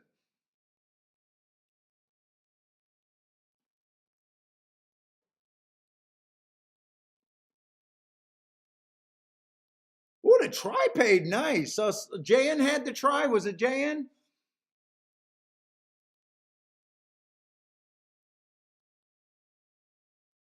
Yeah, 1-5 was the best. Dude, it's kind of what I said yesterday's show when I called. I probably shouldn't have took that shot at my guy.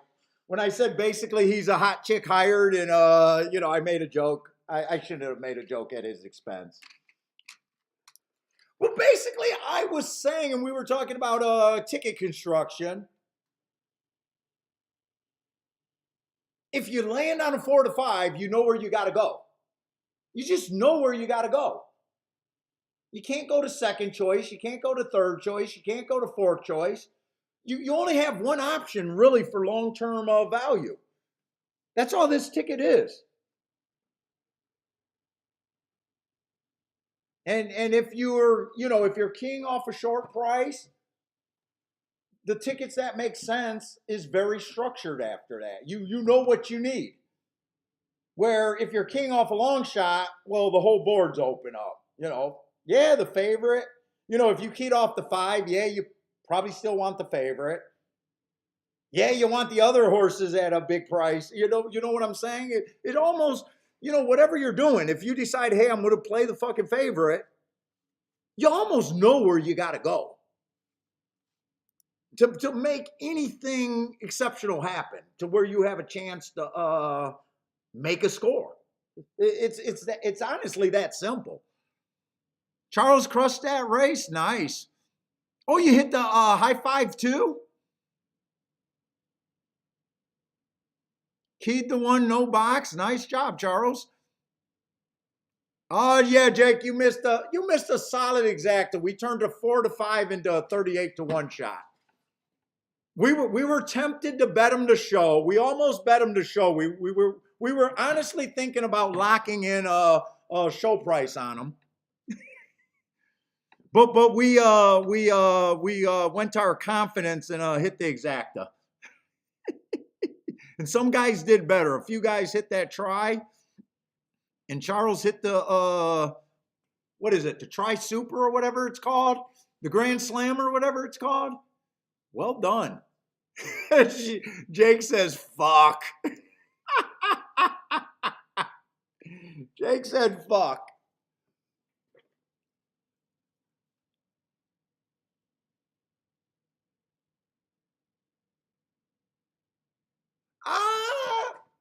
No.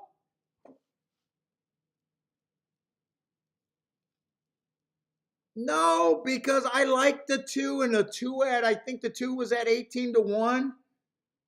If he wins, I'm just as happy with that ticket. Yeah, you cut into profits, but horse racing is a long term, and horse racing with fucking odds and being able to bet bets that you believe are good bets on your opinion, you're able to spread out, and fuck, I have enough 18-1 winners or 16-1 winners now that I'm seeing it win. He had the inside of the track. He didn't run well. He was a non-threatening fourth, but no, I'm happy. I'm happy keying off of him. I'm happy with the win bet, and I'm happy that I took the one with the horses that I thought could be there. No, you got to decide what you want to do on your own betting. You could have done better. I could have done better if I didn't waste money on the 2, but we have enough big hits where, dude, all I know is I'm a good enough handicapper to find bets that I think are overpaying in value. And I just, basically I was watching a poker guy talking about building a bankroll on a stream last night.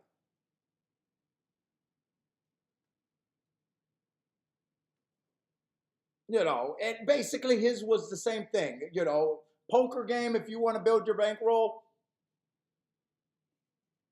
you got to put in the hours, and you want to plot whatever your skill level. You want to play as many hours as you can at the game at below your level, whatever it is.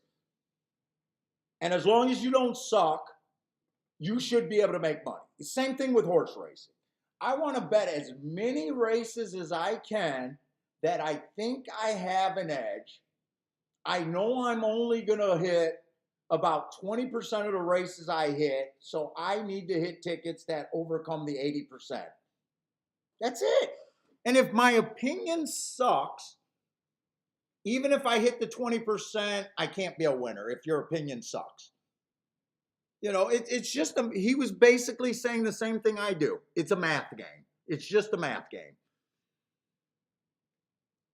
So again, some bets you might say, hey, you didn't play that as, after the results, you didn't play that bet as what? As good as it could have been. But you can't say that till after the race. I thought I had value in the 2. It turned out I didn't, but I believe there was value at the 2 when I bet it. I turned out to be wrong on that part of the bet, but luckily horse racing, it allows you to go in different directions in the same race. And to be really good, you got to take advantage of those, Otherwise you're what if it came in 5-2? What if the 1 did not run and the 2 ran better?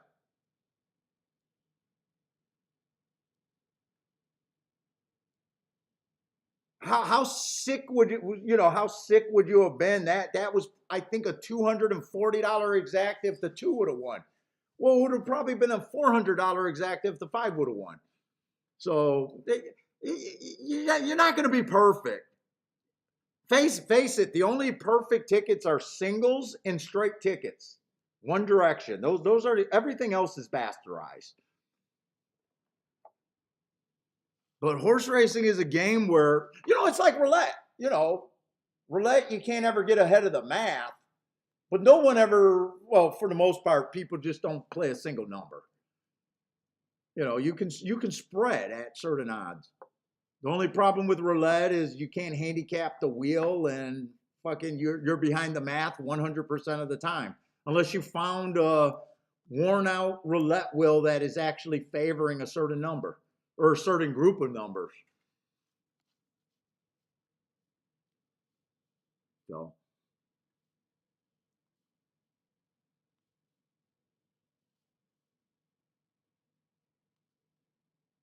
Lloyd says, Papa, I'm glad you're using the favorite with the long shot. Yeah, it worked out good there.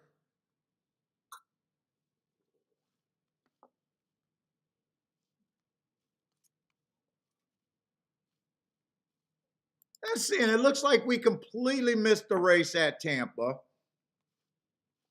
I'm guessing the 3-horse won. I'm hoping the 3-horse doesn't have hearts all over it. I don't know if that's the result, 3, 4, 11, or is that just where they're at right now? If 3 won, you can't make that up.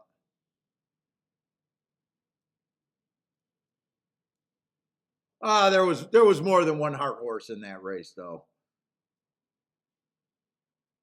And 3 did not hold up. 6 won that race. Is that the 6 right there? Fastest winner of the day last race, coming off the pace.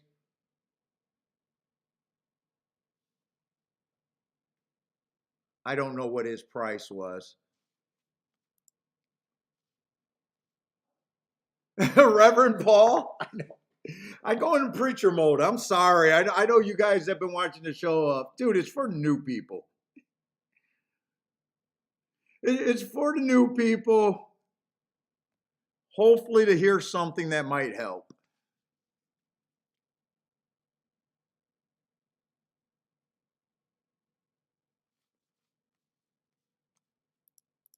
Dude, we're broadcast. I got a little audience, but I'm still trying to broadcast. Oh, actually, the 4. Wait a minute. Oh, that came in 6-1, 6-1-11. Did I look at the right race? That's the. Oh, that was the 7th race.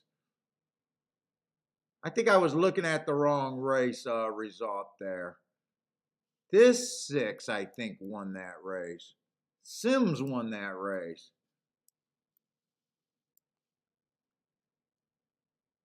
Oh, that was a route race.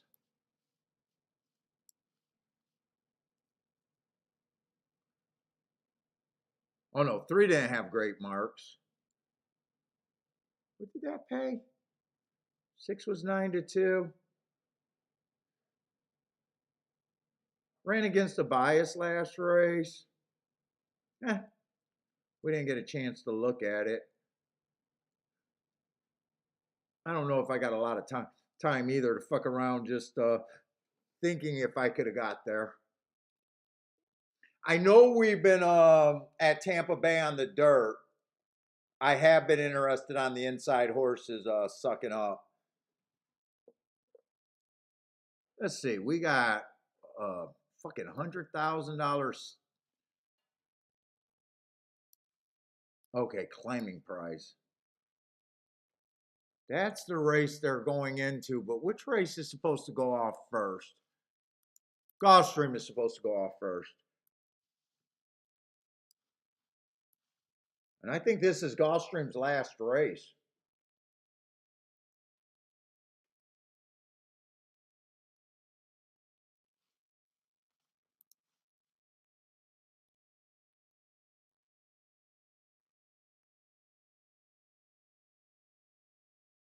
Rex can handicap the roulette wheel, does all the time in the Indiana's casino.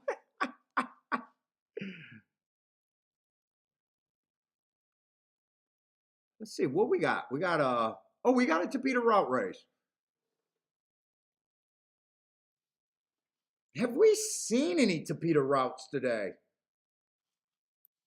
I want to do a tic-tac-toe board, but I don't know if we've seen any Tapeta routes. We might have only seen one, so it might be a waste of time. But I'm curious because normally I think it's coming off the pace there. I just want to see.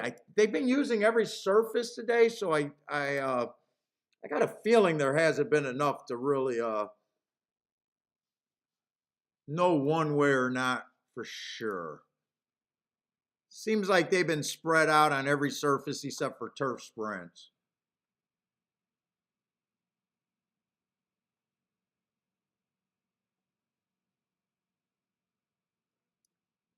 I'm nursing this thing.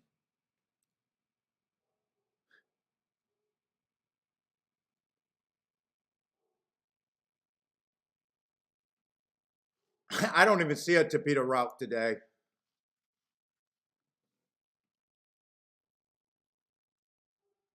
So maybe there wasn't one today.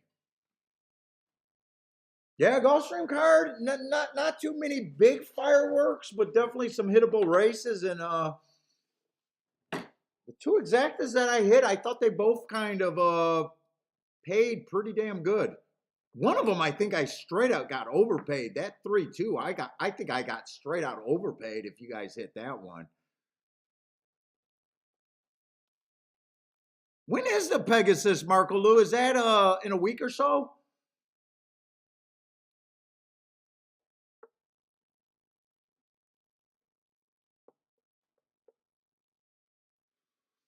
Let's see, there's 12 horses in this. Oh no, 11 horses. There's a scratch. But still, big field. You got to be brutally hard on horses to get ahead of the math. Let's see, I'm pretty much anti-speed on the Tapeta though. Unless they get that 25-50, but we won't know until they run the 25-50. 25, if they get 25 and 50 and they go wire to wire, I just take my loss. If they go faster than that, I was just wrong about my call about the pace is going to back up, and I can accept that. I couldn't have got to it anyways. Let's see, one does look like speed, going too fast to win in 2 races in a row. Sprinter speed too. Oh, actually one is out. So we got rid of a speed horse. Doesn't matter. So 2. Two's coming from the West Coast. I don't keep track of the West Coast. Broke his maiden at maiden special weight at Santa Anita. He beat a huge field at Santa Anita. There was actually 8 horses in that race. My God. They might have had to order a saddlecloth just to run that race. I don't keep track. I don't know. All I know is that he's been off for like a year. I guess even over a year. Probably has the right running style.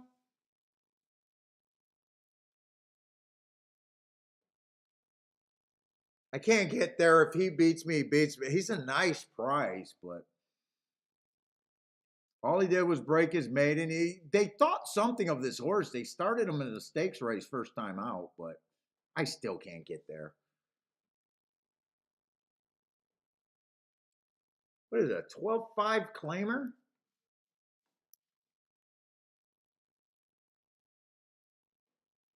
Shit, 3. 3's running lines look ugly. But part of that is because he's been at a 1X competition. This is a huge drop for him. I don't think he belonged in 1X. He got the right running style as long as he decides not go to the lead. I see he did go wire to wire once, but he closed. I like this Ellis Park race. He's at least interesting. 4 being a sprinter stretching out, that might be where the speed's coming from. 6 is a $10,000 claimer at Woodbine, so that matches up with this 12-5. Got the right running style, does an okay job getting in position. Wow, 5's 25 to 1. I was just ready to say, would not shock me. I'm a little surprised he's 25 to 1.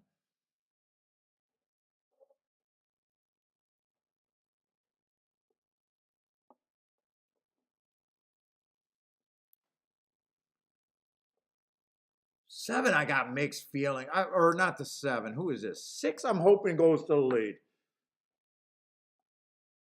That race 3 races ago, he was stalking, went too fast to win. He's one of those horses that I try to put on the lead. If he rates, he might have something. To me, he depends on the ride he gets.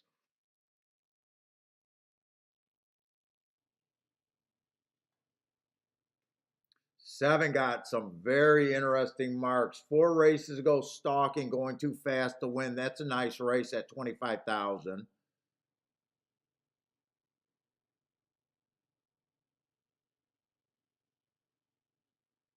Three races ago, I gave him an asterisk. He was close to being a closer. That asterisk is borderline. But he comes back too fast to win stalking. Wins off of those hearts. And he won on that day on a bad rail stalking closing day. So he won against the bias. This is a tough race right here. I'm not seeing a ton of speed. There's a chance this could be a slow pace here. 8's making a big class drop just from his last race, right running style. Man, I see a lot of directions I could go here. Maybe too many directions I could go here. I would hope 9 is up on the front. I would hope that 10 is up on the front, but 10 is making a huge class drop also.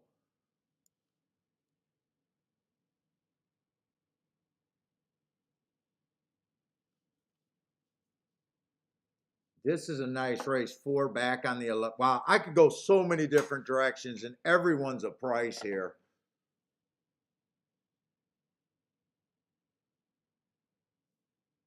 12, it depends on if he rates and doesn't go too fast to win like he did last race. I think he probably makes the right decision.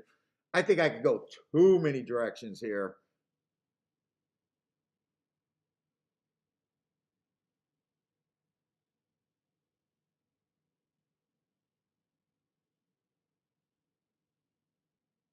10, I'm hoping 10 goes to the lead, but he got class where if he rates, he probably has a better chance than I want to give him.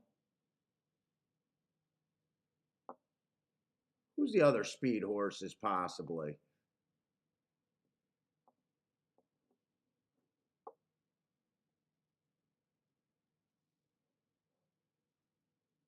I don't think the 6 should be 5-2. I think that's way over bet on him.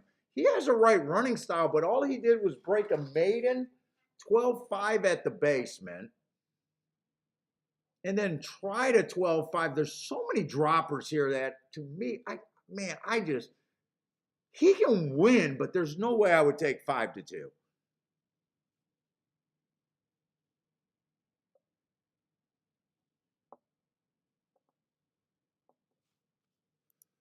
5 at 30-1 is actually a bit of an overlay to me.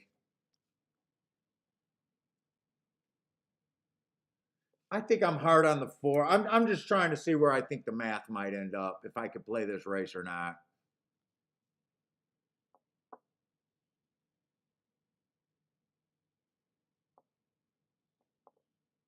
Let's see. 2s I'm being hard on because of your laid off. I gotta poke holes in someone. 1, 2. Still got 7 horses. Can I break it down more than 14%? If I keep that 14%, I need better than 6-1 on anyone. And quite a bit better than 6-1.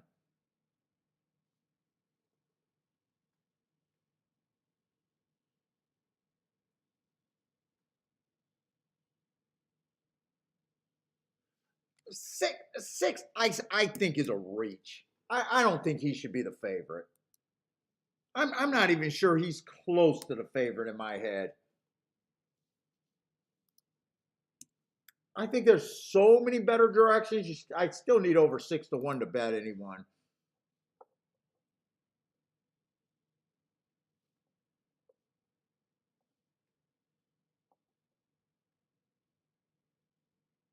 Seven, I think, is a better option than the 6. 8, I think, is a better option.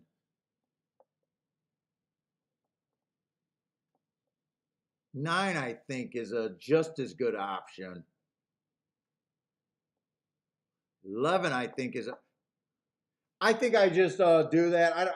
They're getting ready to load in the gate. I think this is just where my betting board fans out.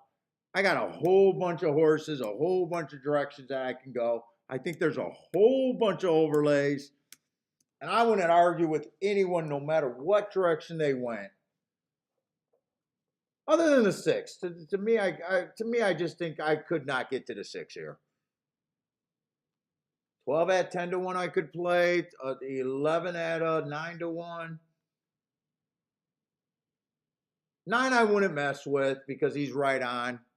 8 I could get to the 8. 7 I would just say at 7-1 is not as attractive as other ones. And I did not see what the 3 is, but I'm sitting out this race. This race is not for me. I just think there's too many directions to go here. I would not want this to close out a pick 6. I would have to have at least 6 horses, I think. I would have to have at least 6 horses. I think this is a grab bag almost. Let's see, Lloyd with a Dutch bet over there at Oaklawn, boomed over there. Let's see, Jake needs, is that the 3 in this race? Let's say Brother Man likes winning place on the 3, the 5, and 11.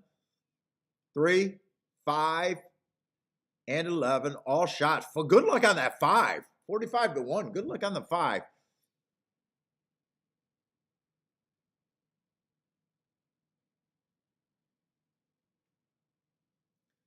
24-3, borderline, but still a pace that I think 24-3. I'd say there's a chance he could go wire to wire, and a chance he could fall apart. Right now, he looks pretty good. It all matters on that second call. If he got 50, I think he could be good.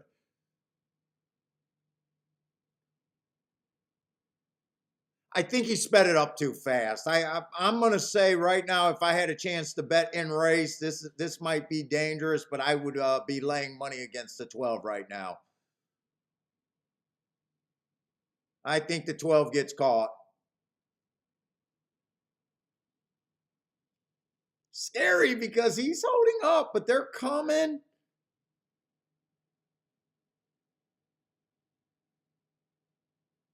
I don't think there's any danger of him going wire to wire now.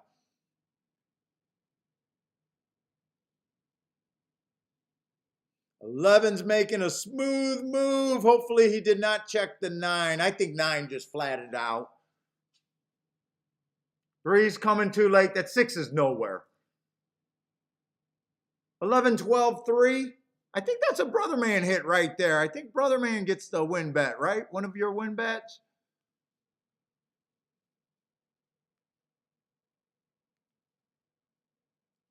Why do I think Brother Man? Brother Man was on that one.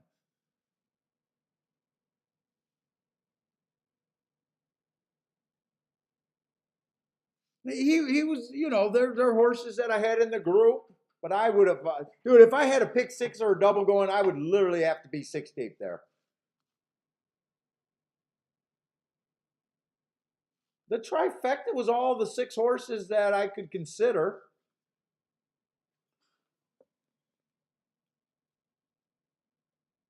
Buy stock says yes, sir, or no bets yet.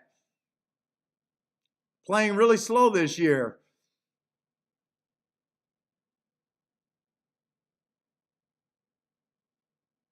Let's see, Gas like the 9 and the 7 there. There were horses that I could have landed on. They just didn't run. 12, I think, held up pretty good on that fraction, though. 12 was definitely second best. Got no problem. You know, when you get down to 6 horses and that, you know. Yeah, okay. Not really saying anything there. Actually, if you boxed the 6 horses, you would have landed on the super.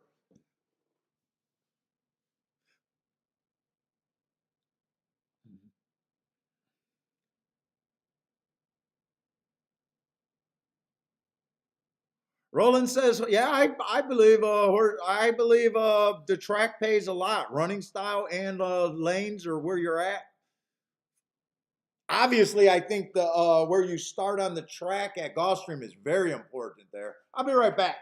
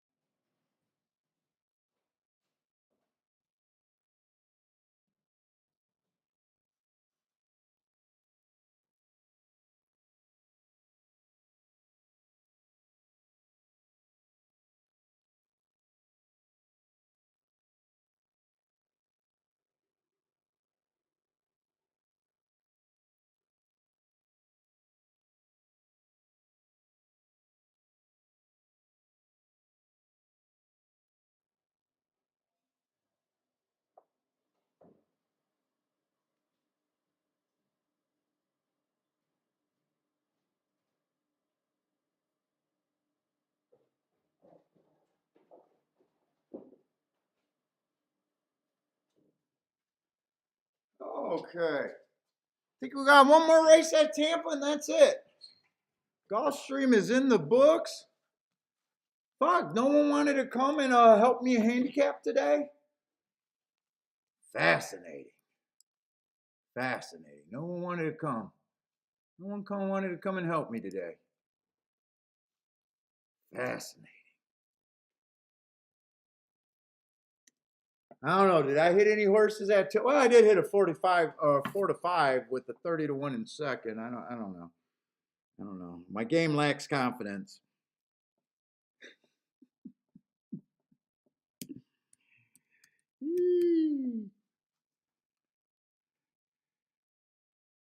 Let's see. Jake hit his nice. Jake hit the pick 4 for 375. Nice.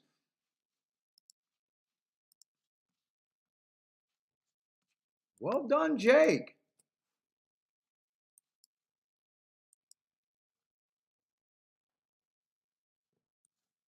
Tomorrow, I'm not sure what tracks I'm going to do. Right now, I just got Gulfstream for Saturday and Sunday pretty much under control. I'm going to have to see if I really want to pick a second choice.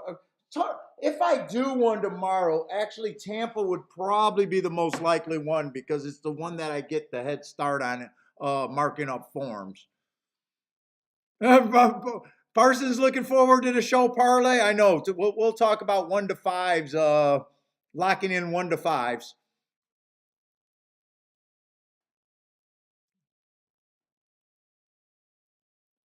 We will talk about that. Nothing but show bets tomorrow. And favorites. We'll be concentrating on favorites and show bets.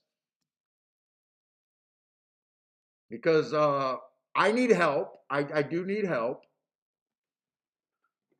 I need a computer program.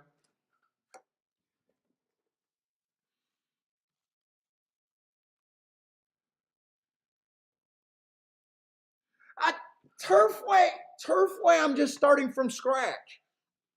And really, Charles, dude, we've been hot at Tampa Bay. You really want me to walk away from Tampa Bay right now? Honestly, I think we tried to do Turfway for 3 Saturdays, 2 or 3 Saturdays, and I know one of the ones I made a bet in the first race and didn't touch the rest of the card. The other day, I was convinced that there was an outside bias and then got beat by a whole bunch of 1s and 2s. Oh, you're talking about tonight. Okay. Yeah, dude. Right now, I'm just thinking that I don't need Turfway anymore. Brother man would love to see a show parlay competition.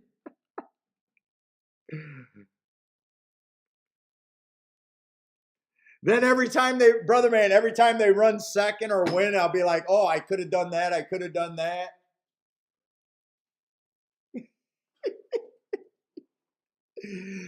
Can we just let me be me?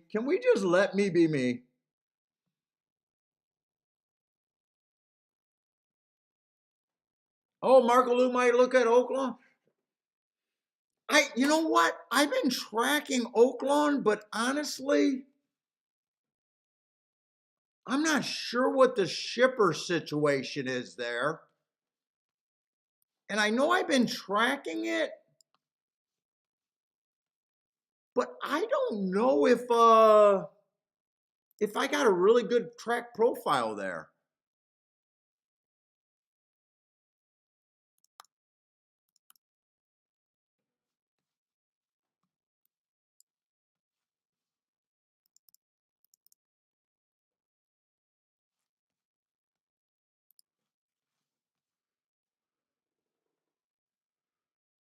Well, I do got 40% winning from the inside.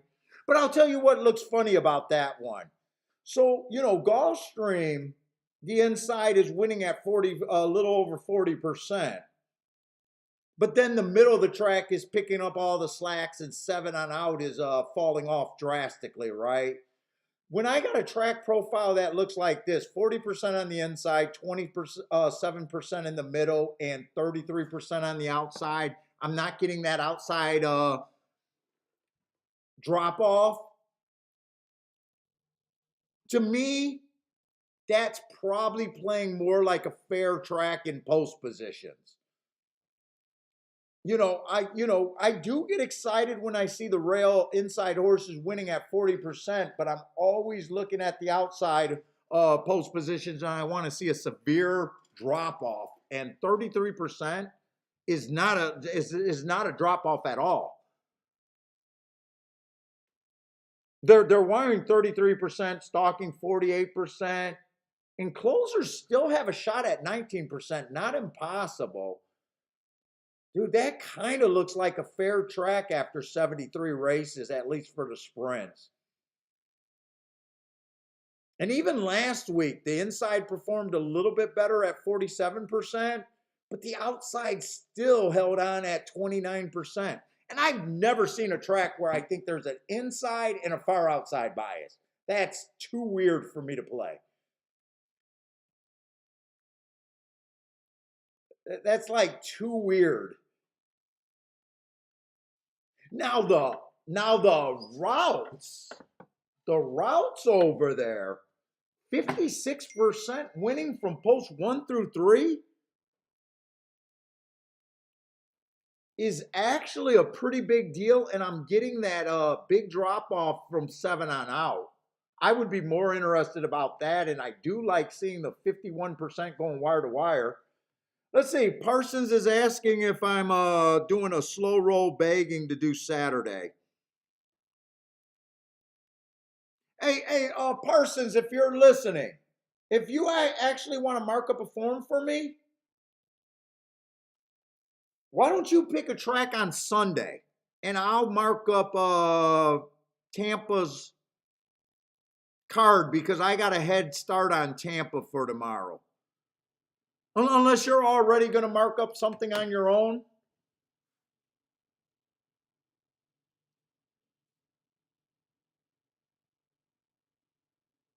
Actually, that, marking up Sunday would help me probably more than just because I do got a head start to mark up Tampa.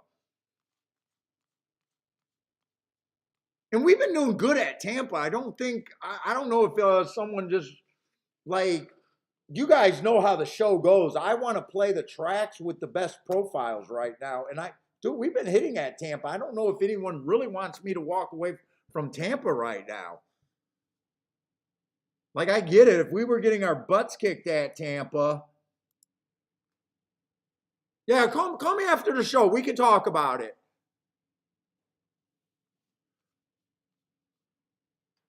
You guys are telling me that we got 0 minutes. I'm probably going to just have to let this last Tampa race get away. Yeah, they're in the gate. I'm sorry about that, but at the same time, I'm not sorry. I had a good handicapping day on my end. Very good handicapping day.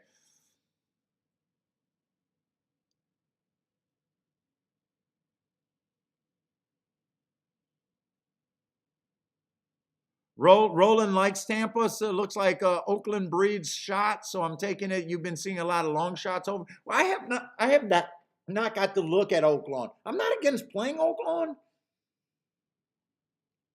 but if you guys don't know, I do the bias reports, and basically I look at a good track profile. I'm not like locked in and want to play any particular track. I want to play profiles that I want to play.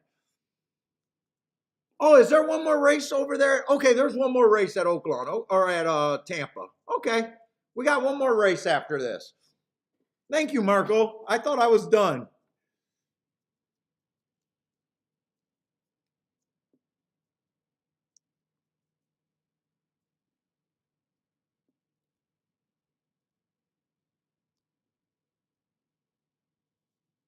Let's see. Brother Man says a Survivor show parlay competition would be fun, would be awesome. No favorites allowed, though. Dude, I just think show betting is so bad. It's just me taking a shot.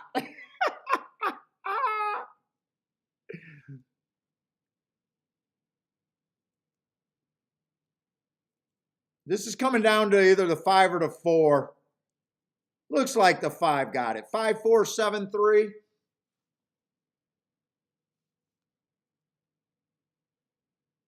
Lots of hard horses. 5 was one of them, but so was the 1 and the 3. Oh, 5 was actually well, 1 and 3 were actually decent prices too.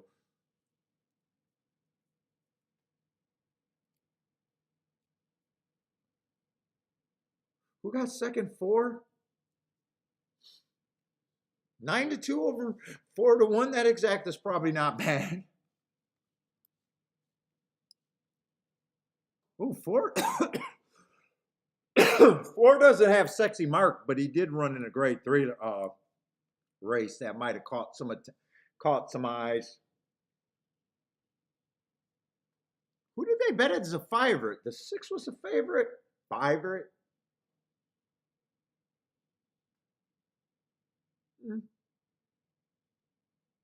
Doesn't have as many marks on the 6. Might be a little short in class too. I think I circled the wrong horse, right? This is the 8th race. Dr. Oscar. So does that mean the 7 won the race before, maybe? I think I circled the wrong horse. Can you see me now? Did he win the race before?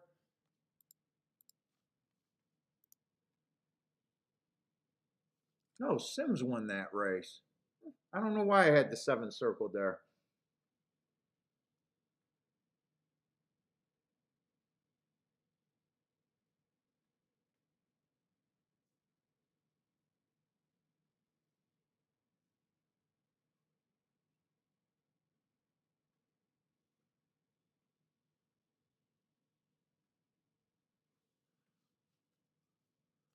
Let's see, December 14th was I want to see how many horses came out of that race. He came out of that race. He came out of that race. Oh, December 14th was a key, it's kind of a rematch race. Oh, man, that would have been a fun race to handicap because December 14th was a key race.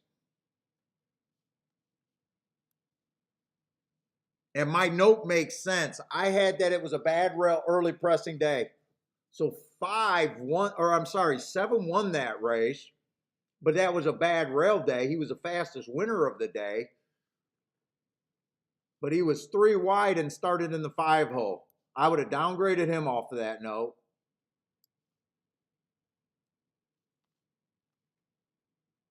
5 horse was in the 3 hole. You guys know when I say bad rail, I'm talking about bad inside, went too fast to win. He would have got upgraded in that race. 3 horse had the rail. I'm consistent. I would have upgraded him too. He should have got an asterisk, and so should the 5. And I got to put that asterisk in, by the way.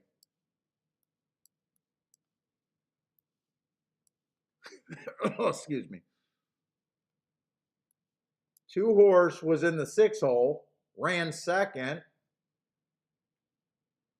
I would have still upgraded him because I had that it was an early pressing day. He wasn't on the bad rail, but he had the wrong running style, so he would have been at least left alone.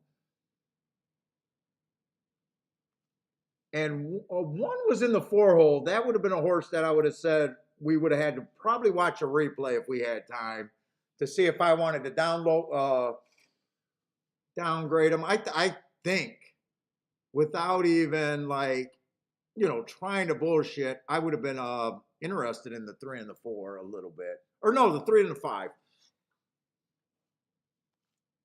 Well, I never know what I was going to do betting, but you guys know I like to review races to see if the result made sense and if there's a way I could have got there. 3 and 5 are both at the exact same odds, 4-1. So one wasn't a better bet, or one wasn't a better bet than the other. It was 4 coming out, and 4 was not coming out of that race. So 4 would have been a newcomer who ran in a grade 3.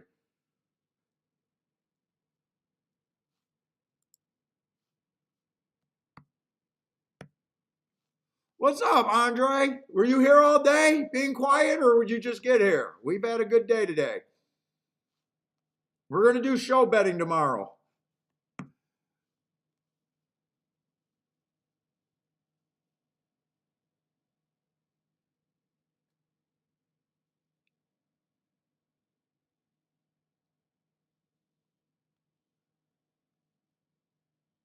We got one more race to go, though.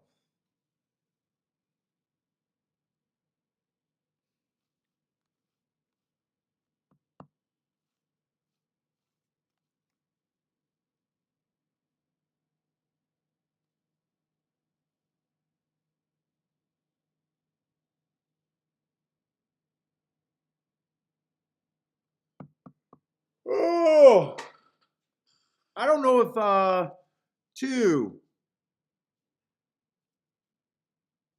3, 4, 5, 6, 7. We still got 8 horses in the last race. Let me get the scratches there.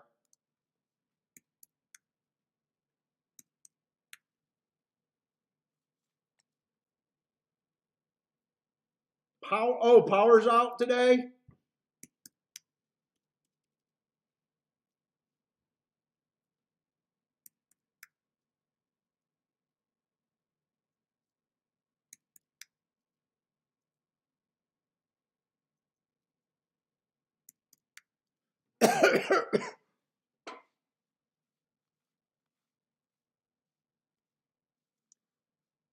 One, two, three, four, six. Six horses are scratched. Is that still an 8-horse field? Two, three, four, five, six, seven. It still looks like we got a decent sized field there. I'm guessing it's a turf. Yeah, turf route off the turf.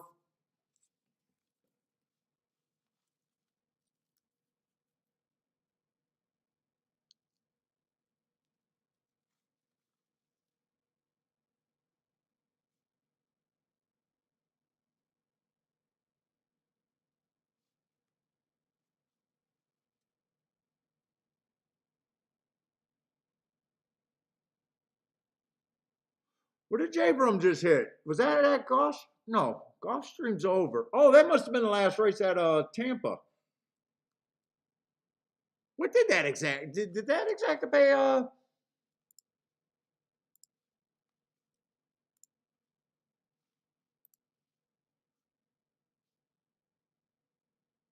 Yeah, 5-4 exacta paid $24. Definitely a useful exacta. Oh, you got to watch the show. You got to watch the show. No, big day, big day. Got overpaid on a couple exactas.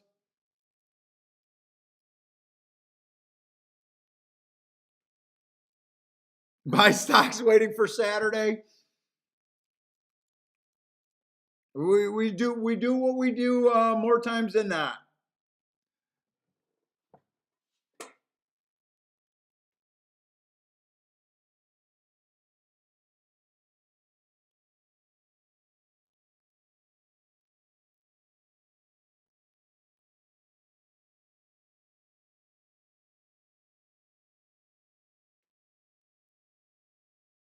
Brother man says bunting is a skill. Why? Oh, because the show betting is the bunting competition, the All Star Game bunting competition. That should be a new competition.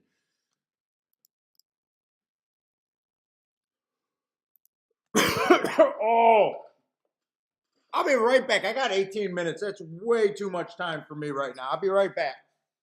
One more break.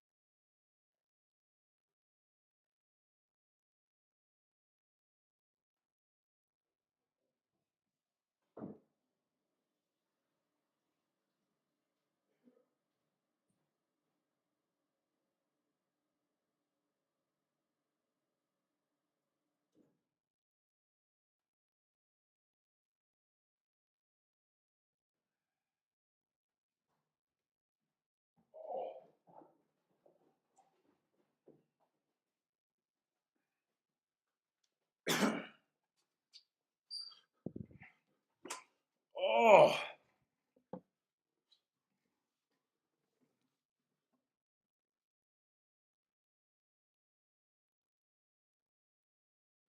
let's see. We do got a single favorite in this race in the 8-horse. All right. And I still got 16 minutes. I just want to go back and look at the dirt the dirt route.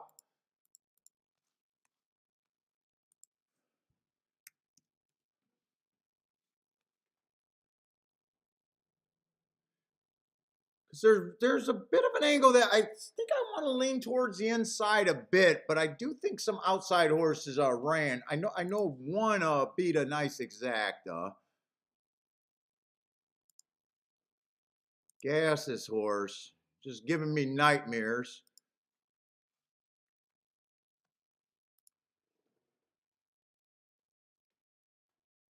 Let's see where we're at. Our 4 went wire to wire.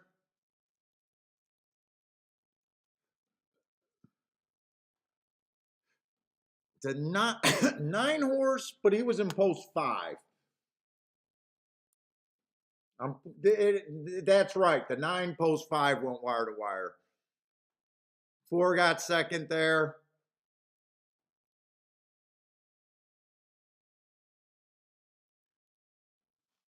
Third race, the 4 went wire to wire from the 3 hole, but that was a 4 horse field. So speed's actually been very good today. But that was a 3 horse field though, or 4 horse field. And then the 6 stalked that race. So speed and stalkers, nothing outside of the 6 hole. We do got an asterisk race because there was no 6 hole.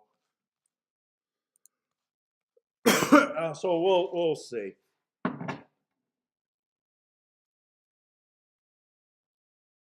Let's see, 16,000 mile on the dirt. 1 does not have any speed. I do know that. I might want to look up this September 10th race though. Let's see, 16,000 is dropping in class. Doesn't have any speed. Last 2 races were slow at a higher level. 4 races ago, best race I see on paper, stalking closing day, managed to get 3rd, got in position, but that's the only race.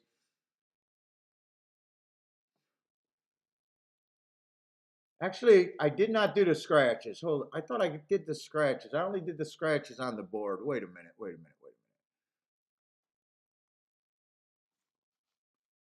Let me get those real quick.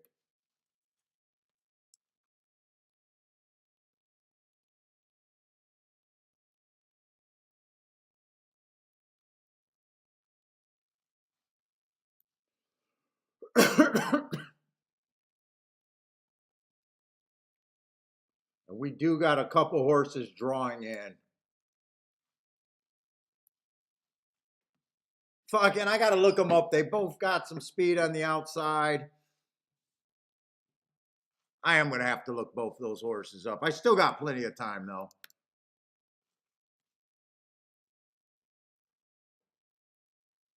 Where are we at? Tampa.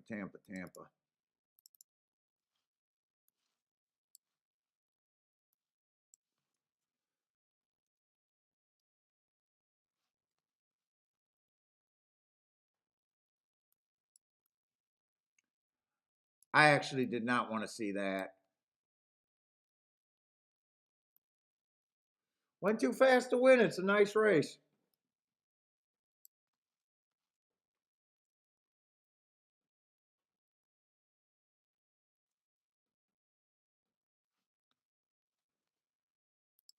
Early pressing day.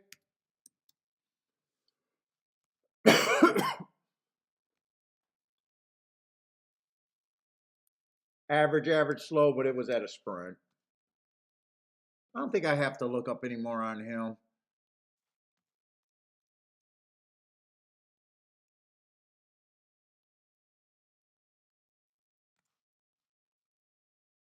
Yeah, stalking closing day, that's what he was.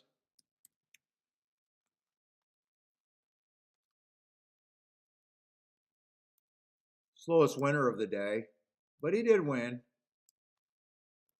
There's a big gap between fastest winner and slowest winner of the day, though, I'm noticing. Let me look up the 12-9 race, too.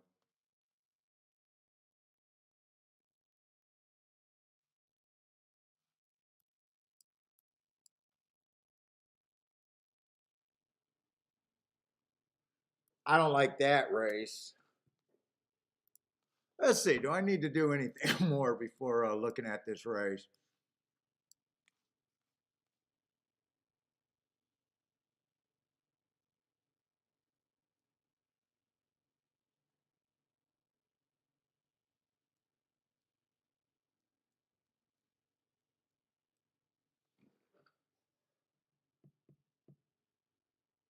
Four got some reals. No, that's the three, not the four. Did I not scratch the four? I went and did the scratches. How am I missing things?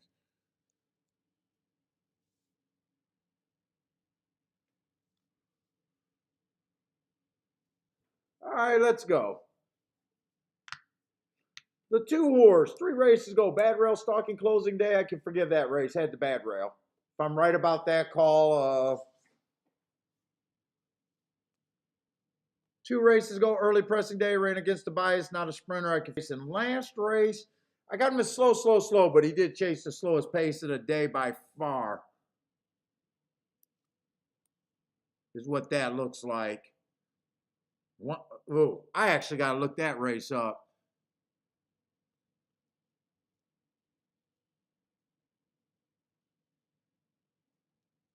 I seen a whole bunch of horses in black type there, so I want to look that race up a little bit closer.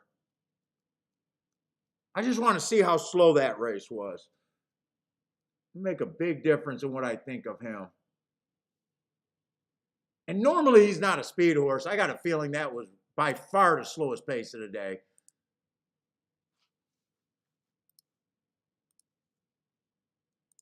Nope.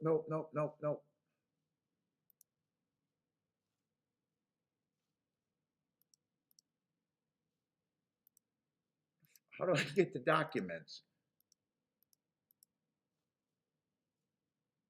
Fuck, I don't know how to get that from there. Let's try it again.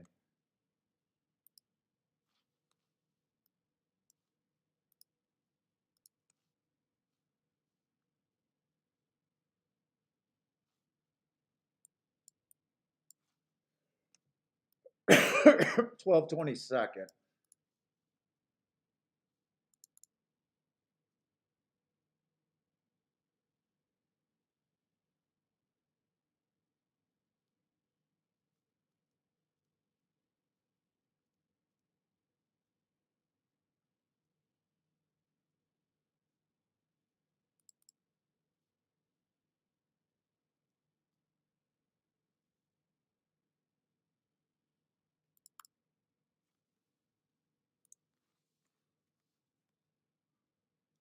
Seventh race.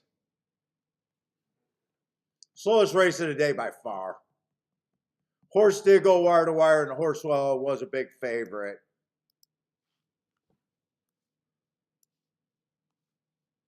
So him on the lead, he was forced to do something he didn't want to do. You can look at that race like there's some upside.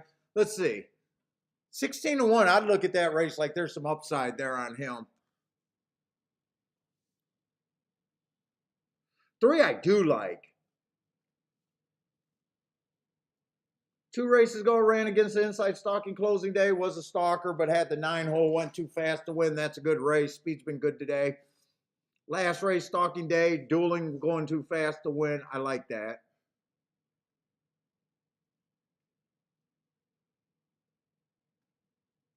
Four horses making a big class drop. Some of those races were at Finger Lakes.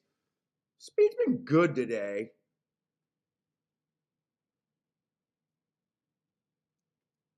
I'm definitely interested in the 2 and the 3 so far.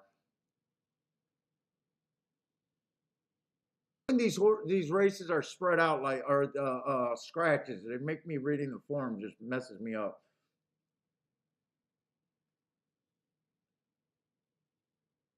Seven ran against the inside day last race. Other than that, coming off the pace, there's a chance. I don't like them, hate them. Let's see. 8 horse does have speed. 4 races ago, ran on a bad rail. I think you can forgive that race. 3 races ago, another bad rail day. Possibly he was on the rail on that 4-hole. I like 2 races ago, stalking day, going fast. This horse got speed that I think you got to worry about. 9 to 5 is what makes it where it's not right for me. 10, just blah. They come off the pace. He ran on, wait a minute, 10 is not blah. 10, I can make an excuse. He ran off that extremely slow pace. He's an off the pace horse. But 3 to 1 is not. I'm more interested in the 2 and the 3 more than anything. 14 got great marks, got speed. 9 to 2 is probably where I think he should be thing.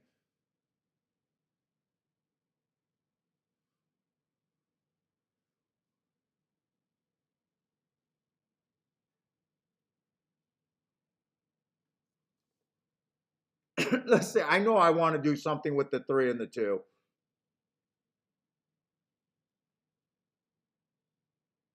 Eight, I just think is overbet.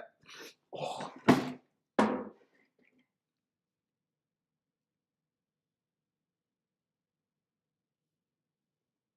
7, I think I'm against the 7. 7. 10, I think has upside, but not at 7 to 2. I don't want anything to do with him other than completing exacta. I'm probably hard on the 11 horse. 14, I'm still a little interested in.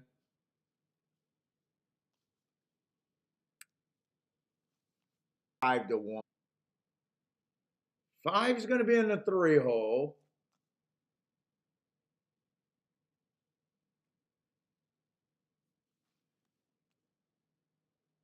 I think 5's still a player with some value. I think this is where I think the betting line where I'm working with is. I got 4 or 5 horses that I think should be about 19%. 8's just overbet. 10's overbet. 14's at exactly where I think he should be priced. 2 and 5 are probably the biggest overlays I can get to.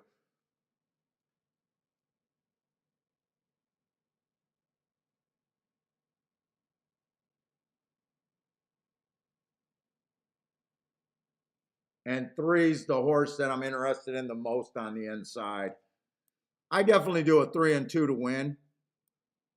Probably play more on the 3 than the 2.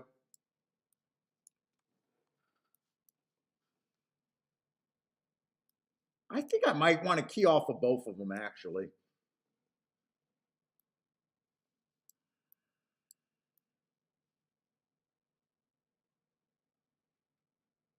I'd have to check the exactas with the 8.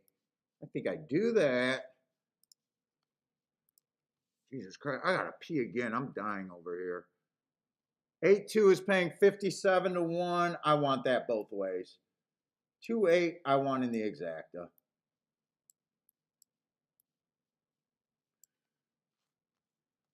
Let's see, 8-3 is paying 15 to 1. I do not want that, but 3-8's paying 22 to 1. If I play that, that one has to be straight.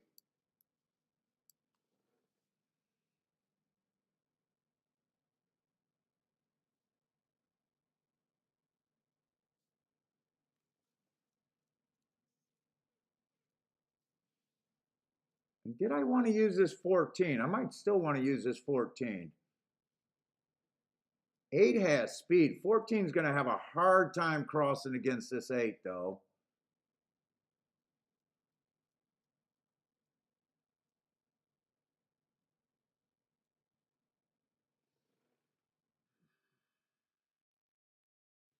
Let's see, what is 14, 3, 48 to 1, and 3, 35 to 1? I think I got to use him also. So 2 and 3 to win. 2 and 3 first and second with that group. 3-8 straight and 2-8 box. I think that's all I'm doing there.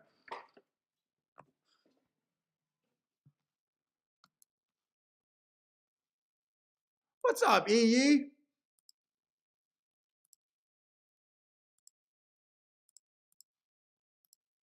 But I mostly, let's see, do I want to play the win tickets more or the exactas more?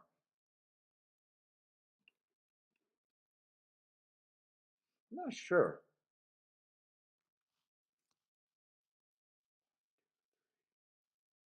This is a $12 base bet. This is a dollar base bet. This would be a $2 base bet. So 12, 13, 14, $15 base bet. I can do I can go after both.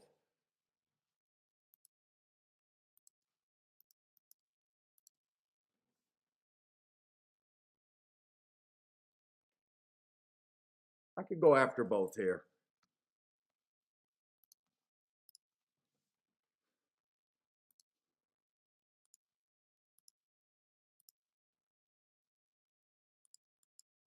Two, three with the 2, 3, 5. So the only horse I'm fading that I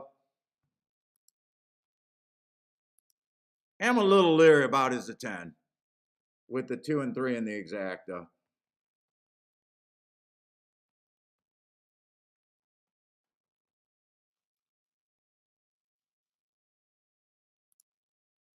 Holy shit, man. I am like,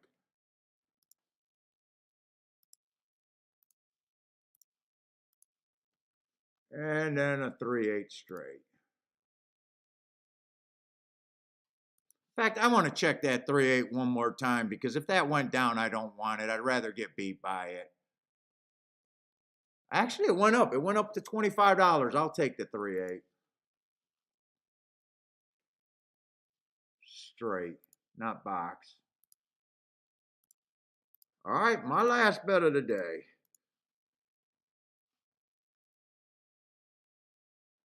Andre, you are so wrong. It's not even funny, but I welcome your opinion, man. Betting on horses requires special tools. Without them, you will never win ever, period. Okay. It's an opinion. Am I using the right tools? Maybe I'm actually using the right tools. I have no clue. Maybe I'm using the right tools. I might be using the right tool and not even know it.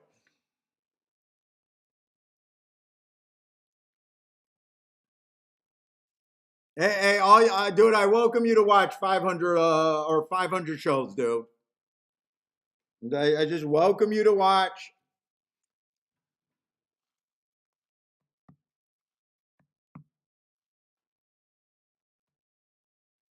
And welcome you to start a YouTube show, by the way. You'll grab a following. I would love to watch your play. I would absolutely love to watch your play. Camera costs $75 in a computer. It's basically free.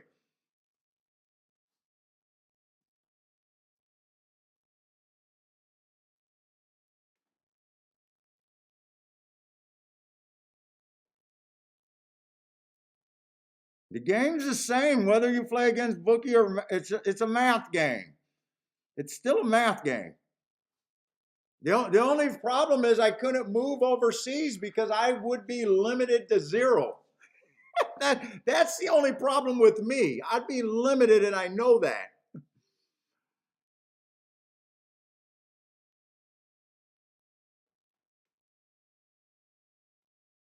I wanted to go to the restroom, and I can't.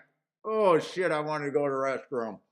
3 and 8 got the lead. No real surprise there. I like where the 5 at. 2, I don't like having to get off the inside, though. Oh, my God, I got to go pee. I can't watch the whole race.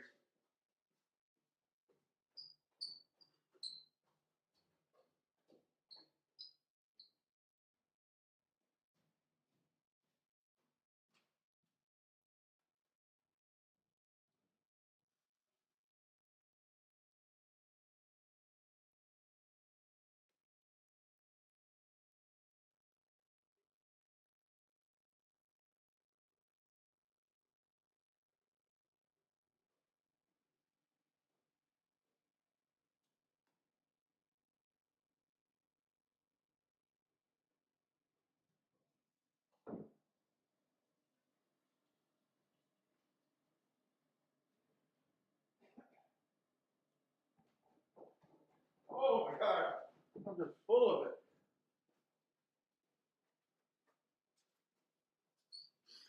Oh.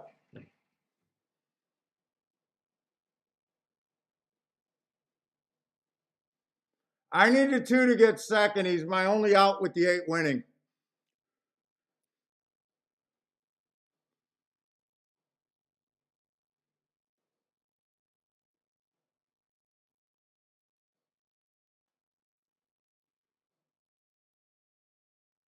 I know it spits out and you'll play him at any odds. I understand.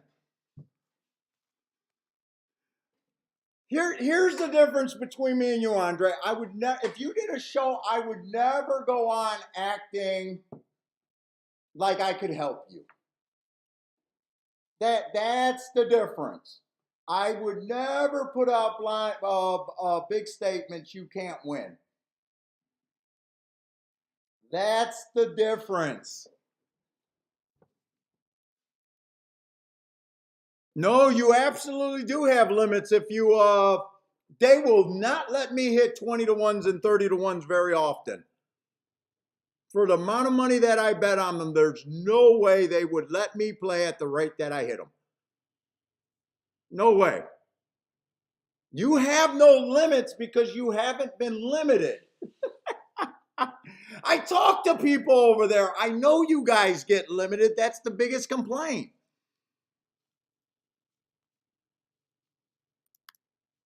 But I tell you what, if you did a show, there's no way I would come on and say, hey, let me help you, especially after a winning ticket.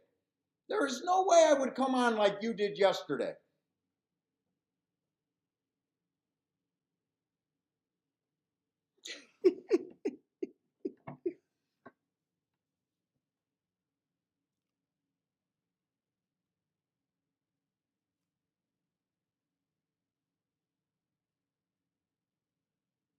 Yes, we're still paid on the par mutual pools. It's a different game, but math still matters.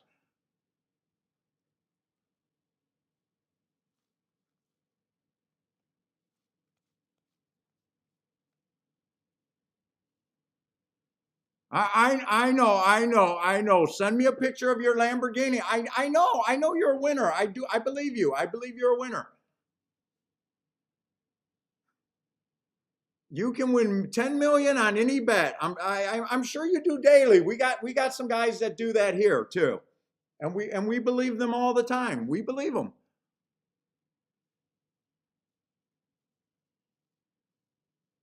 There's a difference about the way you're coming on the show and what we would do on your show. There's definitely a difference there.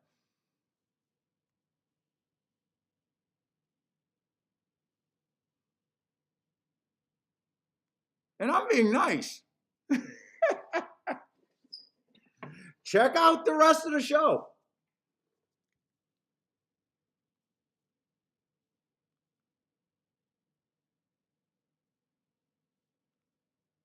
I know you play against a bookie. And I know bookies cut you off and will not let you win indefinitely.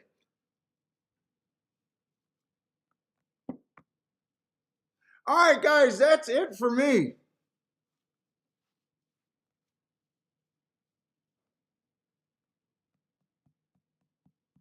That is it for me. Tomorrow definitely going to be Gulfstream. I'm going to talk to Parsons and see if I'm going to do a second track for tomorrow.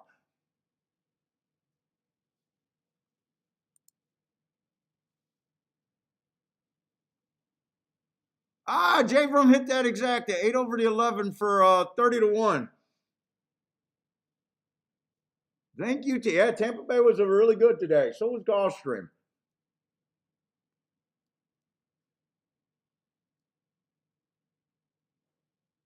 And who was the 11? I did not like the 11 at all there.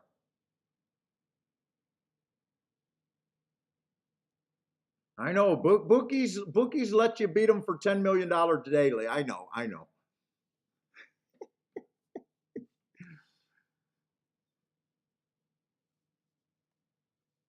But anyways, guys, thanks a lot for hanging out with me today. Another big day, even though we're playing wrong. We're playing wrong, but another big day. Oh my God.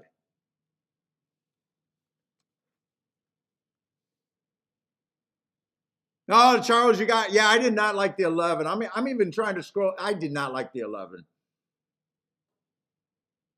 8, I just thought the 8 was over bet, and I didn't think his advantage was that big. And there's, I needed only the 2 to go with him. Yeah, Bluekin's working on his what is that? Your third or fourth Lamborghini to get back by this weekend? I know, I know. It's always the Euro guys. Hey, I just bet the chalk $6,000, and then you look at pools and you're like, oh, okay, I know, I know.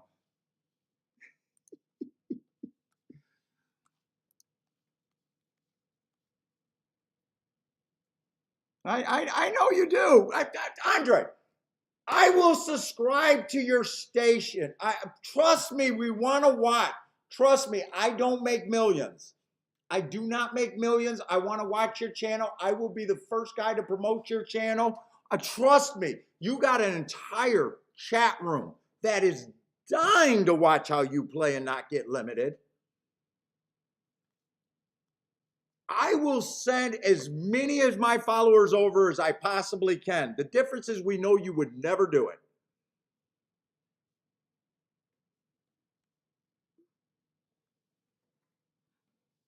But by the way, no, you are 2 for 2 on your win bets and 0 for 1 on your show bets.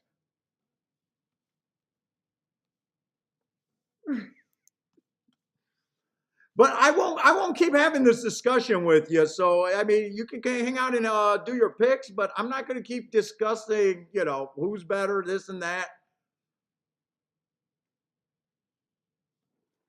Yeah, I'm playing in yens, playing in fuck. I was watching a show yesterday, and the guy kept congratulating a guy on his $6,000 bets and parks show pools, and there was not even $6,000 in the show pool.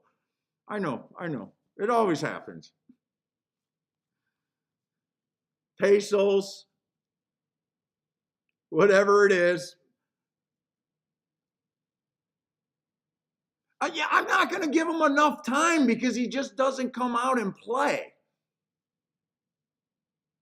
His whole thing is let me help you. I'm this with zero proof. He gave out a 6-5 winner and a 2-1 winner. And he refuses to watch the rest of the show and the tickets that we cashed today.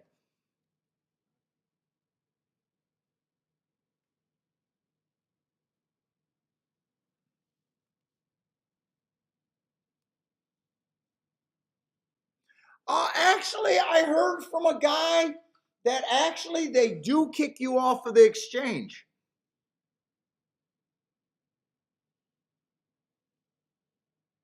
I have heard from inside the pylon who's a very big confirmed bettor who used someone else's account and still got asked to leave the exchange because his advantage was so big.